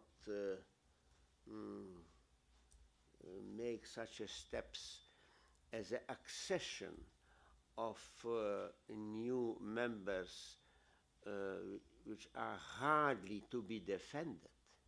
I remember our case, our Baltic case, when one of main arguments transferred from Moscow to West, that they are indefensible. Why are you giving them guarantees when you will not be able to defend them? That it is only now, due to such open aggressiveness of Russia, only now the NATO is put on the edge of decision making to recognize that NATO is for nothing or NATO is for something. And NATO is ready to defend its neighbors. We have to rely on it and to keep together as all for one and everyone for all. Because after the United Nations system is now denounced, no United Nations charter is now in respect and validity. The NATO is maybe the last international organization which should be respected and supported as a hope for lasting peace. If not NATO, then no peace. Then we are in Stone Age, what Mr. Putin would like very much. Thank you. Thank you. Are there any takers on this, Neil, or we can actually leave this as a preface to further discussions, unless you want to very specifically to come in? One last comment, which I think listening to also to the questions is, we're sort of faced in a way very crudely, there's kind of three options, I suppose. One is confrontation, the other one is containment, and the third one is retreat for the transatlantic community from this area. Each of these comes with costs and benefits, but also there are real constraints. I mean, I think confrontation, I don't see the political willingness to do that, and nor I think can the transatlantic community retreat from this region. So then we're in this highly messy situation of containment. And what does that mean? And so I think that's maybe, to me, what the kind of focus, if a strategic focus is going to be, is how to have a containment that is going to stop further Russian enlargement, but not also damage the people and countries of these regions further. I mean, is there a way we can put together something, which probably will have to involve at least discussing with the Russians how to manage this more effectively? Otherwise, we may have a far worse situation involving, and I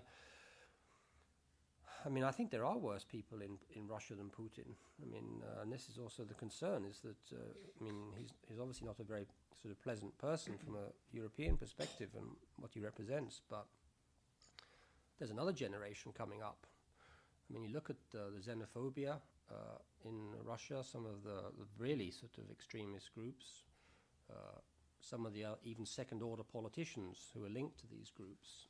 And so we have to be a little bit careful what we wish for with Russia, I would say. I mean, we may not, we may want Putin to go, but then, well, who is going to come next, and what are they going to represent?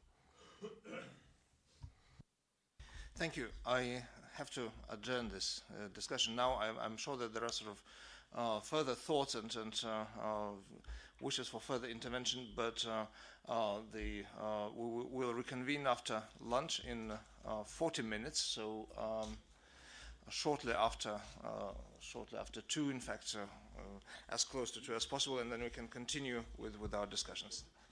Thank you, and let's thank the presenters. Neil, and absent here, Edward Lucas.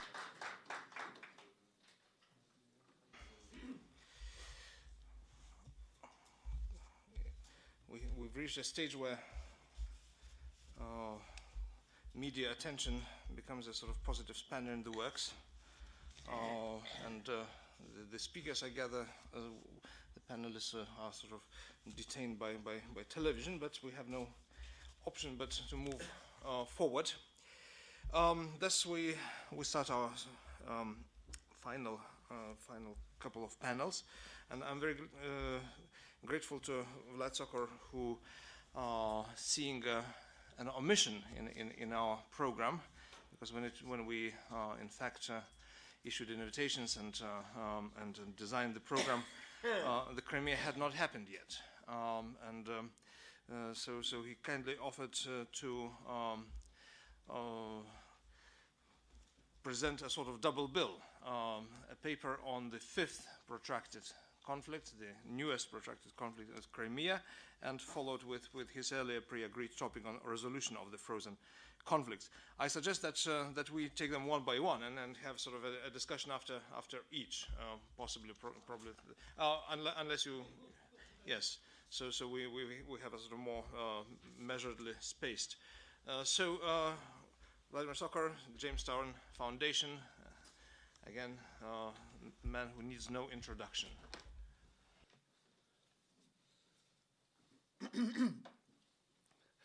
That's how many minutes? You tell me. For all 5? No, for the 5th conflict, and then we have discussions. And then how many minutes for the first 4?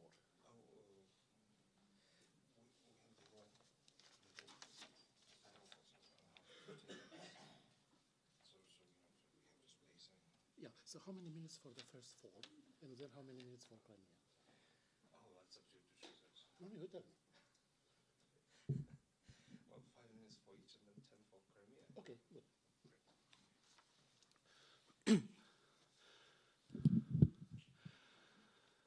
My presentation will begin with a review of the protracted conflicts on a case-by-case basis. If Mantas considers it appropriate, we can stop after each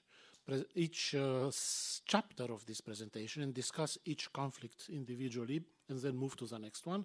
If this is Mantas's idea, I'm not sure I understood correctly. Or should we have Q&A after the presentations of the first 4 conflicts and then move on to Crimea? Which way? As originally proposed, your topic was sort of resolution of the frozen conflicts, prospects of where do we stand 24 years after. So that's a review of four pre-existing conflicts. That's how we'll do it. Okay. And then yes, we can have a discussion after the 4 and then move on to Crimea and have a discussion good. after Crimea. Thank you. So let us first review the past, present, and prospects of each of the 4 pre-existing protracted conflicts on a case-by-case basis. Moldova. It started and it remains as an interstate conflict between Russia and the Republic of Moldova, a conflict in which Russia maintains troops on the territory of the Republic of Moldova without Moldova's consent, against international law and against the principle of host nation consent as a prerequisite to the stationing of foreign troops on a country's territory. Russia took advantage of the extreme weakness of the Moldovan state and of the non-engagement of the West with Moldova as with the other countries in the European Eastern neighborhood in the early 1990s. In 1997, Russia imposed and Moldova accepted the principle by which Moldova and Transnistria were parties to the conflict and Russia was mediator. This reflected the weakness and incompetence of the Moldovan governing elite at that time.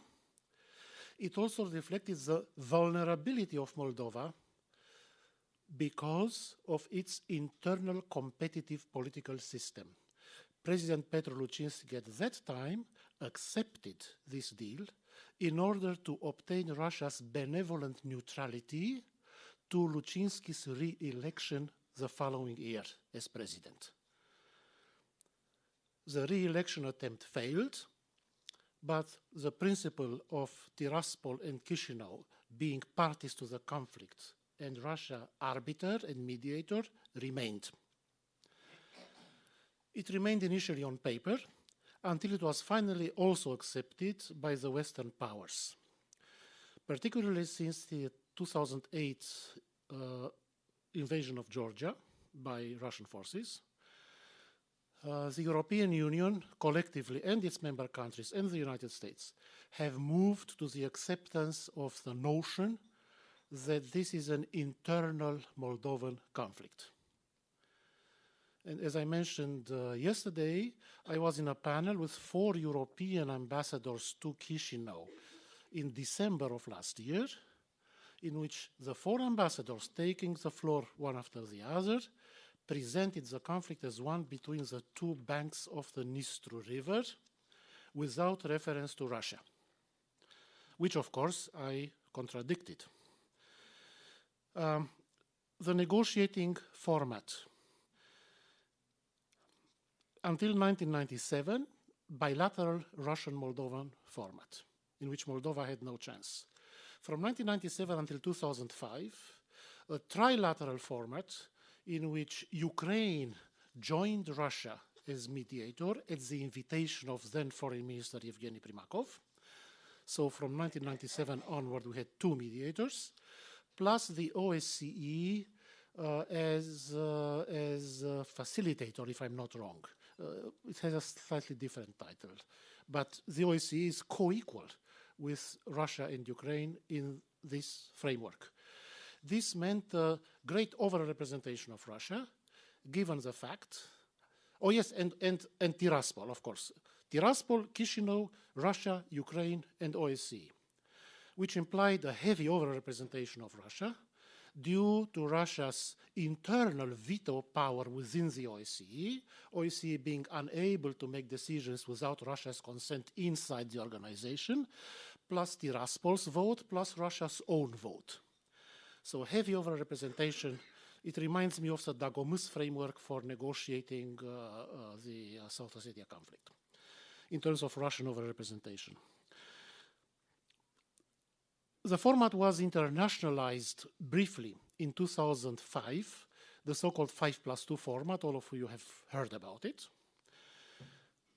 That format convened for the first time in October 2005 and stopped in March 2006 after a lifetime of only 5 months, and was resumed only 7 years later in 2012, obviously with no results. Moldova became trapped into a new logic for the negotiations imposed by the Russian side and accepted after 2008 by the Western powers.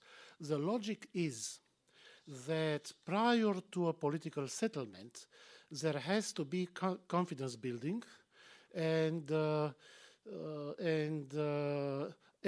full agreement on economic and social issues between Chisinau and Tiraspol before any political or security issues can be discussed. It is a version of the Marxist-Leninist economic determinism by which economy determines politics. So first you have to have some kind of economic arrangements between Tiraspol and Chisinau, and that would presumably form the basis for a political arrangement. This means, in effect, erecting a barrier in front of the negotiations on political and security issues. First, the barrier has to be crossed by economic and social agreements between Chisinau and Tiraspol, which of course Tiraspol will never agree to unless Tiraspol is recognized as a co-equal party with the rest of Moldova. This explains the deadlock. Obviously, Transnistria's moves in this format are closely coordinated with Russia's Ministry of Foreign Affairs. As you all know, Russia promised to withdraw the troops in 1999 under the Istanbul agreements, agreements which were oversold. I think they were oversold as a deception, deliberate deception, to serve as an excuse for Western non-engagement. The Istanbul agreements are politically binding, not legally binding. And politically binding means actually non-binding and are unenforceable. But they were sold to Moldova as a recipe. And in 2001, I started saying that the children of this generation will still refer to the Istanbul agreements and demand their implementation. And we are now 15 years after the Istanbul agreements, 1/2 of a generation. Settlement proposals. There is a proposal, there are 2 proposals on the historical record to turn Moldova into a federation of Heartland Moldova and Transnistria, possibly with Gagauzia as a 3rd element in an asymmetrical federation. Both projects have their origins in Russia, but the first project, known as the Kiev document, because it was signed in Kiev in 2002. The first project was forcefully promoted by US diplomacy on the basis of a document jointly signed in 2002 with Russia. The Russian side was content to sit back and to watch the American side with far greater credibility in Moldova promote federalization, which would have given Transnistria a disproportionate role in Moldova's central governance, both at the executive and at the legislative level, would have turned Moldova into a dysfunctional state and would have given the Transnistria side a veto on Moldova's external orientation. The Cossack project was a different one.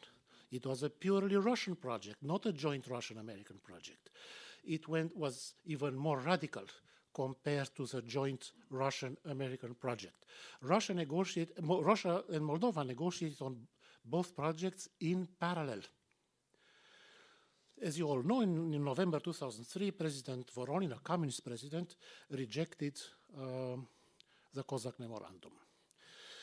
In 2005, I think Neil may have mentioned it, or somebody mentioned this during this conference, the Moldovan parliament unanimously voted an organic law which can only be abrogated with a majority of 2/3. This organic law specifically prohibits federalization. It was a Moldovan defense not against COSAC. COSAC was already a dead letter in 2005. It was a Moldovan defense against American proposals for federalization. And this remains on the books. It would require 2/3 to be rescinded. Russia and Transnistria take the position that no negotiation on a political settlement is possible unless Moldova abrogates the law of 2005, in which case Transnistria would in turn abrogate the results of its referendum in 2006, where the Transnistria voters approved Transnistria's independence from Moldova, quote, with the prospects of subsequent integration into the Russian Federation, unquote. That's the referendum of 2006. So until the Crimea crisis, the Russian and the Transnistrian position was Chisinau should abrogate the 2005 law, Transnistria should abrogate the results of the 2006 referendum. Now this is no longer topical. It has changed because now it is Russian policy to promote local referendums, both in Moldova and in Ukraine. And the 2006 referendum in Transnistria now fits perfectly into Russia's new policy of promoting local referendums on the proposition of joining the Eurasian Union instead of joining the European Union. And indeed, Russia has already promoted and implemented such a referendum in the Gagauz region on February 2 of this year, before Crimea. So this is the current situation on Moldova. On Georgia, many parallels to the Moldova case, a lot of parallels. South Ossetia conflict and Abkhazia conflict originated still in the final years of the Soviet Union, orchestrated from the central government of the Soviet Union at that time. The negotiating framework for South Ossetia conflict settlement, heavily unbalanced in Russia's favor, with multiple Russian votes. Russia itself, South Ossetia, North Ossetia, OSCE, and an isolated Georgia in that format. Similar story in Abkhazia with a very unbalanced format. As a substitute for Western involvement, Western powers approved the involvement of the OSCE in the case of Moldova and of South Ossetia, and of the United Nations in the case of Abkhazia. It made no difference in terms of internationalizing either the peacekeeping effort or the diplomatic mediation. Both remained under Russia's heavy control. Indeed, in Georgia and Moldova, Russia enjoyed a peacekeeping monopoly in the post-Soviet space. A peacekeeping monopoly is an ingredient to the building of a sphere of influence. It's a basic ingredient to the building a sphere of influence. And that ingredient has been in place in Moldova and in Georgia since the early 1990s. Although Russia was both directly and indirectly a participant to the military conflict, Russia was qualified as arbiter diplomatically and peacekeeper in a military sense. Russia's role was de facto accepted in all these conflicts. Russia never obtained satisfaction of its goal to be recognized, for the post-Soviet space, so-called, to be recognized as a zone of a special responsibility of Russia. That was the term, a zone of special responsibility during Boris Yeltsin's presidency. It never obtained official international recognition. It obtained, however, de facto international acceptance. During that time, and until 2003, when Eduard Shevardnadze was president, this president was demonized and vilified by Russian propaganda and by the Kremlin in the same way in which the Kremlin later demonized and vilified Saakashvili. It was a gross error on the part of Western powers to consider Saakashvili as responsible for drawing Russian anger upon Georgia because of Saakashvili's personality. This was not at all the case. Shevardnadze was targeted with just the same vitriol and vengefulness as Saakashvili was later to be targeted. And this happened since the early 1990s.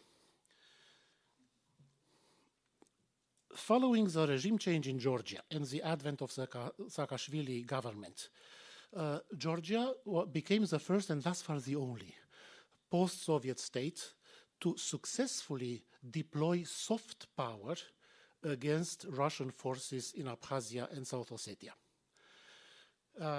By deploying investments and humanitarian assistance in South Ossetia, Saakashvili's government managed to regain village by village, from the Russian-controlled zone, simply by pouring in resources, infrastructure, and humanitarian assistance. And it started a similar program in the Kodorid Gorge, a part of Abkhazia, infrastructure investment and humanitarian assistance to appeal to the inhabitants. These efforts were in full development by the time of the Russian invasion of 2008. And it is my contention that one of the reasons for the Russian invasion was to prevent the Georgian government from regaining control piecemeal of the villages in South Ossetia. The spring of 2008 was the decisive moment that paved the way to the August invasion, and it was unrelated, in my view, to the Kosovo, to Western support for Kosovo independence. Other factors were more important than Kosovo. NATO's refusal to grant Georgia a membership action plan, President George Bush's failure to react to President Putin's threats against Georgia and Ukraine on the sidelines of the NATO summit in Bucharest, and then immediately thereafter during Bush's own visit to Sochi. German Foreign Minister Steinmeier's peace plan for Abkhazia, which would have sanctified the monopoly of the Russian peacekeeping troops, dropped the mention of Georgia's territorial integrity, dropped it from the draft, and referred to then President of Abkhazia as Mr. President. I think, and then, of course, the Russian gradual, step-by-step movements of troops inside Abkhazia, above and beyond the numbers agreed in the peacekeeping agreement, to no reaction from the West. I think that was much more important as a stimulant for the Russian invasion compared to the Kosovo case. Now we have the post-2008 situation in Georgia. The Geneva process has made progress in one respect, just one, a formal one. It has recognized, after all these years, that Russia is a party to the conflict. It no longer claims that Georgia and Abkhazia, Georgia and South Ossetia are themselves parties to two conflicts, but it recognizes that Russia is a party to one conflict, a Russia-Georgia conflict, a recognition that has not been made in the case of Moldova. Other measures taken through the Geneva process are actually designed to stabilize the new situation in its existing form. The priority is not to change it. The priority is to prevent an outbreak of hostilities or any kind of armed clashes along the demarcation line. That is the priority. Conservation, not correcting the situation, but conserving it. Georgia discusses normalization of relations with Russia on a bilateral basis in the Abashidze-Karasin channel. That channel excludes from its agenda, questions related to the conflict, to the territorial conflict. It deals with Russia-Georgia bilateral relations in isolation from the conflicts. And this is a good decision on the part of Georgia. because Georgia wants to avoid, the Georgian government wants to avoid a situation in which Russia would use its occupation of Georgian territory as blackmail to settle in its favor issues of Russia-Georgia bilateral relations. So Georgia feels safe if it discusses the issue of the territories only in a multilateral format, such as in Geneva, not in a bilateral format with Russia.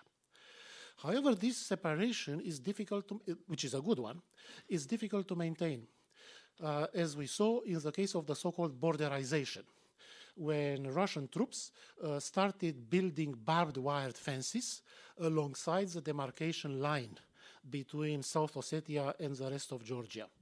That presented a dilemma, a procedural dilemma for Georgia. Either to raise that issue in the Karasina-Bashidze format and therefore slide into bilateral discussions with Russia about the territories, which Georgia wanted to avoid, to keep it in the multilateral format, or fail to raise it, which could be read by the Russians as de facto acceptance of the borderization by Georgia. So this is a dilemma, and it's a dilemma as yet unresolved. Russia is trying to nudge Georgia into de facto recognition of Abkhazia and South Ossetia by requiring two things. First, that Tbilisi conclude non-aggression agreements or agreements on non-use of force bilaterally with Tskhinvali and with Sukhumi. That's one demand. And the other demand is for the European Union to negotiate with Tskhinvali and with Sukhumi the issue of access of European monitors to Abkhaz and South Ossetian territory, negotiate with them, which of course would imply recognizing those authorities.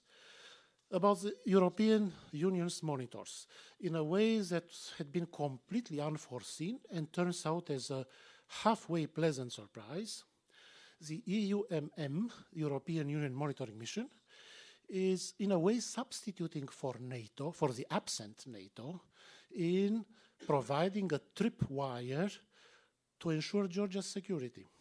The European monitor, unarmed, they are unarmed, are deployed along the demarcation line on the Georgian side. So it's a tripwire and an observer mission in place that would discourage or deter, maybe even prevent, an all-out Russian military move across the demarcation line. NATO should have played that role. It does not. The European Union provides this thin tripwire line on the ground. In 2008, after the invasion, many in the West, many of the leading politicians and policymakers of the West described the invasion of Georgia as a wake-up call and a watershed moment that should lead to a fundamental revision of Western policies toward Russia. And I wrote that this was the wake-up call that never sounded and the watershed that was never crossed.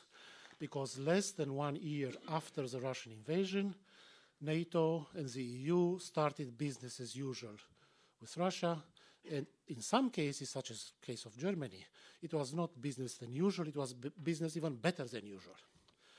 And after a while, business better than ever. Karabakh. It is again an interstate conflict between Armenia and Azerbaijan, not Karabakh and Azerbaijan, but Armenia and Azerbaijan. Armenian troops under the label of Karabakh forces are occupying not only the Armenian inhabited Karabakh region, but 7 districts outside the Karabakh region in Azerbaijan. By the way, I never use the term Nagorno-Karabakh. I only say Karabakh. Nagorno-Karabakh is a colonial term from the Russian imperial times and from the Soviet Union. Only the Americans use the term Nagorno-Karabakh due to a bureaucratic reason. Geographical names are determined in the United States by the Office of the State Department Geographer. And the State Department Geographer's office has made a determination that the name of this place is Nagorno-Karabakh. Germans call it Bergkarabach, Mountain Karabakh.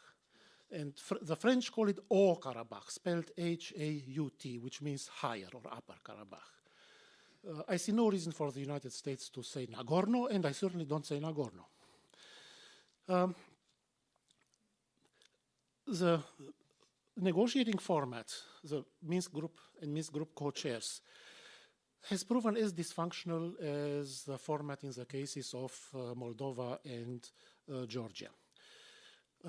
The Minsk Group and co-chair format practically came to a standstill when Dmitry Medvedev became president of Russia. From that moment onward, the Western powers practically delegated to Medvedev personally the function or the role of mediating between the Azerbaijani and Armenian presidents. A whole series of meetings resulted from that, I think 7 or 8 meetings, until the failed Kazan meeting in Kazan.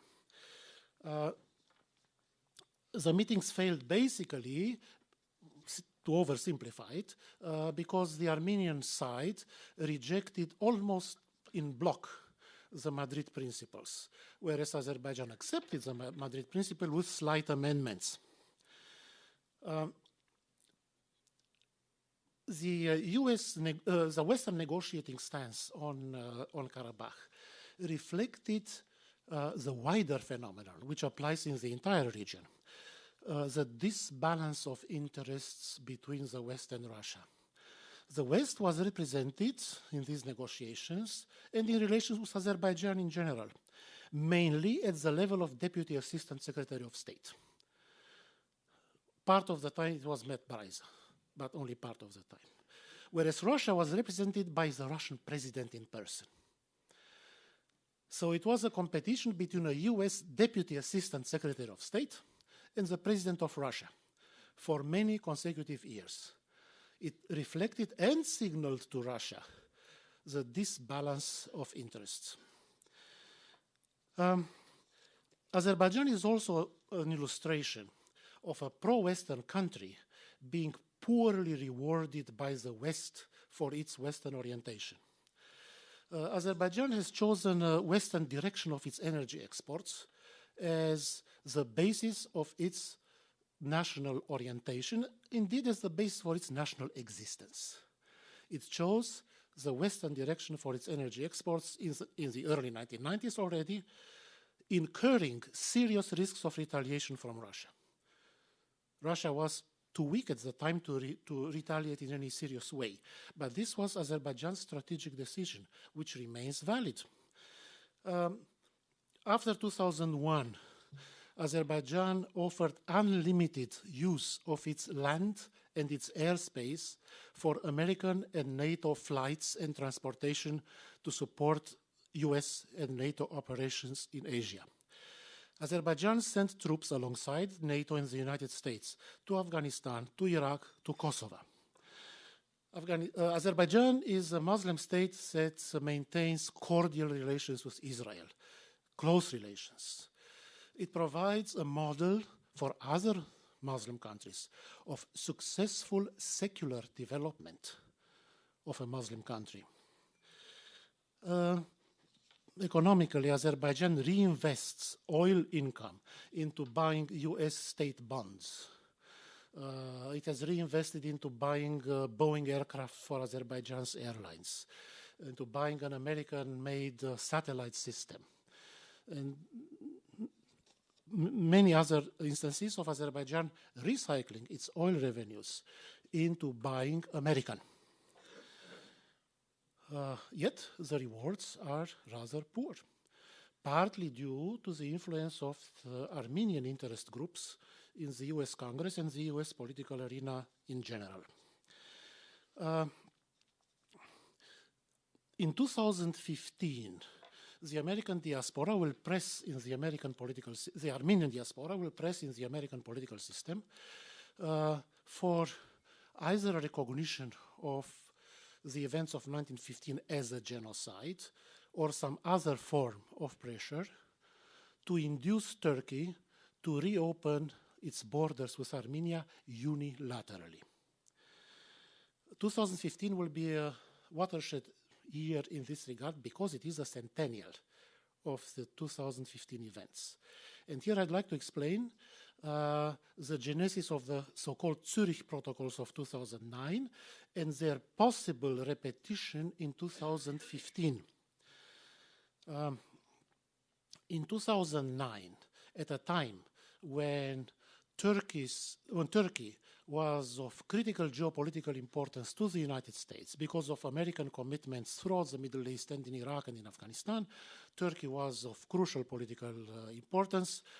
The United States feared that the Armenian genocide resolutions in the US Congress could explode US-Turkish relations. The Obama administration wanted to exclude the issue of the genocide from the Armenian political arena and relegate it to a different forum, to a commission of historians. So the United States negotiated a deal through Swiss mediation with the Turkish government, and behind Azerbaijan's back, it negotiated a deal whereby Armenia would agree to remove, the government in Yerevan would agree to remove the genocide issue from Congress, relegate it to a historical commission, and in return, the United States would ask Turkey, and Turkey would consent, this was already agreed on, that Turkey would unilaterally open the border with Armenia for trade and other economic activities, thereby offering Armenia the prospect of economic development and de-isolating Armenia. The Turkish position since 1994 has been and remains that Turkey and Azerbaijan would jointly open the borders with Armenia, not unilaterally by one country, but would jointly and in a coordinated way open the border with Armenia since 1994, closed since 1994, in return for Armenian troops withdrawing from 5 Armenian-occupied districts inside Azerbaijan beyond Karabakh. That was the joint position. The Zurich Protocols of 2009 would have split Turkey from Azerbaijan and would have removed the last peaceful incentive for Azerbaijan to obtain the withdrawal of Armenian troops from those ethnically cleansed Azerbaijani districts. Not from Karabakh, but from those ethnically cleansed Azerbaijani districts. By removing the last peaceful leverage available to Azerbaijan, this would have encouraged or brought nearer the prospect of the resort to force. As long as the peaceful leverage is available, the use of force is a remote prospect. The Zurich Protocols died within 2 months when Prime Minister Erdogan, visiting Washington, rejected that deal. It had been negotiated with Foreign Minister Davutoglu and with the approval of President Gül. But Prime Minister Erdogan rejected it in December 2009. Secretary of State Clinton returned to the Zurich Protocols time and time again. And the American embassies in Yerevan and in Baku continued pressing for the implementation of the deal, either as envisaged in the Zurich Protocols or in a milder version. It has not happened, but this issue might resurface, whether under the heading of reviving those documents or under a new heading. It might resurface in the 2015 centennial year. That centennial will be the high mark of Armenian political influence on this process. After that high watermark, centennial year of 2015, Armenian capacity to influence the negotiating process will inevitably decline. So I think that will be the time for turning to real negotiations on the Karabakh conflict. And I have a couple of suggestions in this regard.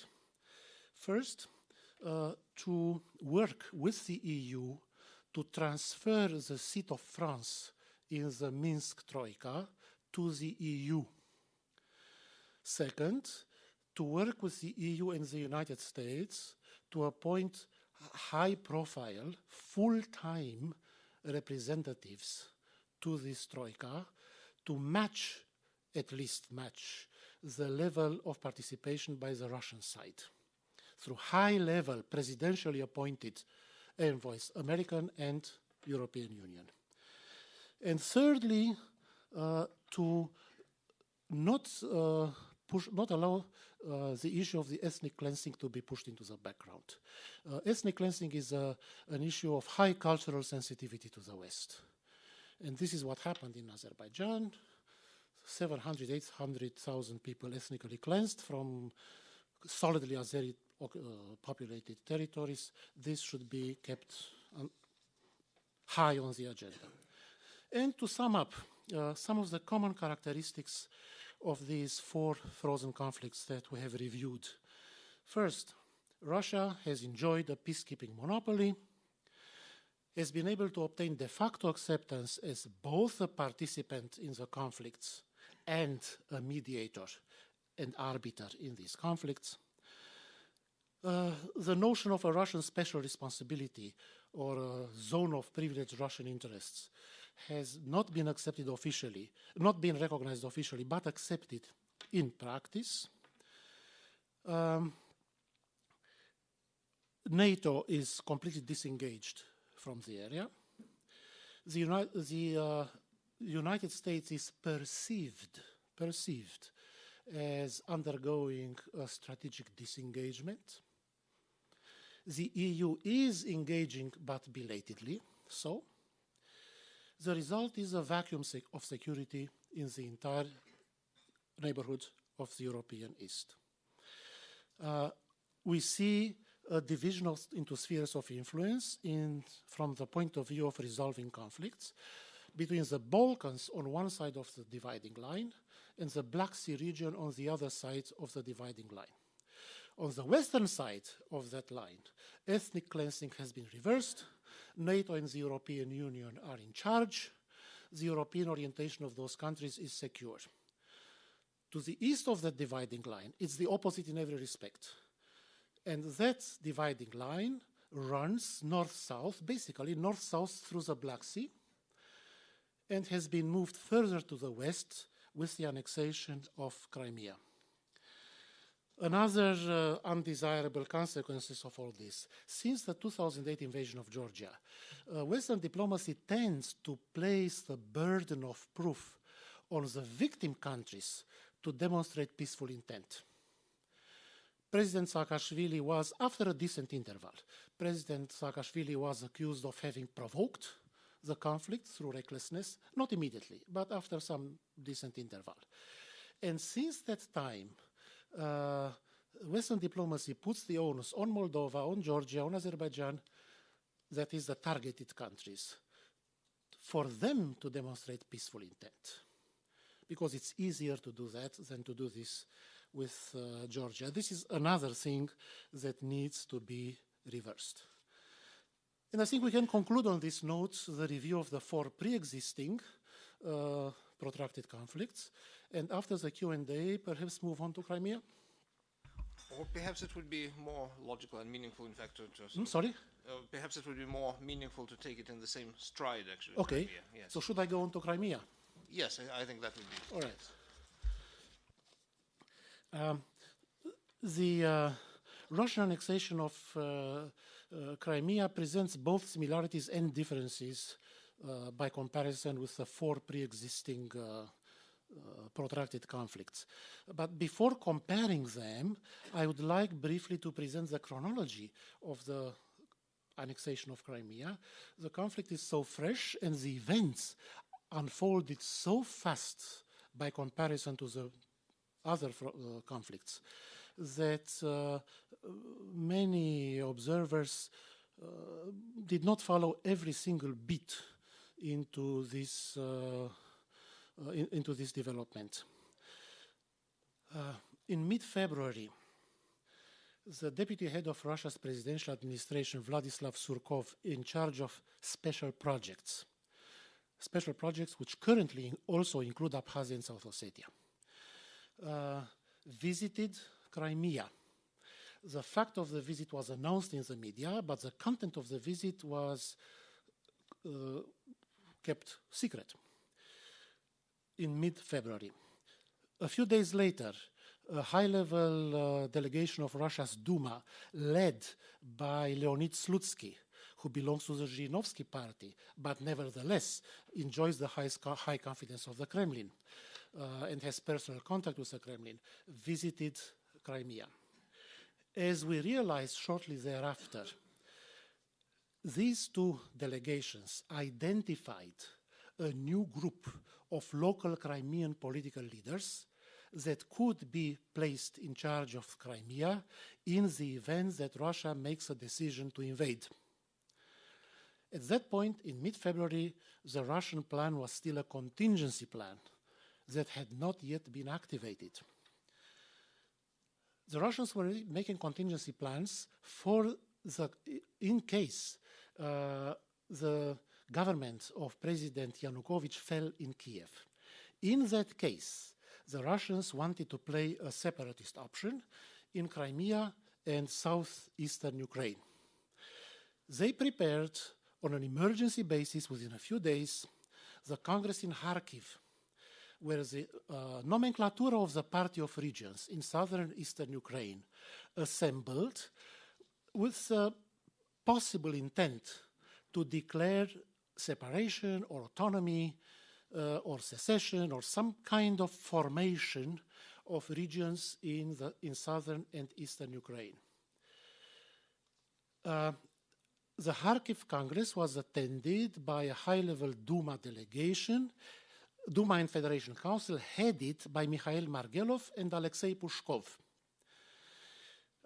The Congress did not work as intended because the majority of the Party of Regions nomenclatura represented in it hesitated and balked at voting for autonomy or separation or some kind of formula like this from the rest of Ukraine. So it did not work out as intended.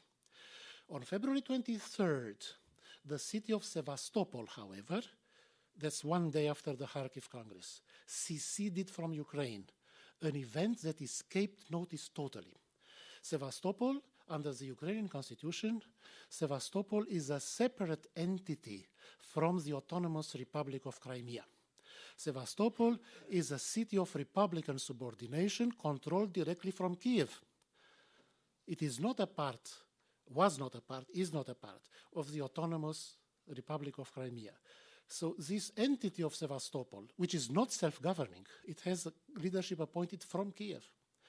On February 23rd, it seceded from Ukraine by electing in a popular meeting, electing a people's mayor and a people's council, which from its self-arrogated powers proclaims the secession of Sevastopol from Russia. On February 27, Russian troops occupied Simferopol and other Crimean cities and held a session of the Crimean parliament with an unknown number of deputies participating, unknown quorum, no witnesses. The only witnesses were the green men with submachine guns. The session proclaimed Crimea's secession from Ukraine. The majority, heavy majority, of the Crimean parliament consisted of the Crimean branch of the Ukrainian Party of Regions, the party of Yanukovych. This party was loyal to two power centers on the mainland, to Kiev and to Donetsk. This corrupt party, in Ukraine's circumstances, this corrupt party held Crimea together with Ukraine on the basis of vested interests, including corrupt interests in Crimea's economy. And most of this ruling group in Crimea, consisting of carpetbaggers, people delegated from Donetsk by the Party of Regions to administer Crimea, their loyalty was to Kiev and to Donetsk, not to Russia. Therefore, the Russians, in the visits which I mentioned earlier, selected a new group to lead Crimea. The new group was led by the present leaders of Crimea, the parliamentary chief Vladimir Konstantinov and the Prime Minister Sergei Aksyonov, both of whom, interestingly, are natives of Moldova, one of them from the city of Belzi, the other one from Transnistria, who moved to Crimea during their lifetime and who subscribe to a greater Russia ideology. Unlike the Party of Regions, the Party of Regions does not have a Russian identity. It consists of ethnic Ukrainians who are linguistically Russified. It also consists of Russians, but they don't have a Russian national identity. They don't subscribe to a greater Russia ideology. They don't represent the politics of Russian irredentism. They are people with no identity. They are Soviet people with no identity. But Moscow is now selecting a new group, a counter-elite of younger people, more dynamic, better organizers, and adherents to a greater Russia ideology across borders, as personified by the two Russians from Moldova who were appointed to lead Crimea. So this happened on February 26, 27, 28. On March 6, the Crimean parliament appeals to Russia's parliament for Crimea's admission into the Russian Federation and scheduled a referendum to be held initially in August, but brought forward for March 15. On March 15, the referendum was held. On March 18, President Putin and his appointees as Crimean leaders signed the Treaty of Annexation between Russia and the ostensibly independent Republic of Crimea. So all this amid or against the backdrop of a masterfully conducted military operation in which troops, land troops from Russia's Black Sea Fleet fanned out across Crimea in violation of the treaty on the stationing of Russia's Black Sea Fleet. That treaty restricts the troops to their bases, but they're fanned out across Crimea and took over one Ukrainian military installation after another, and one Ukrainian seat of authority after another. Putin's speech is a watershed even more than the 2008 watershed over Georgia, or I don't know if it will be an alarm bell. A watershed it certainly is. It remains to be seen whether it will be another alarm bell that never rang. Why is it such a watershed? First, because Putin openly proclaims a doctrine of Russian national irredentism. He describes the Russian people as a divided people, in an echo of the theory of Slobodan Milosevic, who described the Serbian people as a divided people entitled to reunification at the expense of the former Yugoslav republics. Putin's speech is an echo of Milosevic's doctrine of divided people. That's the first new element. Second new element, Putin talks for the first time in a comprehensive or coherent way about the Ruski Mir. How the Ruski Mir can be reconciled with Eurasianism is an open question. But the only certainty about the Ruski Mir is that it provides a potential basis for Russian irredentist projects in Russian-populated territories of the former Soviet Union. So Kazakhstan should be nervous because of the northern regions of Kazakhstan. Moldova can be nervous because of Transnistria, not because Transnistria is Ruski Mir. Tiraspol authorities define themselves as Ruski Mir, but the Russians form about 25% of Transnistria's total population. They are the third largest element in Transnistria. There are more Ukrainians than Russians, and there are more Moldovans than Ukrainians, despite the Soviet population settlement policy. Putin then goes on to say that Ukrainians are not a nation, that they are some kind of Russians, a theory that Putin had also made to Bush in 2008 during 2 bilateral discussions which I mentioned earlier. Ukrainians are not a nation, they are something like Russians. President Bush, unfortunately, was not prepared to respond to that argument. And finally, Putin proclaims a doctrine of self-determination for Russians, Russian speakers, compatriots in the Ruski Mir. Up until 2008, the invasion of Georgia, Russia was the uncontested champion of the principle of territorial integrity. This changed with the invasion of Georgia. As a result of derecognizing the territorial integrity of Georgia, Russia lost the role of mediator and peacekeeper in Georgia because it was no longer recognizing Georgia's territorial integrity. But the loss of this role in 2008 became irrelevant because Russia had already occupied and snatched away the 2 territories from Georgia. So what this shows is that the Kosovo case did not necessarily or hardly worked in Russia's favor. Russia has a different set of considerations for pursuing re-expansioning policies. It does so from other considerations, which are stronger than the case of Kosovo. And the response to Kosovo should have been from the beginning. No conflicts are resolved on the basis of precedents. Never. Conflicts are always resolved on the basis of the balance of power on the local level and the balance of interests. Precedents can be found anywhere in the world, in one sense or in another sense. Anyone can find a whole range of purported precedents to invoke, but no conflicts are alike. There are no 2 identical conflicts. And no conflicts are resolved on the basis of political or of legal precedents, but only on the basis of balance of forces and balance of interest in the theater. So forget about Kosovo. Now, where do we go beyond Crimea to mainland Ukraine? Crimea is an interim goal for Russia. The end goal is to make Ukraine's disorganization and dysfunctionality permanent. In fairness to Russia, Russia does not need to exert much effort to turn Ukraine into a dysfunctional state.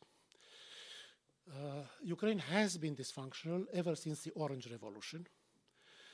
State building in Ukraine took a huge step backward after the Orange Revolution, which disorganized the state of Ukraine in a way that would have been difficult to predict during Leonid Kuchma's presidency. And the second Maidan disorganized Ukraine even further. Russia moved into Crimea because it sensed a one-time opportunity at a moment when the Ukrainian state had de facto collapsed. The military, the security services were in a state of collapse. Ministerial posts were unoccupied. Nobody in Kiev was able to monitor, let alone react to, what was happening in Ukraine. It was a moment of total weakness. The first Maidan disorganized Ukraine beyond belief.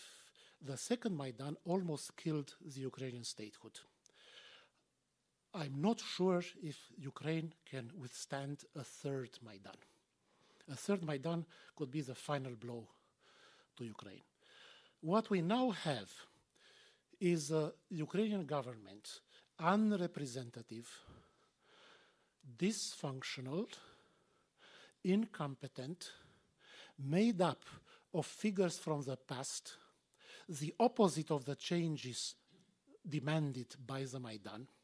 The same protagonists are again in government, and yet my position is that we have to support this government. Dysfunctional, chaotic as it is, discredited as many of its personalities are, it's the only government we have in Kiev. Russia contests its legitimacy. It does not recognize it. We have to support it to become legitimate. Otherwise, Ukraine will collapse. What is Russia's game at the present moment? It is to turn Ukraine into a federation of regions, in which, under the Russian proposal presented to the American side, regions would have a wide-ranging latitude to engage in foreign contacts, including special contacts with Russia, to pronounce on the policies of the central government in Kiev up to a de facto veto. Russian would be another state language alongside the Ukrainian language on the countrywide level as well as on the regional level. There would be constitutional guarantees against Ukraine joining NATO or the European Union. So this is federalization. Russia at the moment pursues two federalization projects in the entire Eurasian and European landmass. Two federalization projects, Ukraine and Georgia. Ukraine and Moldova. Yeah, Ukraine and Moldova. Russia plays a strong hand and it can wait.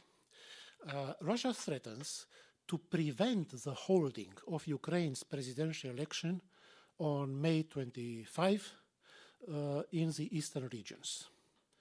Also, Russia does not recognize the legitimacy of the government in Kiev. Ukraine and the United States together are anxious that Russia should recognize the legitimacy of the government and should make a promise not to prevent the holding of the elections in eastern Ukraine. Because if that happens, the election can be declared invalid and the government in Kiev illegitimate without appeal. So the United States and Ukraine are very anxious to obtain a Russian promise not to prevent the holding of the elections in eastern Ukraine and to recognize the government in Kiev as legitimate before the holding of the elections. Russia is willing to grant these 2 points if Ukraine commits itself to the principles, that's how it's called, the principles of a new Ukrainian constitution based on federalism, 2 state languages, and constitutional commitment to not join NATO and the European Union. Russia wants this deal ahead of the May 25 presidential elections. Russia can wait. The United States and Ukraine are in a hurry. So this is a possible deal. It is a very difficult situation. In the meantime, as you all know from television, separatist agitations are taking place in Donetsk and Luhansk. Much as I criticize Russia, I'm rather skeptical that Russia is seriously organizing these agitations. They don't seem very well organized, they don't seem very well financed. They seem rather like the operations of local radical groups, pro-Russian or Veliko-Russian, Greater Russia in their mentality, a young counter-elite trying to supplant the traditional elite of the Party of Regions in these parts of Ukraine, and trying to obtain Russian assistance to become the new governing elite in these regions along the lines that happened in Crimea, with Russia picking a local group of radical, younger leaders, militant, energetic organizers, subscribing to the Greater Russia ideology. And the nomenclature of the Party of Regions feels threatened and is not supporting these agitations. The government in Kiev is resorting to the good old oligarchs to stabilize these regions. It has appointed Mr. Kolomoisky as governor in Dnipropetrovsk, Mr. Taruta as governor in Donetsk, another governor in Mykolaiv, whose name I don't remember, but he's the appointee of another big oligarch, Vadim Novinsky, with interest in that region. And these oligarchs are loyal to the Ukrainian state. They don't want their regions and their assets to be swallowed by Russia. They are loyal to Ukraine and are trying to restore order in these regions. Russia can, however, seriously step up the agitations in eastern Ukraine by using televised propaganda.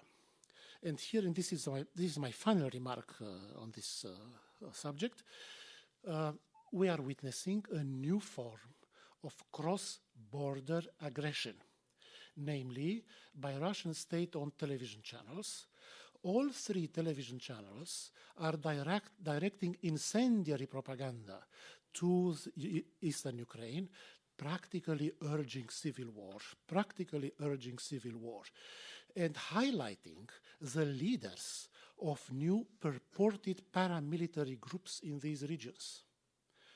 On April 7 and April 8, for the first time, Russian television channels escalated the situation by presenting interviews with purported leaders of Russian paramilitary groups in Donetsk and Luhansk. So this is a new form of cross-border aggression, openly inciting civil war, which the OSCE, by the way, OSCE Office for Media Freedom has not yet registered. I think this is something that OSCE and other international organizations should register. And it is a new type of threat alongside cyber warfare, for example, alongside financial intelligence. It is a new form of sophisticated cross-border aggression. So Ukraine does face the hypothetical possibility of civil conflict in the eastern regions linked to the holding of the May 25 parliamentary elections. This is where we are now.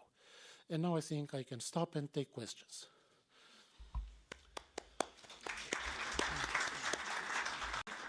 Thank you very much, Vlad, for your really masterly and magisterial exposition. And perhaps we can have a discussion from around the table. It might be easier. So should I retake my seat?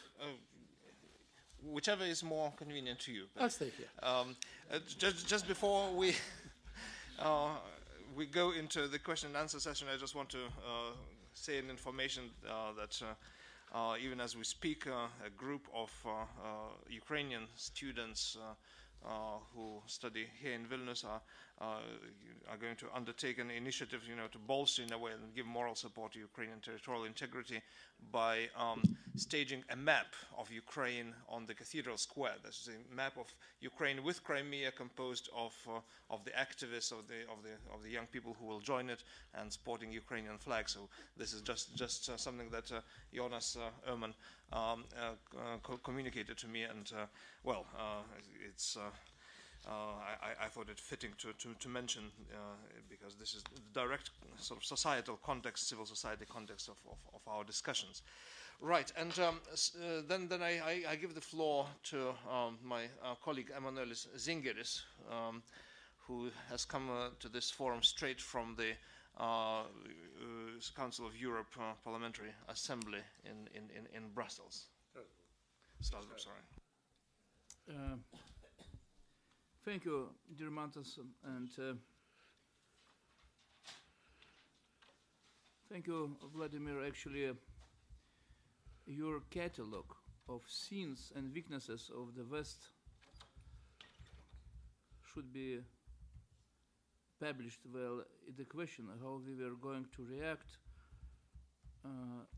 being based of our sins, the sins of the West to Georgia, after August the 8th of 2008, and after Valdas Adamkus in Bucharest, and Polish leaders promoted few years ago Ukrainian importance of Ukrainians being more near to the NATO. All those things are related. How we are able to learn, and the West is not able to learn, it's clear, but from the reason of defense of our national statehood, we should be based, our action should be based inside of NATO, Minister of Foreign Affairs of Poland demanded boots on the ground in Poland. Baltic states are triple now the policing support by having now 2 NATO bases in Lithuania and second in Estonia. And that's the reason that we should change our slogan and to drop the human rights issues and come back to the defense issues. Well, the human rights issues have not enough space to defend our nations. So, but coming from human rights circles in Council of Europe Parliamentary Assembly, just after 3 days debate between 47 national representatives from all parties, including Greek communists, including Italian delegation, very diverse, and some German social democrats inclusions, we have 2 major resolutions who are good to announce. That's important for your knowledge. One is related to Ukraine, totally unknown. 3 days ago, it was 7 hours debate about resolution who become a catalog of Maidan, but showing Maidan like a building of democracy in opposite to Russian demand, showing Maidan like a collapse of the state. So in this case, now we have voted more like 30 points declaring Ukraine like a democratic state in the borders together with Crimea, and only 1 delegation were together with Russia through all day. That was, I'm sorry to say, Armenia. 25 votes against 158, something like that. And 25 votes, that's me, Russia. And second day, Russia was deprived from their vote, and they recalled themselves from the chamber, and they declared that they will be not anymore in the chamber of this 47 state parliamentary assembly. And they were deprived from their voting rights. But the second voting to annul, to liquidate Russian membership in Council of Europe Parliamentary Assembly was voted secondly. 50 parliamentarians in favor, 125 against. And mostly all members of parliament voted in favor to deprive Russia from for the right to vote in the assembly. So for 2 resolutions, one was adopted, second not adopted. First was voted by everyone, excluding Armenian delegation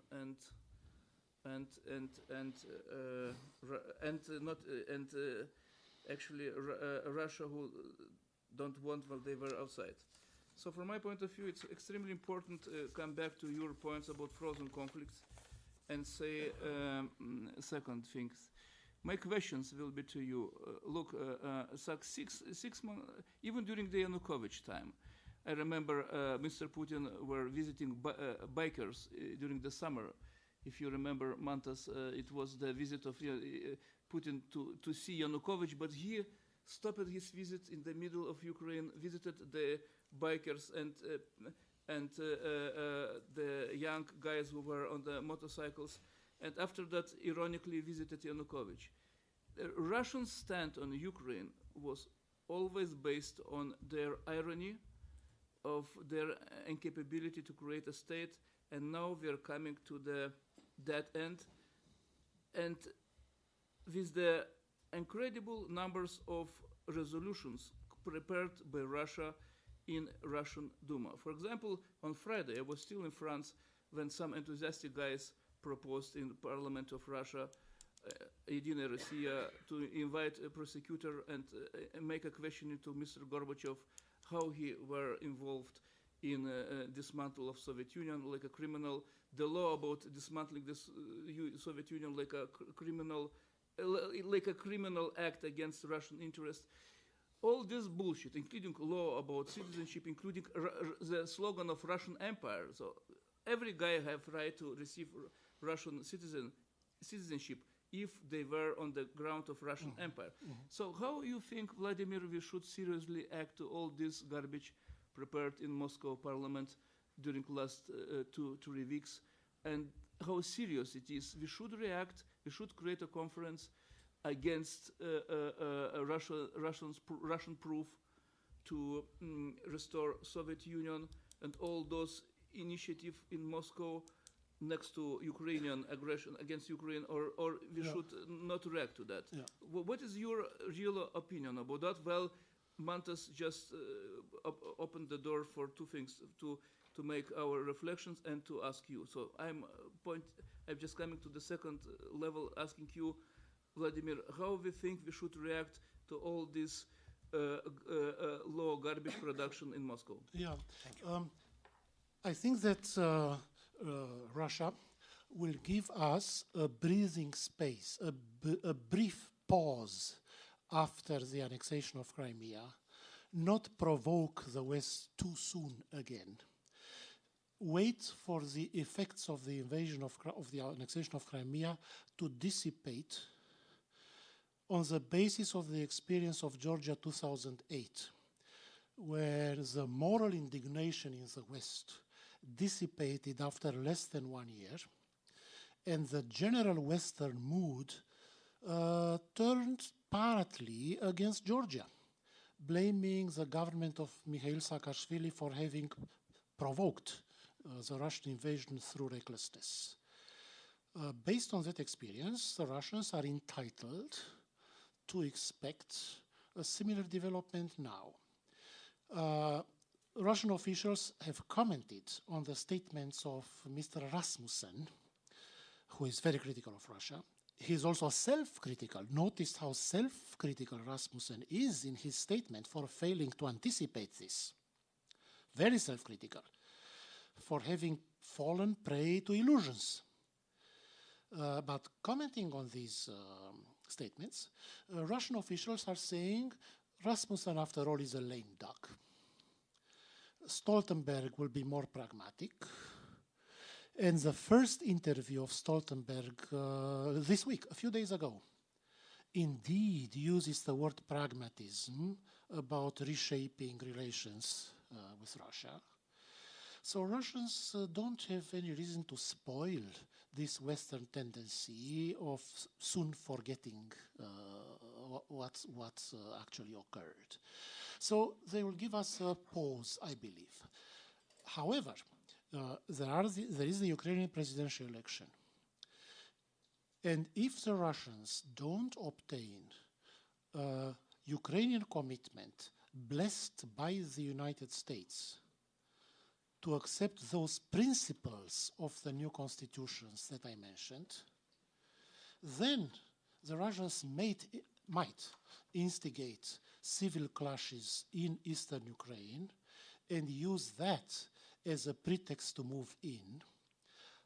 In that case, I don't expect them to move in massively with tanks in a cross-border invasion highly visible on television, but rather to use small units of special troops to occupy key points, as they did in Simferopol and other Crimean cities, to occupy headquarters of governors' offices in eastern Ukrainian cities, for example, and SBU, State Security Service headquarters in those cities, and so on. In the event that Ukraine does not make a commitment to those constitutional principles, a situation which would then be followed by Russia sparking civil clashes in eastern Ukraine to prevent the holding of presidential elections and then moving in. So I think we'll have a pause until at least May 25. I also don't expect the Russians to move against Moldova, certainly not anytime soon. The Russians will wait for the new leader of NATO to come in. But they are also looking at Obama as a lame duck president already. By 2015, Obama will be officially a lame duck president. And so I'm sure that the Russians will calculate their steps in such a way as to encourage the election of a soft American president, which would mean that they would avoid posing overt cases of aggression.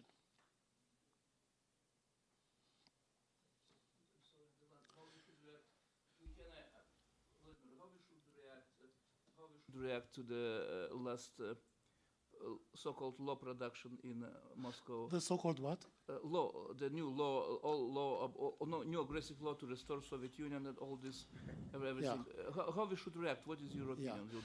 Yeah. Will be clever to react. Yeah, and there is also this amendments to existing legislation to simplify the accession of foreign territories to the Russian Federation.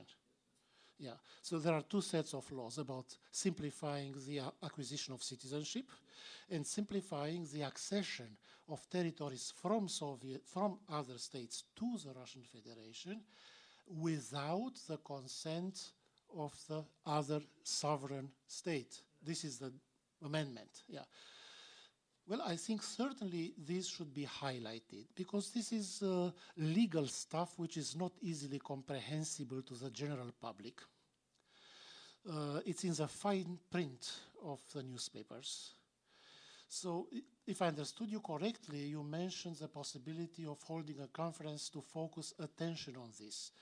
Definitely, and to focus attention in a way that's comprehensible to the general public, to the barely literate public, and I hate to say this, to the ignorant politicians.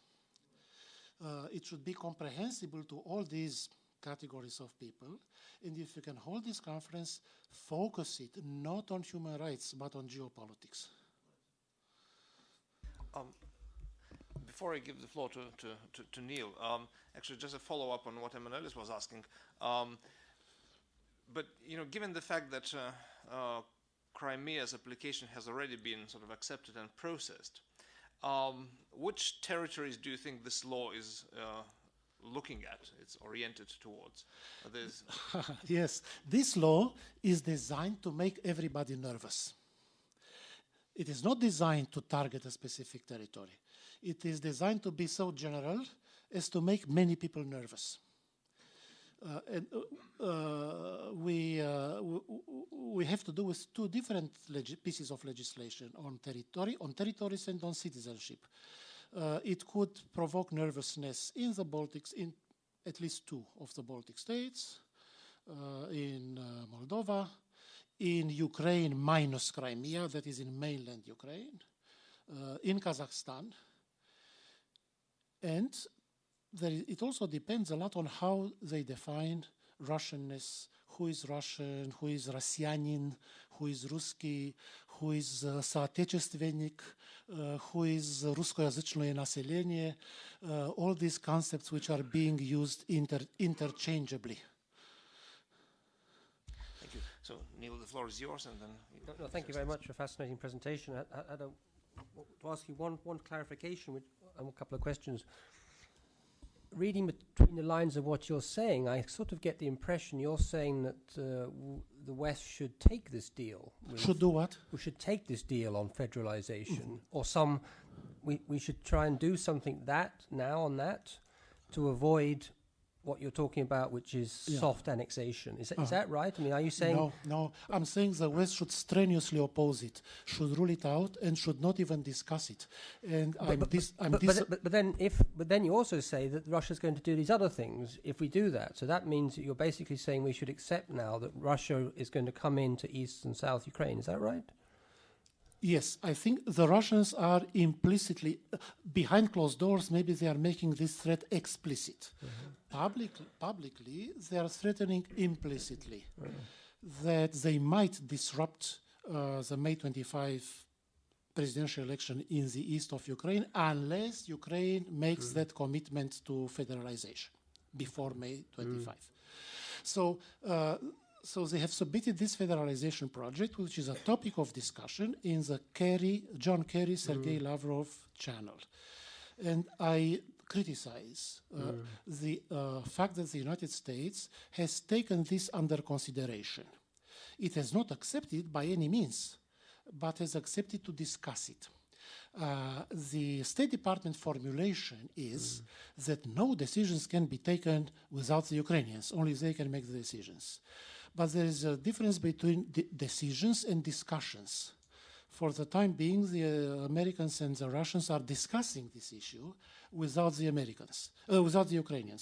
I assume that the American side is informing the Ukrainian side, but the Ukrainian side is not a party to these discussions. The Russians hope to impose federalization on Ukraine as a joint Russian-American proposition or as a Russian proposition with American acceptance. Without Western support, the Russians could not impose this even on the existing government in Kiev. And this was also the logic. I speak from the experience of the federalization project in Moldova. The Russians could never have imposed it on Moldova. But they put the American-led mission of the OSCE and the US Embassy in Chisinau in front of that effort. At that time, the United States enjoyed unlimited credibility in Moldova. This would be the ideal situation from a Russian point of view, to present the federalization proposal as a joint US, American, and German proposal, or at least as a Russian proposal with the assent of the United States and Germany. I cannot predict how this will turn out. The situation is very suspenseful and the time is short. Russians can wait until May 25. The United States and Ukraine cannot wait that long. I mean, that's why I'm wondering, because it sounded almost as though you were sort of saying we should reject that deal in the strong likelihood that that means they will move into South and East Ukraine. And I just wondered, that sounds like you're sort of advocating we should be prepared to lose those territories rather than accept federalization. Yeah, I see what you mean. I understand what you mean. There are several scenarios possible. Hypothetical. At this stage, everything is totally hypothetical. One scenario would be federalization of Ukraine, or rather fragmentation of Ukraine under the label of federalization. This would be one scenario. Another scenario would be East Ukrainian regions voting individually in local referendums to join the Russian Federation, or to form, these are all proposals in Donetsk and Luhansk, or to form a federal unit of several regions from eastern Ukraine with Kharkiv, representing one unit in a federalized Ukraine. So there are these various proposals. And the worst case scenario, the maximalist scenario, would be a partition of Ukraine, in which Russia would get the industrialized eastern Ukraine.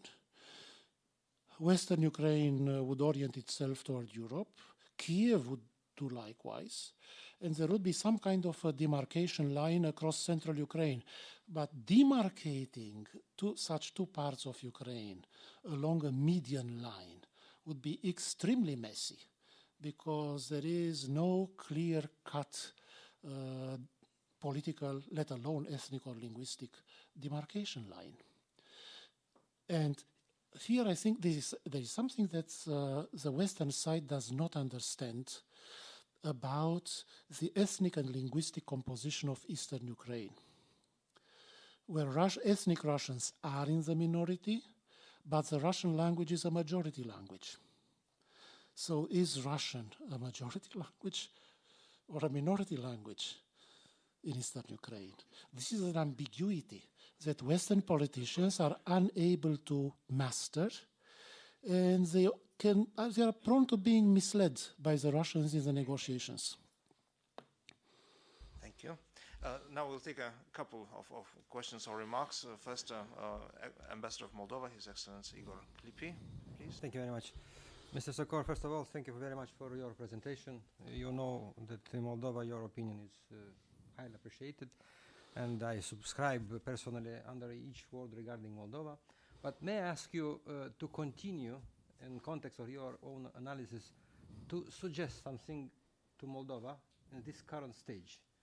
It's not because we have doubt sign or not sign the association agreement, or about continuing or not our path toward European integration, but we are in concrete situation. We have taken account the situation, what happened in Ukraine, and what could you suggest? It's not to provoke you, but it's really important for us to know your opinion. Thank you very much. And Vladimir, before you respond, maybe this is one dimension of the protracted conflicts that I'm afraid I did not touch upon in my main presentation. I should have. And that is the internal weakness of the target states. Internal weakness which favors Russian designs against them. This was very clear in Georgia in the 1990s, a situation that the Saakashvili government successfully remedied. And it seems to me this was one of the reasons why Russia invaded in 2008, because Georgia was becoming a successful state and was becoming impervious, invulnerable to internal Russian subversion, which is why I think Russia resorted to external aggression, because it could not subvert Georgia from inside. Now on Moldova, I fully support the present government, or rather, I should qualify that, not the present government, but the leading party in the present government, which has been forced into a very unnatural coalition with an oligarchic corrupt party for sheer reasons of parliamentary arithmetic. Because the government, pro-Europe team in the government would have fallen without the parliamentary support of this highly corrupt oligarchic party. So it is a shotgun marriage between these two parties imposed, parenthetically, imposed by the European Union in the interest of having a viable, continuous Moldovan government to sign the association agreement and ratify it in parliament. So, the present Europe-oriented team in parliament, led by the prime minister, the foreign minister, and by the party leader, Vlad Filat, has inherited an impossible situation from previous governments. A situation which is very difficult, if not almost impossible, to control. And that is about at least 1/3, maybe 40% of support for the Communist Party, which had in the past adopted a pro-Europe orientation. In fact, it introduced the pro-Europe orientation in Moldova when it found it opportunistic to do so, almost 10 years ago. But it has reversed its stance. It now supports a Eurasian orientation, and that's about almost 40% of the electorate, and Moldova is facing parliamentary elections in November. That's number one. Number two is the deeply ingrained corruption of the justice and law enforcement system, which is dominated by the oligarchic party which I mentioned a minute ago. And it is perceived by the general public as tainting the entire government with corruption. So that's the next difficulty. Third difficulty, the law enforcement and internal security system is so weak that it cannot control what happens in the Gagauz area. The Gagauz leaders are acting practically with impunity. Not to mention Transnistria, but on the right bank of the Dnistru in the Gagauz area. Fourthly, Russia still has heavy levers of influence on Moldova politically and economically. A few 100,000 of Moldovan gastarbeiters in Russia. Russia's potential threat to close the border to Moldovan fruit and vegetable exports. Moldova has partially resolved the issue of wine exports, partly by reducing production, partly by reorienting some of the exports. That is half resolved. But what Moldova has not resolved is an even bigger issue, exports of fruits and vegetables, for which Russia remains the main market, non-diversified. And Moldovan officials are afraid that Russia could hit exactly fruits and vegetables after having hit the wines. And as I mentioned, the gastarbeiters. And thirdly, the heavy impact of Russian television in Moldova, which distorts domestic politics, is a propaganda instrument for the Kremlin, is boosting Putin's rating in Moldova, And it can be used by the Kremlin to the advantage of one or another political force in Moldova. So the Moldovan leadership has to be very cautious, and it is indeed acting very cautiously until signing and hopefully ratifying in Parliament before November the association agreement with the EU. It's a situation, as I mentioned, inherited by the current pro-Europe team from previous governments. It is a very unfair situation for this pro-Europe team. Thank you. And then for final intervention, Jonas Öhman. I'd like to address this from a somewhat different point of view as Jonas Öhman, Sweden, Lithuania, and also as having roamed these territories in eastern Ukraine, even being pissed drunk at one of these kolkhozes as the Russian-Ukrainian border, I recall. I had a discussion with a Europarliamentarian a couple of nights ago, and we discussed geopolitics and we had wine, and of course when you have wine and discuss geopolitics, you see things very clearly. And I actually offered back then, I think it's kind of interesting to see what you reacted on that actually it's some kind of more on-the-ground engagement from the European perspective. My proposal to the Europarliamentarian in question was, let's say, hypothetically, Europe offers one military instructor to Ukraine. What? One military instructor, say, to Ukraine. For that, Ukraine has to accept, say, 5 civil advisors, experts, and so on in different fields, because we all know that Ukraine needs lots of help. To actually figure a deal where Europe would engage on the ground level in various fields of what Ukraine needs today. What do you think about such an approach to which of course would be a game changer? Europe actually engaging on the ground level in Ukraine with people, with instructors, with advisors, with all kinds of such initiatives. Do you mean in the internal security area? I would probably say Ukrainian army as such, first of all. But I would say Europe basically provides instructors, advisors, experts. On what matters? On internal security? Possibly. Or on governance in general? On governance, of course. Governance. Let's say we can National Guard. I mean, you have several fields of interest, of course. Yeah. But basically engaging on that level. Yeah. I would disentangle this question in 2 parts. The first part would be, because you mentioned National Guard, the first part would be on the level of internal security. Clearly, Ukrainian internal security forces have been, to a large extent, delegitimized by the Maidan. They are afraid to show themselves in the streets. They are resorting to the help of improvised civil protection formations, which is very dangerous because it can potentially lead to a situation of dual power, or of legally unauthorized civilian forces substituting themselves for the state. But the police and other internal security forces are so weak. The National Guard, which you mentioned, is a way of absorbing the armed, combat-equipped, combat-ready, but unemployable militants from the Maidan. The National Guard is an instrument for absorbing them and getting them off the streets as an auxiliary to the police. But they are untrained for police duty.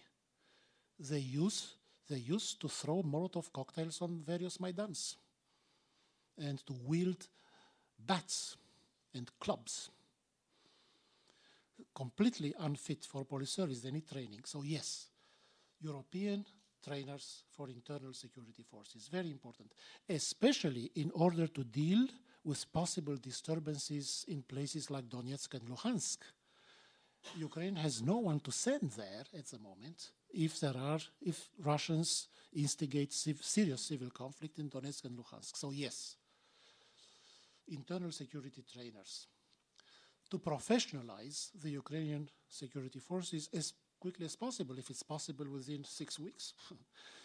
And on the other level, military assistance. NATO is out. I'm sure there will be no consensus in NATO for sending NATO military advisors or for supplying arms or training to Ukraine under the umbrella of NATO. This can only be done on a bilateral basis.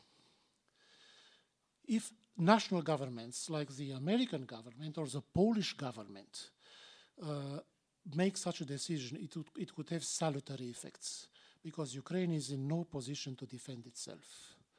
So it does need American, Polish, or other military advisors and equipment to be provided on a bilateral basis from one or another national government to Ukraine. Thank you, and thank you very much, Vladimir.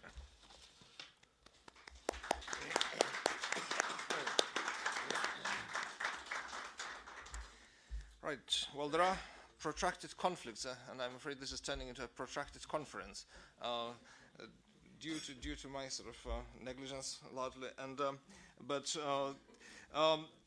I think we have some cushion built into the program, and so in fact we can roll in the concluding session with concluding remarks and have it at one go, and in fact compensate slightly.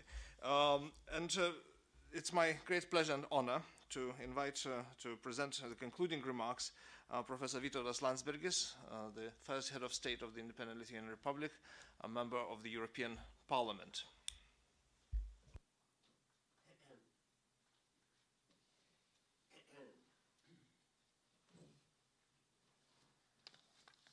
Hello, colleagues. It's a bit strange to make a concluding remarks after I did not follow all the event, all the conference, only the last chapter. But I followed events before, and I follow it carefully in Brussels, in Lithuania, and every year with some remarks and reflections always. Now, what I could say, I'm finally very happy to see and hear that unfortunate formula of frozen conflicts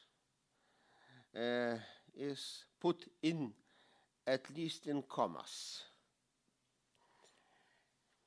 It is good that you are now going with a proposal to speak about protracted conflicts, but frozen, it is false, entirely false concept, if understood as a concept, so long used to dupe the naive Westerners.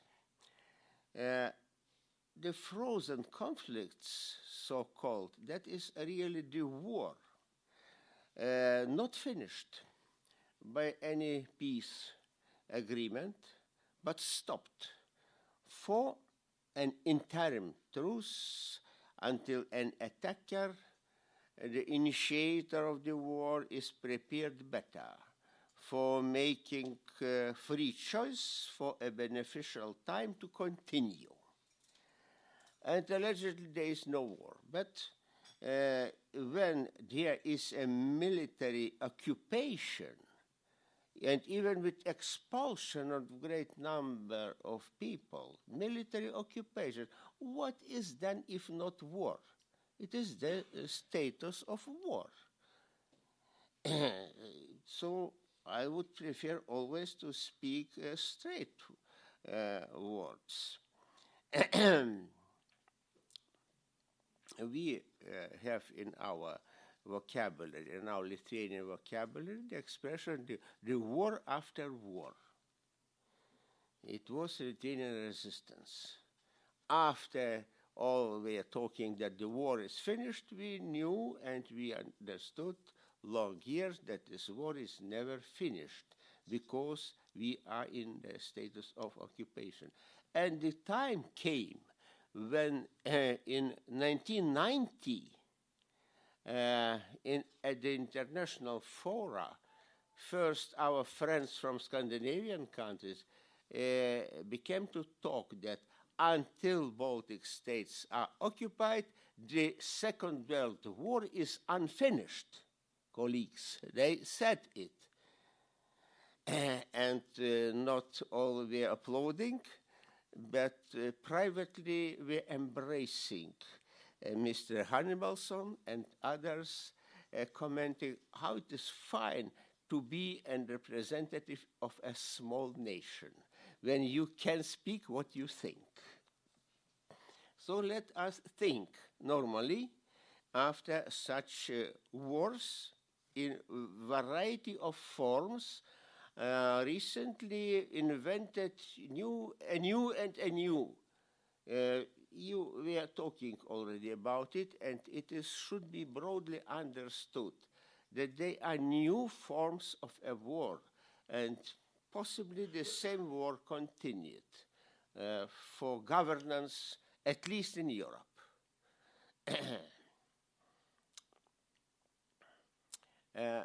We see that with this concept, the old Soviet and Russian tactics are related to negotiate the peace or war based on conditionality. Yes. And then we remember, as still Gorbachev went with proposals to negotiate the packages.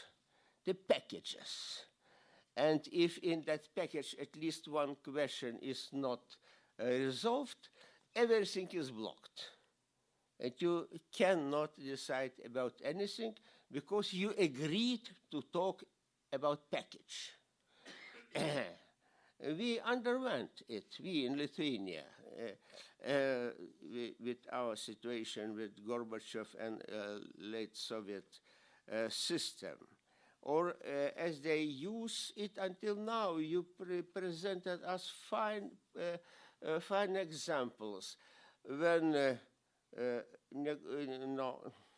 the goal of negotiations is predicted as never achievable because always anything else must be resolved also.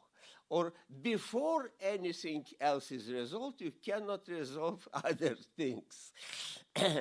It's strangely how Western politicians are entering such traps, constantly, the same old Soviet or Russian trap. Again, with those stopped wars, initiative left in the hands of an aggressor, with passive actors gazing happily, that kind of matters for today is not the worst. And thanks God is not going worse. I have heard 100 times insisting that the dialogue is better of the war, yes? But dialogue which has no result, and it is pre-planned to have no result. It is not better of the war, but it is not solution. It is only the war postponed. To postpone the war, and we are living happily as if it is no war. It is war, but we are blind cats. We are happy to say that today there is no great clashes between armies. As single persons are killed and shot across the border by snipers, that is nothing. What it means in history, yes? When mothers are crying, relatives are burying their beloved, but thanks God it is not a great war. If this small war will continue decades, I am not sure is it indeed better. So preferring dialogue, West accepted the endless talks for nothing, just for talks, being happy. Oh, we agreed to talk again later. In a half a year, we will meet again, fine, or it is our achievement.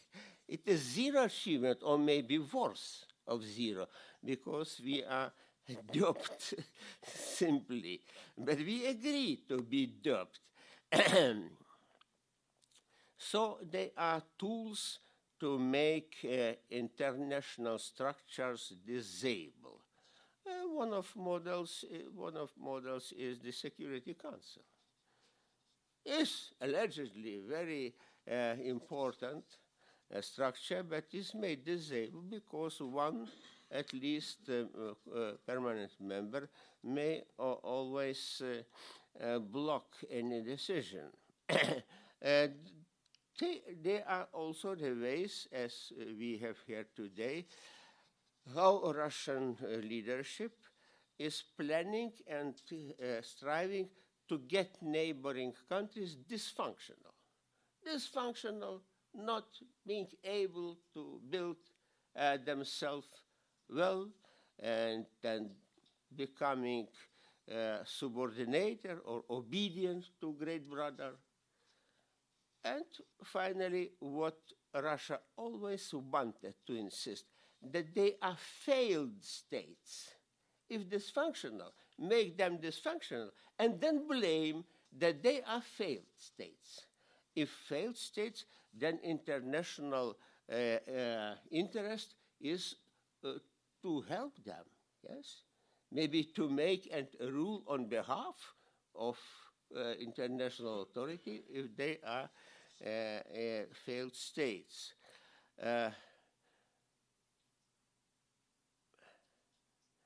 Now it is again with the games with Tiraspol. When Tiraspol was made an actor or subject on the stage, which could not be agreed, but of course Moldavian authorities were pressed to that. They agreed to get a little bit, but they were entrapped forever. Tiraspol now is sitting at the table. And Tiraspol, together with Russia, may dictate everything. And the situation is hopeless until Russia does exist. In 1996, I remember very well, I was there in Passé. Russia was entering into European Council, in, Assembly, being accepted, going with accession. This accession was conditioned by many important points. What Russia agreed to do and became committed, inter alia, to withdrawal of Russian troops from Moldova in 1 year, in 1997. Signatures, vote, 1997. You see what worth are those agreements founded on Russia's word, which is worth zero. But Westerners never dare to say it. They are so polite. Until Monsieur Kushner once said to Mr. Medvedev, not Kushner, Sarkozy. Kushner referred it in the press. Mr. President, you should not be a liar. Don't be a liar, Mr. President Medvedev. That was a form of negotiation which could be reached maybe much earlier without great result. But it was a sign of awakening in mentality of those Westerners. So the term then was agreed. Russia accepted it, becoming a member of European Council. But this Passé and the European Council never asked, hey, where is your commitment, colleagues in Moscow, from 1997? Where are your troops? The same place. They are stationed and it's everything is okay. So Europe and the West are guilty. They are guilty for such appeasements and fearfulness, at least to say. Now Russian propaganda is infuriated. Why Passé reminded that Russia did not fulfill commitments. They did not fulfill from 1997. Only now that is reminded. Yes, now that a super appeasement became an encouragement of an avowal. Armenian-Azerbaijan war, due to mutual national animosities and assaults, focused mainly on the Karabakh problem and bloody competition for a piece of land and people. It was presented after as solved in commas, but solved by force, Armenian-Russian force, and left for an endless freeze or a detrimental paralyze, which is allegedly, as I have said, better of war. But it is war as well, another form of it until the masterminder will decide otherwise. Minsk group was created from the very beginning, sentenced for disability, but serving to cover this situation created by post-imperial Russian intrigues in Caucasus.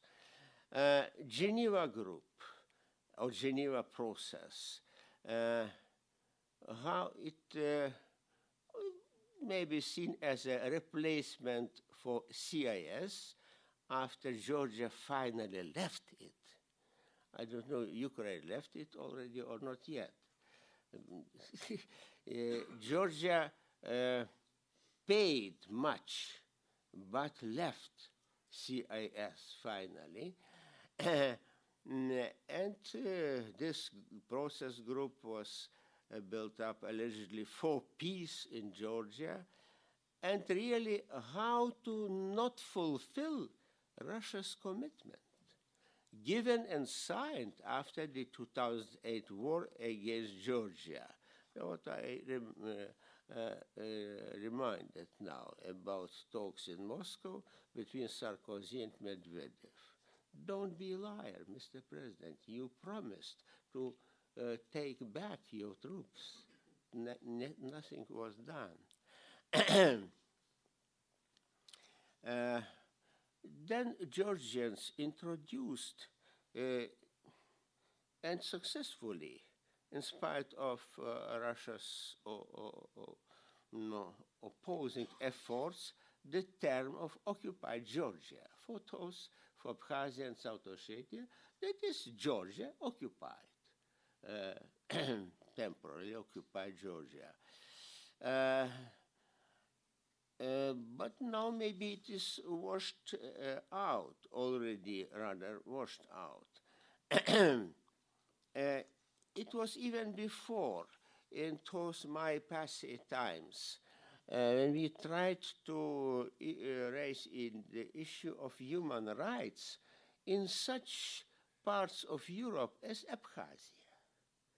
It was always in the framework of human rights in Georgia, yes? But what Georgia can do with human rights in Abkhazia, occupied and under control of Russian troops, already done, and still not separated officially. So who is responsible for human rights there? Practically, it should be Russia. But the question was always blocked in the same assembly as don't irritate, don't try to make things clear. That was very clear who is behind it, what interests it. But now with such formations as Geneva Process, we see one of goals achieved when real sovereign states are equalized to puppet ones and sitting on the same table with puppets. So puppets are allegedly respected and recognized even by those who don't recognize them. It is achievement of Russian forceful diplomacy. Now, Crimea Group or Ukraine Group will be built again along with proposal of Kerry, maybe together with Lavrov, as one more, possibly the same gimmick to wash away the true matters and to dismiss Russia from responsibility for an open aggression. They will sit, they will discuss about Ukraine, what to make with Ukraine, and what was yesterday will be out of question. It happened, okay, let be, for a sort or form of recognition, what was made by Kremlin. And it is again the achievement. We cannot to oppose or to not suggest that such negotiations are needed. Kremlin will not be very keen to negotiate with Kiev. But if negotiating the future of the Ukraine, they are given a card into their hands to have a voice, to have what to say, what Ukraine must be. If we disagree, maybe Ukraine does not right to exist. And of course, no responsibility for an open aggression, even as troops of Martians without insignia, well-trained soldiers from nowhere, were used as a new form of war, very modern war in very modern Europe. And that will lead the minds far away again from the issue, from the essential issue.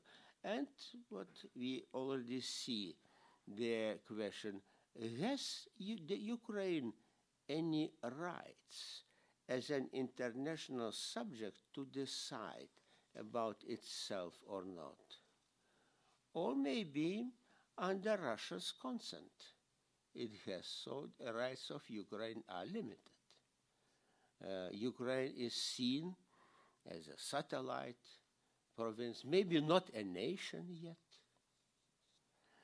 And to that status and that type of negotiations, Kremlin wants to go and to involve the Western democracies. Now the mediation of Russia. We have seen long years mediation of commerce, in commerce, of course. But mediation of Russia as not a third, as they pretending to be a third actor, but main actor playing with, in the case of Azerbaijan and Armenia, main actor playing with both former colonies. As they agree, no, mediator is playing not between them, but above both smaller actors, and deciding what maybe can be agreed and what not. I got an idea to compare with one single chess player who may play for both whites and blacks at the same time at this one board. You can play chess alone, moving from whites and from blacks, then looking how the situation looks. The worst of all is that this alleged peacemaker was never interested in peace. It is treated as peacemaker, but not interested in peace. Its true interest is to stay there forever.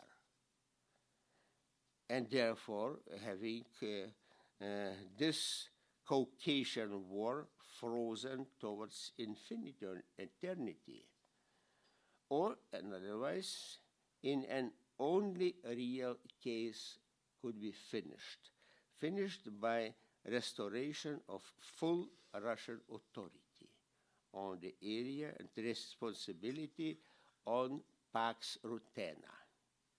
Pax Rutena established by Kremlin, and then you may have some peace. Real peace there, of course, would be maybe as a dream at least, it would be Pax Europiana. But nobody wants to speak about it seriously. When European Union should come as a mediator, as a single mediator without any additional wrong players. Then something about Crimea, not Crimea, but Ukraine is at stake. And look in papers of 1939. I could not check now, but there is an expression in negotiations between Hitler and Stalin. If Poland should retain in any form, maybe Poland could be left in any form yet. Then what Poland should be? They did not decide that. Go out with Poland. To hell with Poland. But that idea was if Poland should retain. So now it is if Ukraine should retain. What limits, what conditionalities maybe should be put on a neck of Ukrainians. If Ukraine is to be left for some time and in some form, it is a new element which appears when they are talking in such a manner, terrible manner, about what Ukraine could be if we agree between ourselves about Ukraine. The new element is the nation of Ukrainians is going to be born. I think so. I see that Ukrainians are becoming a nation in such a sufferings, humiliation, attacks. Even I saw in the press, you can see it in America, they are now appearing Ukrainians who never thought that they are Ukrainians of Ukrainian descent. It is very similar when Lithuania went to freedom in 1990. So many Lithuanians appeared everywhere in the West. Lithuania was on the first pages. Lithuania was respected. And many people in America remembered, oh, I had grandfathers. My roots are in Lithuania. It was a matter of pride. And now it is something similar that Ukrainians appear somewhere. Earlier they thought before that maybe they are of Russian descent. No, I'm not from Russia. I'm from Ukraine. My ancestors are Ukrainians. That is interesting, but it is about the Ukrainians in Ukraine itself. To what Kremlin was surprised, that Russian-speaking Ukrainians did not become Russian chauvinists. They introduced the groups of these tourists or titushki as chauvinists calling Russia, Russia. But it is not an overwhelming majority of population. Even those speaking not Ukrainian. But they don't feel a Russian chauvinist from Kremlin. That is again a moment in which may see that self-determination among the population of Ukraine is coming on. And maybe the true modern Ukrainian nation is going to be born. Could Crimea become one more frozen war case? The ruler of Kremlin decided other ways, not get one more frozen war. He was prepared in advance to wage again a new form of war, using the Martians without any insignia and so on. And now I quote Mr. Putin, "Decisions were undertaken by me, not by people of Crimea. Decisions were undertaken by me," said he recently at the meeting with the activists of Popular Front of All Russia. In some sense, recognizing the complicated situation, it is quotation, the complicated situation around Russia, which became in the result. Of course, he went underlining that fundamental stays our mood, to keep on our patriotic mood, and complicated political isolation and economical disaster situation is not so important as our patriotic mood. Let's look what it will be in some time, even if the trip of President Obama to Saudis is left for a time without a direct result, affecting the oil markets. So decision was made based decision was made by him, being based on secret opinion polls, how people would react.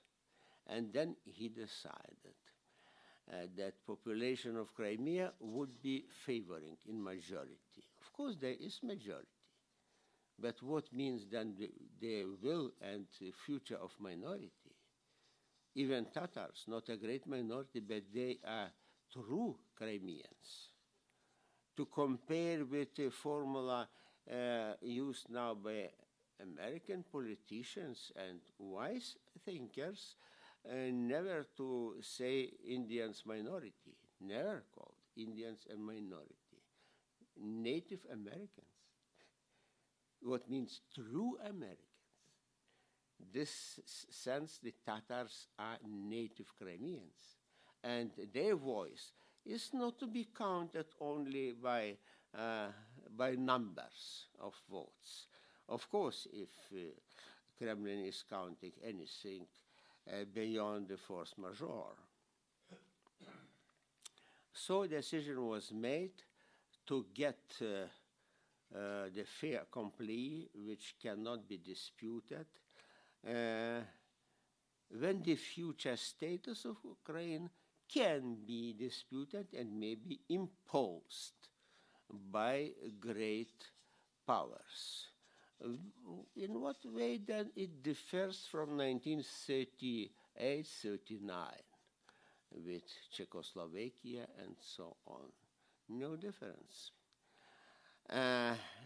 When they are blaming Ukrainian government, somebody could mention that Ukrainian government, you are critical about their weakness, and but it is to be supported, of course, as only one body which can be supported.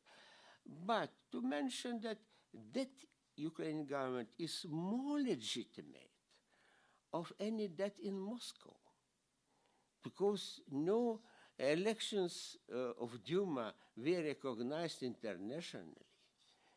as duly waged along with democracy standards. In Ukraine, there were elections, there was competition. In parliament, they are clashing between themselves, majority, minority, opposition and opposition. It was a parliament already. Now this parliament is recomposed, but without any new elections. They adopted a government, and it is truly adopted legitimate government, when government of Putin is never legitimate. As to say this legitimation given to Putin by federal upper house of parliament, there's a gimmick. Putin called them and said, hey, I need a legitimation in half an hour. And they gave him legitimation, playing as a parliamentary decision.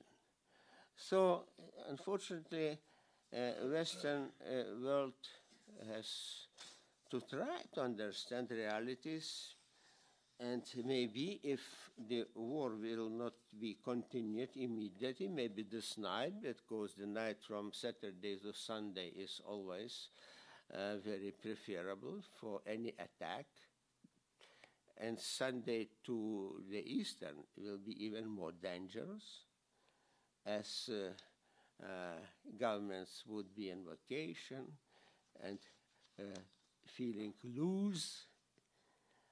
So this situation is fragile, very fragile. Nobody can predict what will be the decision of the ruler. But as we see that not all are becoming more and more happy, even in environment of Mr. Putin, and he went to this event with Popular Front, explaining, in some sense, justifying why he did this personal decision, for what he will be praised in history. He underlined it, that it will be his plus in history. But they feel that the situation is not so much comfortable, and that to be uncomfortable in international level is not for free. We several MEPs in Brussels tried to send letters to European and American political press, or maybe British financial press, urging, pay less for more, but pay soon, even if your efforts should be paid, because later you will pay much more and for much less.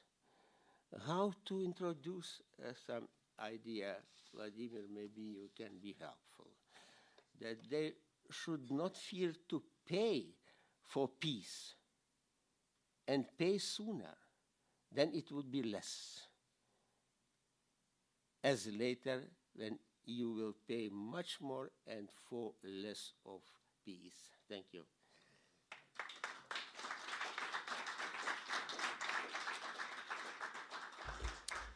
Thank you, Professor, for your provocative thoughts. Now, we have, I think, only sort of 3 duties left. First, I suggest we take a round of short sort of concluding remarks around the table from presenters.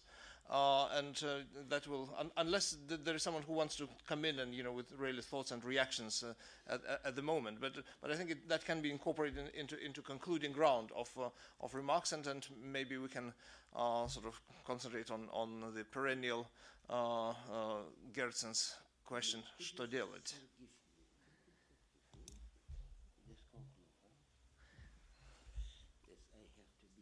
Oh.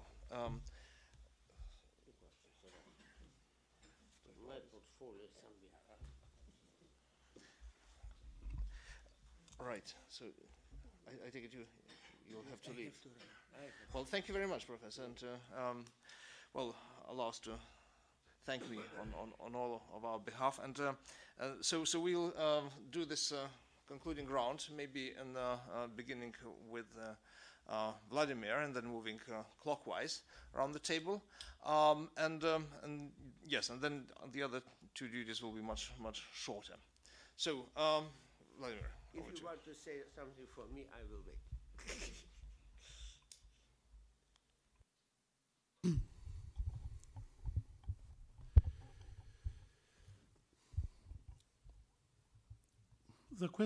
The ultimate question is what to do in this situation.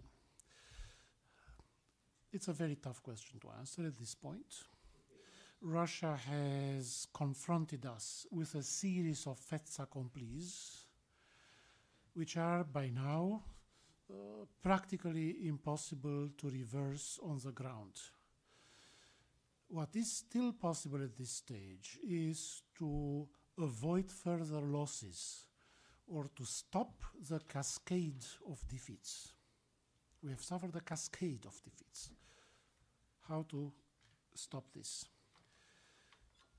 One departure point, I think, would be to realize that the states in the eastern neighborhood require not regime change efforts, but state consolidation efforts. No more color revolutions, no more Maidans. Engagement with effective power holders. I would like to start with Belarus. I took part in a brainstorming on Belarus 2 days ago in Brussels, where I made the same point. Belarus is, after all, in the Russian world, exposed to Russian re-expansion. And according to public opinion polls, most Belarusians regard themselves as a people indistinguishable from Russian people. So where does this leave Belarus in the Putinesque Ruski Mir? Necessary to engage with the power holders in Belarus. On Ukraine, I think it was a mistake for the United States to accept to take federalization under consideration in bilateral discussions with Russia. This should have been ruled out from the start, not making a subject of discussion. Perhaps the United States thought that it might gain time before May 25, but one should not make commitments, long-lasting commitments of a constitutional nature under the pressure of a short-term political deadline. So I would urge American politicians, American policymakers, not to discuss federalization of Ukraine with Russia at all, not to make it the subject of bilateral discussions. You don't have to reject it officially out of hand, but don't discuss it. That's about Ukraine. About Moldova. Send European Union observers on the ground, starting with the Gagauz region, starting with Belz in northern Moldova, which is one, I spoke yesterday about the threat that federalization of Moldova would turn into cantonalization, a breakup into even smaller units, which would be the Gagauz area, the Bulgarian-inhabited Taraklia district, and the city of Belzi. So I think the European Union should be urged to send observers on the ground in the Gagauz area, in Belzi, in Taraklia, for one thing, to explain the benefits of the association agreements, which the local population is completely unaware of, partly because they are Russian speakers, and they listen only to Russian media. On Georgia, sorry, another point on Ukraine. I think it was a mistake to send OSCE observers to Ukraine. Some European governments proposed sending EU observers to Ukraine in recognition of the fact that the current Ukrainian government is EU-oriented and wants to move to Europe. It was Germany who prevailed in the internal European Union debate to send OSCE observers instead of EU observers. The OSCE was designed from the beginning to handle security and other aspects of the gray zone, unsafe zone exposed to Russian aggression. The decision to send OSCE observers to Ukraine instead of the EU observers is a negation of the Ukrainian government's European aspiration and amounts to relegating Ukraine back into the gray zone. And it was a decision made under the pressure of Germany and Italy and like-minded governments. So I think the EU should return to this issue and send EU observers, not OSCE observers whose mandate and mission and extension of mission would have to be negotiated with Russia inside the OSCE. On Georgia, NATO's open door policy faces a make or break test, the ultimate test for NATO's open door policy. If Georgia does not get a membership action plan at the summit in September, then we would know that NATO no longer has an open door policy. And I think this should be our talking point with NATO, way before the September summit in Britain, well before, because the final documents for the summit will be finalized a few weeks before the summit. On Azerbaijan,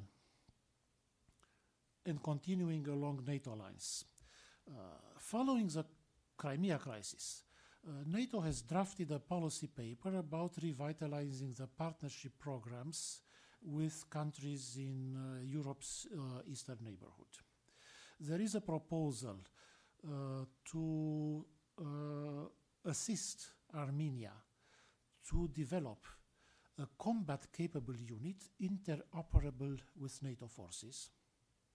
So this would be a hard security undertaking on the part of NATO. For Azerbaijan, the proposal is to assist Azerbaijan in providing security for pipelines and other infrastructure. This is, of course, very useful and needs to be encouraged. But it is asymmetrical by comparison with the proposal to Armenia. I think Azerbaijan deserves at least the same, to have an Azerbaijani unit selected for being made interoperable with NATO forces.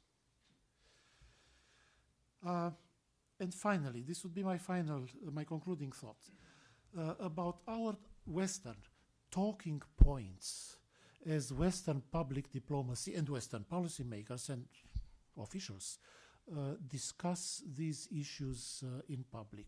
I think the West collectively is using a number of totally counterproductive talking points. One is de-escalate the crisis. Of course, de-escalation is desirable, but to ask Russia every day to de-escalate the conflict is the same as saying, please don't escalate further because we cannot keep up with your escalation. So it conveys weakness. This is a bad talking point. Another bad approach is to personalize Russia's policy, demonize Putin, and use the word Putin as a stand-in for Russia. This is Putin's policy. We personalize the policy and we demonize the person. This is also counterproductive. It implies that Russia's policy is the product of one leader, and it sets the stage when Putin is no more for the West to rush to embrace the next Russian leader. With great relief that Putin is no more, therefore there is a chance for Russian policy to improve and rush to embrace the next Russian leader, as we saw happening when Medvedev became president, and the West rushed to embrace Medvedev, not realizing that he was a stand-in for Putin. So don't use Putin as a stand-in for Russia. It's Russia, it's not Putin. It's historic Russia. It's not the person of the current leader in the Kremlin. It's historic Russia. It's not the Soviet Union. It is a historical process that went on for centuries between Russia and Ukraine. We are witnessing the latest phase in this multi-century process. So it's Russia, it's not Putin. Next counterproductive talking point is to compare what happened in Crimea with the Anschluss of Austria in 1938 or the Sudetenland crisis in 1938, or to compare Russian propaganda about Crimea with Goebbels and so on. Again, there is no need to resort to the history of third countries to explain what's going on between Russia and Ukraine. What's going on between Russia and Ukraine has its own historic dynamic. This is Russia treating Ukraine. No need to resort to examples from the history of a third country. Putin is not Hitler. He's smarter, if anything, and more dangerous. Thank you. My presentation concerning all this situation, I think that I would like to outline 5 points concerning this situation. I think that these countries should go to consolidation and strengthening relationships between Azerbaijan, Moldova, Ukraine, and Azerbaijan. And you know that today we have a Guam, but we didn't feel this is a force of Guam. At the same time, I think that these countries should go to the strengthening internally all these situations that damage from Russia-supported separatism. It is a problem. In comparison with Azerbaijan, all other countries, Moldova, Georgia, Ukraine, are weakly internally, I think. For example, I have examples, Israel. Israel, you know that from independence of Israel, 66 years, we have 7 wars. And during the 7 wars, we created the state which defend itself. Yes, we have support from United States of America, but all experience and all achievements of Israel today is Israel's achievement itself, not other states. And I think that Russia's imperial ambitions are the reflection of, first of all, Obama's weak administration policy in the world. We feel this problem in the Middle East, we feel in the South Caucasus, and in the post-Soviet space. And concerning Karabakh, I think that Azerbaijan should continue to strengthen armed forces. And you know that State of Israel and Azerbaijan are very good relations in all the fields, political, military, economical.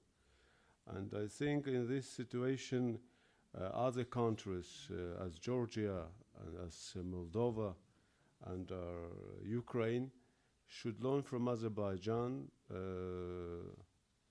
to carry out stable and balanced foreign policy. It is very difficult, I know. It is very difficult, but I think example of Azerbaijan for carrying out balanced, stable policy without emotions, it's a good example for other countries which emerged from separatism policy of Russia. Thank you. Thank you. Kamil? Yes, I will actually not be taking the floor too long, for there's not much to add, especially in the Moldovan subject after great, wonderful resume of Mr. Sokor, with whom I actually traditionally agree. So well, perhaps I will just limit myself to expressing gratitude and thanks to organizers of this conference and all the participants. I'm actually very happy that I could be here to listen to all the presentations, to speak to you actually after the conference as well.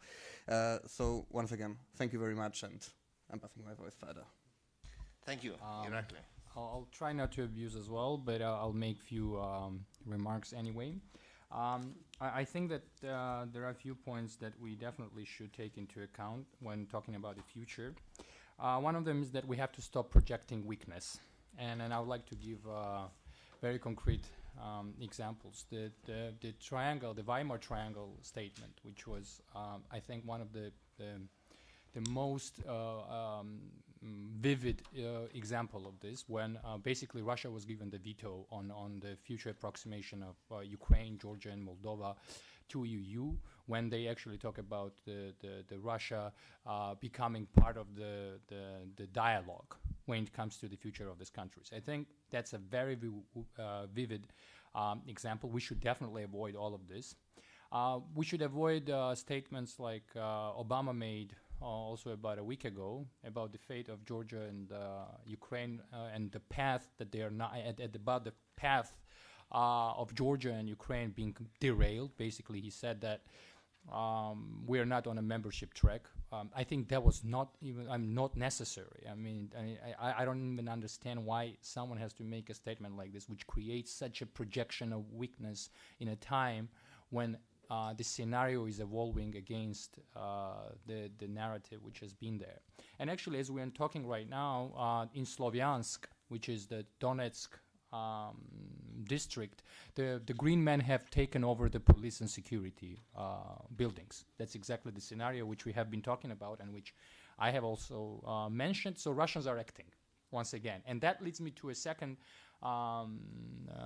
let's say, remark I want to make. It's time for the West to start not only reacting, but also leading. Because right now, as we're seeing, the sequence of events is proposed by Russians, even as we speak. So this problem of being secondary and the problem of being reactive is very starkly observed. And I think not only by us, but by Russians as well. I talked about this.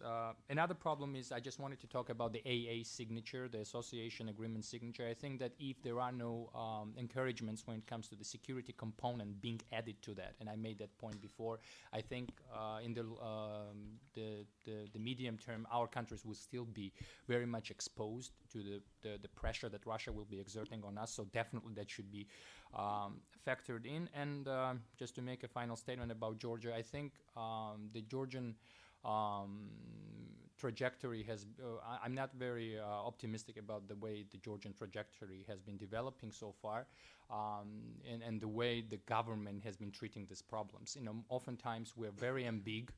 We don't make a very clear statement about the future of Georgia. The Russian narrative has been increasing. Actually, as we speak, in Georgia we have many more groups which are openly pro-Russian. They stage certain events and demonstrations with high intensity. There is definitely an increased narrative about pro-Russian future of Georgia. So I also see that the momentum for Russia is increasing in Georgia, provided that Russia is gaining upper hand, plus the West is hesitating. So I see that there is this balance observable there. So I guess I'll stop on that. And that's it. And thanks very much for organizing this event. It has been extremely important to talk about these issues. Thank you. Thank you. Well, Diba. I don't have very much to add, and I'm kind of tired actually, but I will say a few things. After having been relatively cynical today in my talk about Turkey's potential role, and a few things that come to my mind that could help, but are also not very feasible or likely, is another frozen conflict that we didn't talk about, obviously, because it's not in the post-Soviet space, but it's a frozen conflict that thankfully is not linked to Russia, and that's Cyprus. And that, if there is actually movement on the Cyprus front, which America is pushing hard nowadays, and if that unleashes the accession process of Turkey with the EU, I think that could render Turkey a little bit less bitter with regard to the West, and in general could make Turkey a more useful, at least, more prone to use its pivotal position in certain critical junctures on behalf of the Euro-Atlantic, which could help at certain times and places. Another point, I complained about the fact that Turkish civil society, Turkish anybody, is not very engaged in the discussions about the conflicts in this region, kind of disconnected, unaware, unimpassioned. And so I think a little bit more engagement of Turkish actors, be it think tanks or advisors or whatnot, into the Euro-Atlantic debate, so that there's a stronger understanding that might create a more informed debate, would be useful. That's something the EU can do. It's been mentioned a few times, the Gagos, Turkic people and some other communities in this region, that Turkey could have some positive soft power, some constructive outreach towards. I think that's a potential that's not being utilized. And finally, the point that Vladimir made about 2015 and the potential crisis, which I agree that there is a crisis. Turkey is very reactive about history. In a way, we've put ourselves in a trap by being passive and therefore enabling this link to be drawn with the border and dealing with history. Maybe Turkey should go ahead and, commit itself to a history commission that doesn't necessarily have to be agreed with by the Armenian side, but that has an international authority and credibility, neutral historians of international stature and whatnot, and deal with history where history should be dealt with, some kind of arbitration platform, and once and for all de-link this Karabakh issue from 1915 to get out of this geostrategic knot that I think is a lose-lose equilibrium that 2015 could very well actually play into Russia's hands in this region as well. If it leads to a fumbled effort by Turkey to normalize relations with Armenia and therefore strain its relations with Russia, with Azerbaijan, giving Russia an inlet into the situation, or severing of Turkey, U.S. relations because of a genocide resolution that again will only play into Russian hands. So I think a way out of that is for Turkey to be a little bit more forthcoming about its own issue and somehow not victimizing Azerbaijan for a second time. Thank you, James. Right, I'm also on my last leg, so I'll keep this quick. 3 quick points then. One, just to back up what Irakli said, and stay strong and don't project weakness is incredibly important right now. We really are at a crux point, a very crucial time, and so now more than ever we need to stop telephoning Vladimir Putin. There is not a little Gorbachev trying to get out of him, and please could we finally recognize that.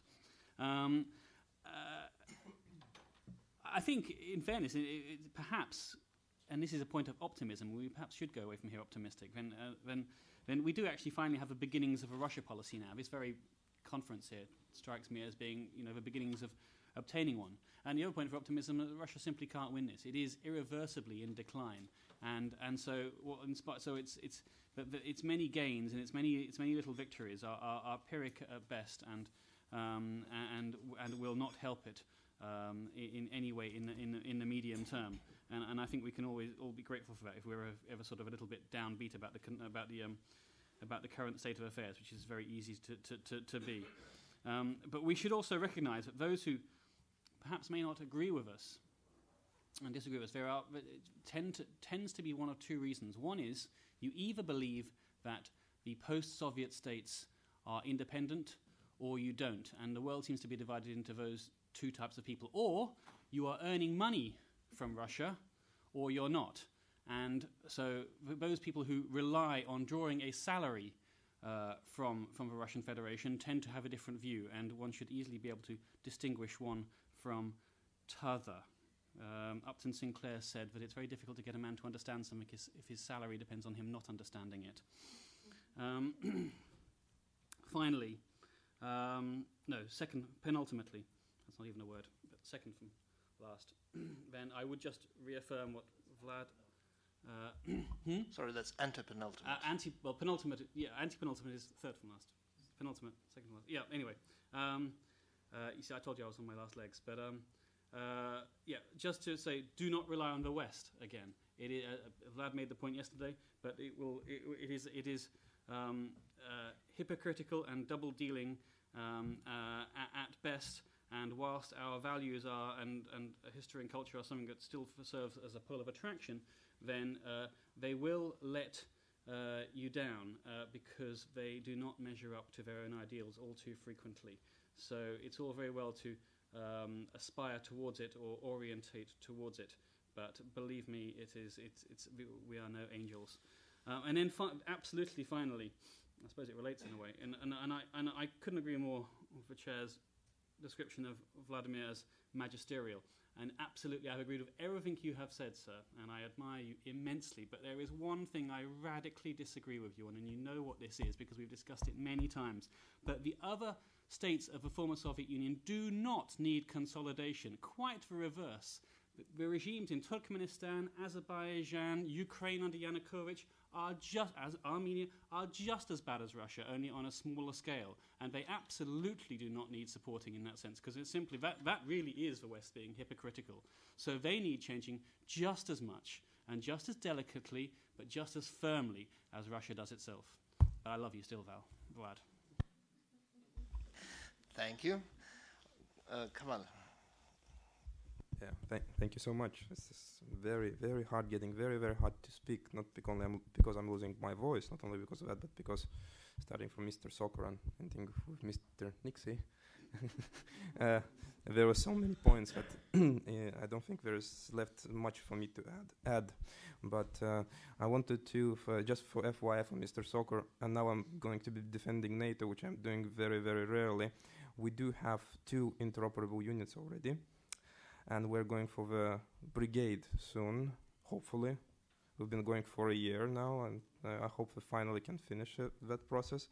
So, and why they're doing that in Armenia? Because I think the Armenians are putting up a strategy of doing some kind of a hybrid double army, because they have even Academy of NATO there and the CSTO Academy, both training the officers for the armed forces. How they're going to make that hybrid version happen escapes me still, but that's the situation on the ground.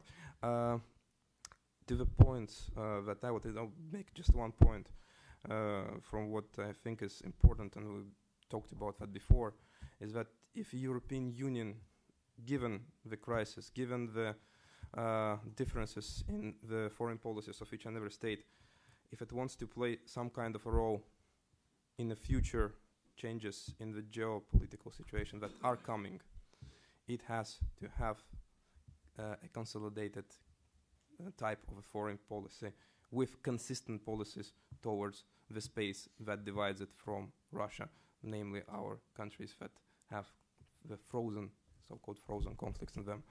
You have to do that, otherwise you are going to retreat up to United States and even farther into the ocean. That's it. Thank you very much.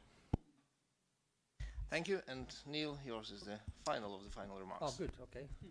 I've only got half an hour of remarks here, so I'm very happy with that. No, just a couple of points. I mean, I think just to carry on what I was saying before, well, to me, of course, we're in a difficult situation because we've been shown to be quite weak in some respects. And so I think we have to now start this process of a strategic rebalancing, which won't be fast, but nonetheless, it's important to begin to signal that is happening. The first point I would say is your point, is I think that, in the EU context, we need to start thinking about this region as a whole and joined up thinking about it. At the moment we have a highly fragmented approach. I mean, there's the Central Asia strategy, the bilateral dialogue with Russia, the South Caucasus, the ENP, the Eastern Partnership, I mean, the Black Sea Synergy. It's just a bit of a mess. I mean, so we have to try and begin to think about this actually as a single region, a geostrategic space that EU policy engages in that region in an effective way. And I mean, there are some very practical things now. We see now that as a result of the Lisbon Treaty now, the EUSR structure is under attack in EU. I mean, we've lost the Central Asian EUSR for the moment, the South Caucasus one. This can't be a positive step forward. I mean, we're just shooting ourselves in the foot by losing these key sort of high-profile political points in the European Union foreign policy structure. So you have to try and address that, I think, to get back on track a bit there.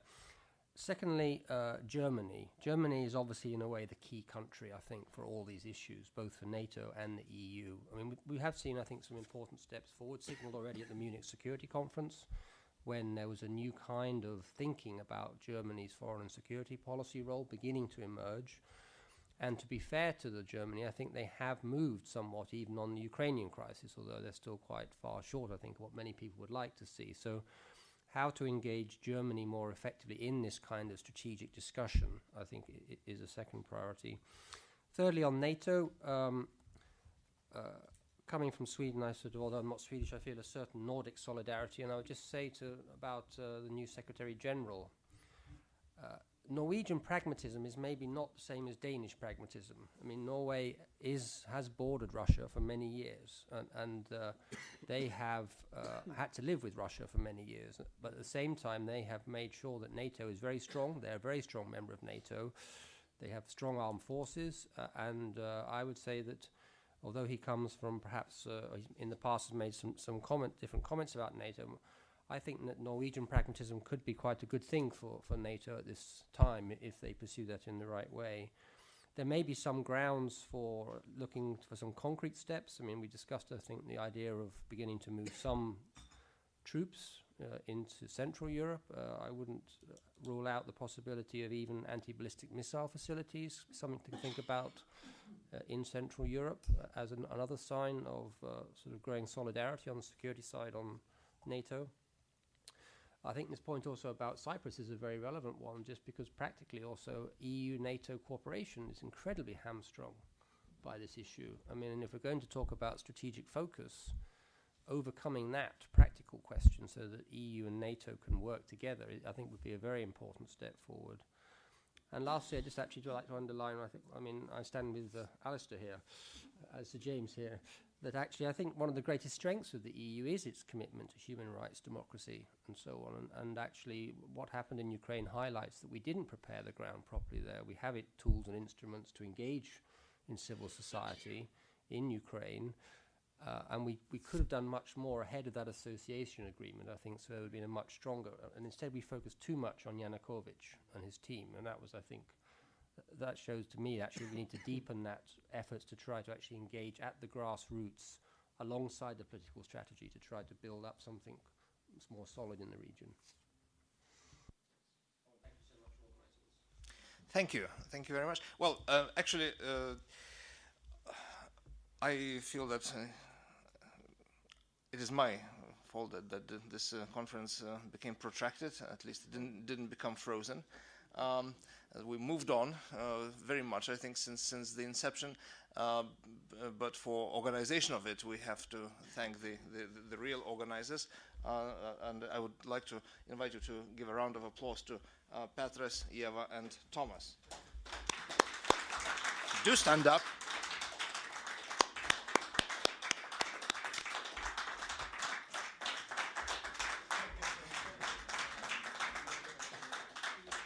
Well, I think that's this protracted applause is an invitation to an encore, but not today, not today. And we just have one last duty to perform. I would like to invite the panelists and the organizers for a family photo, as it were, just here at the end of the room.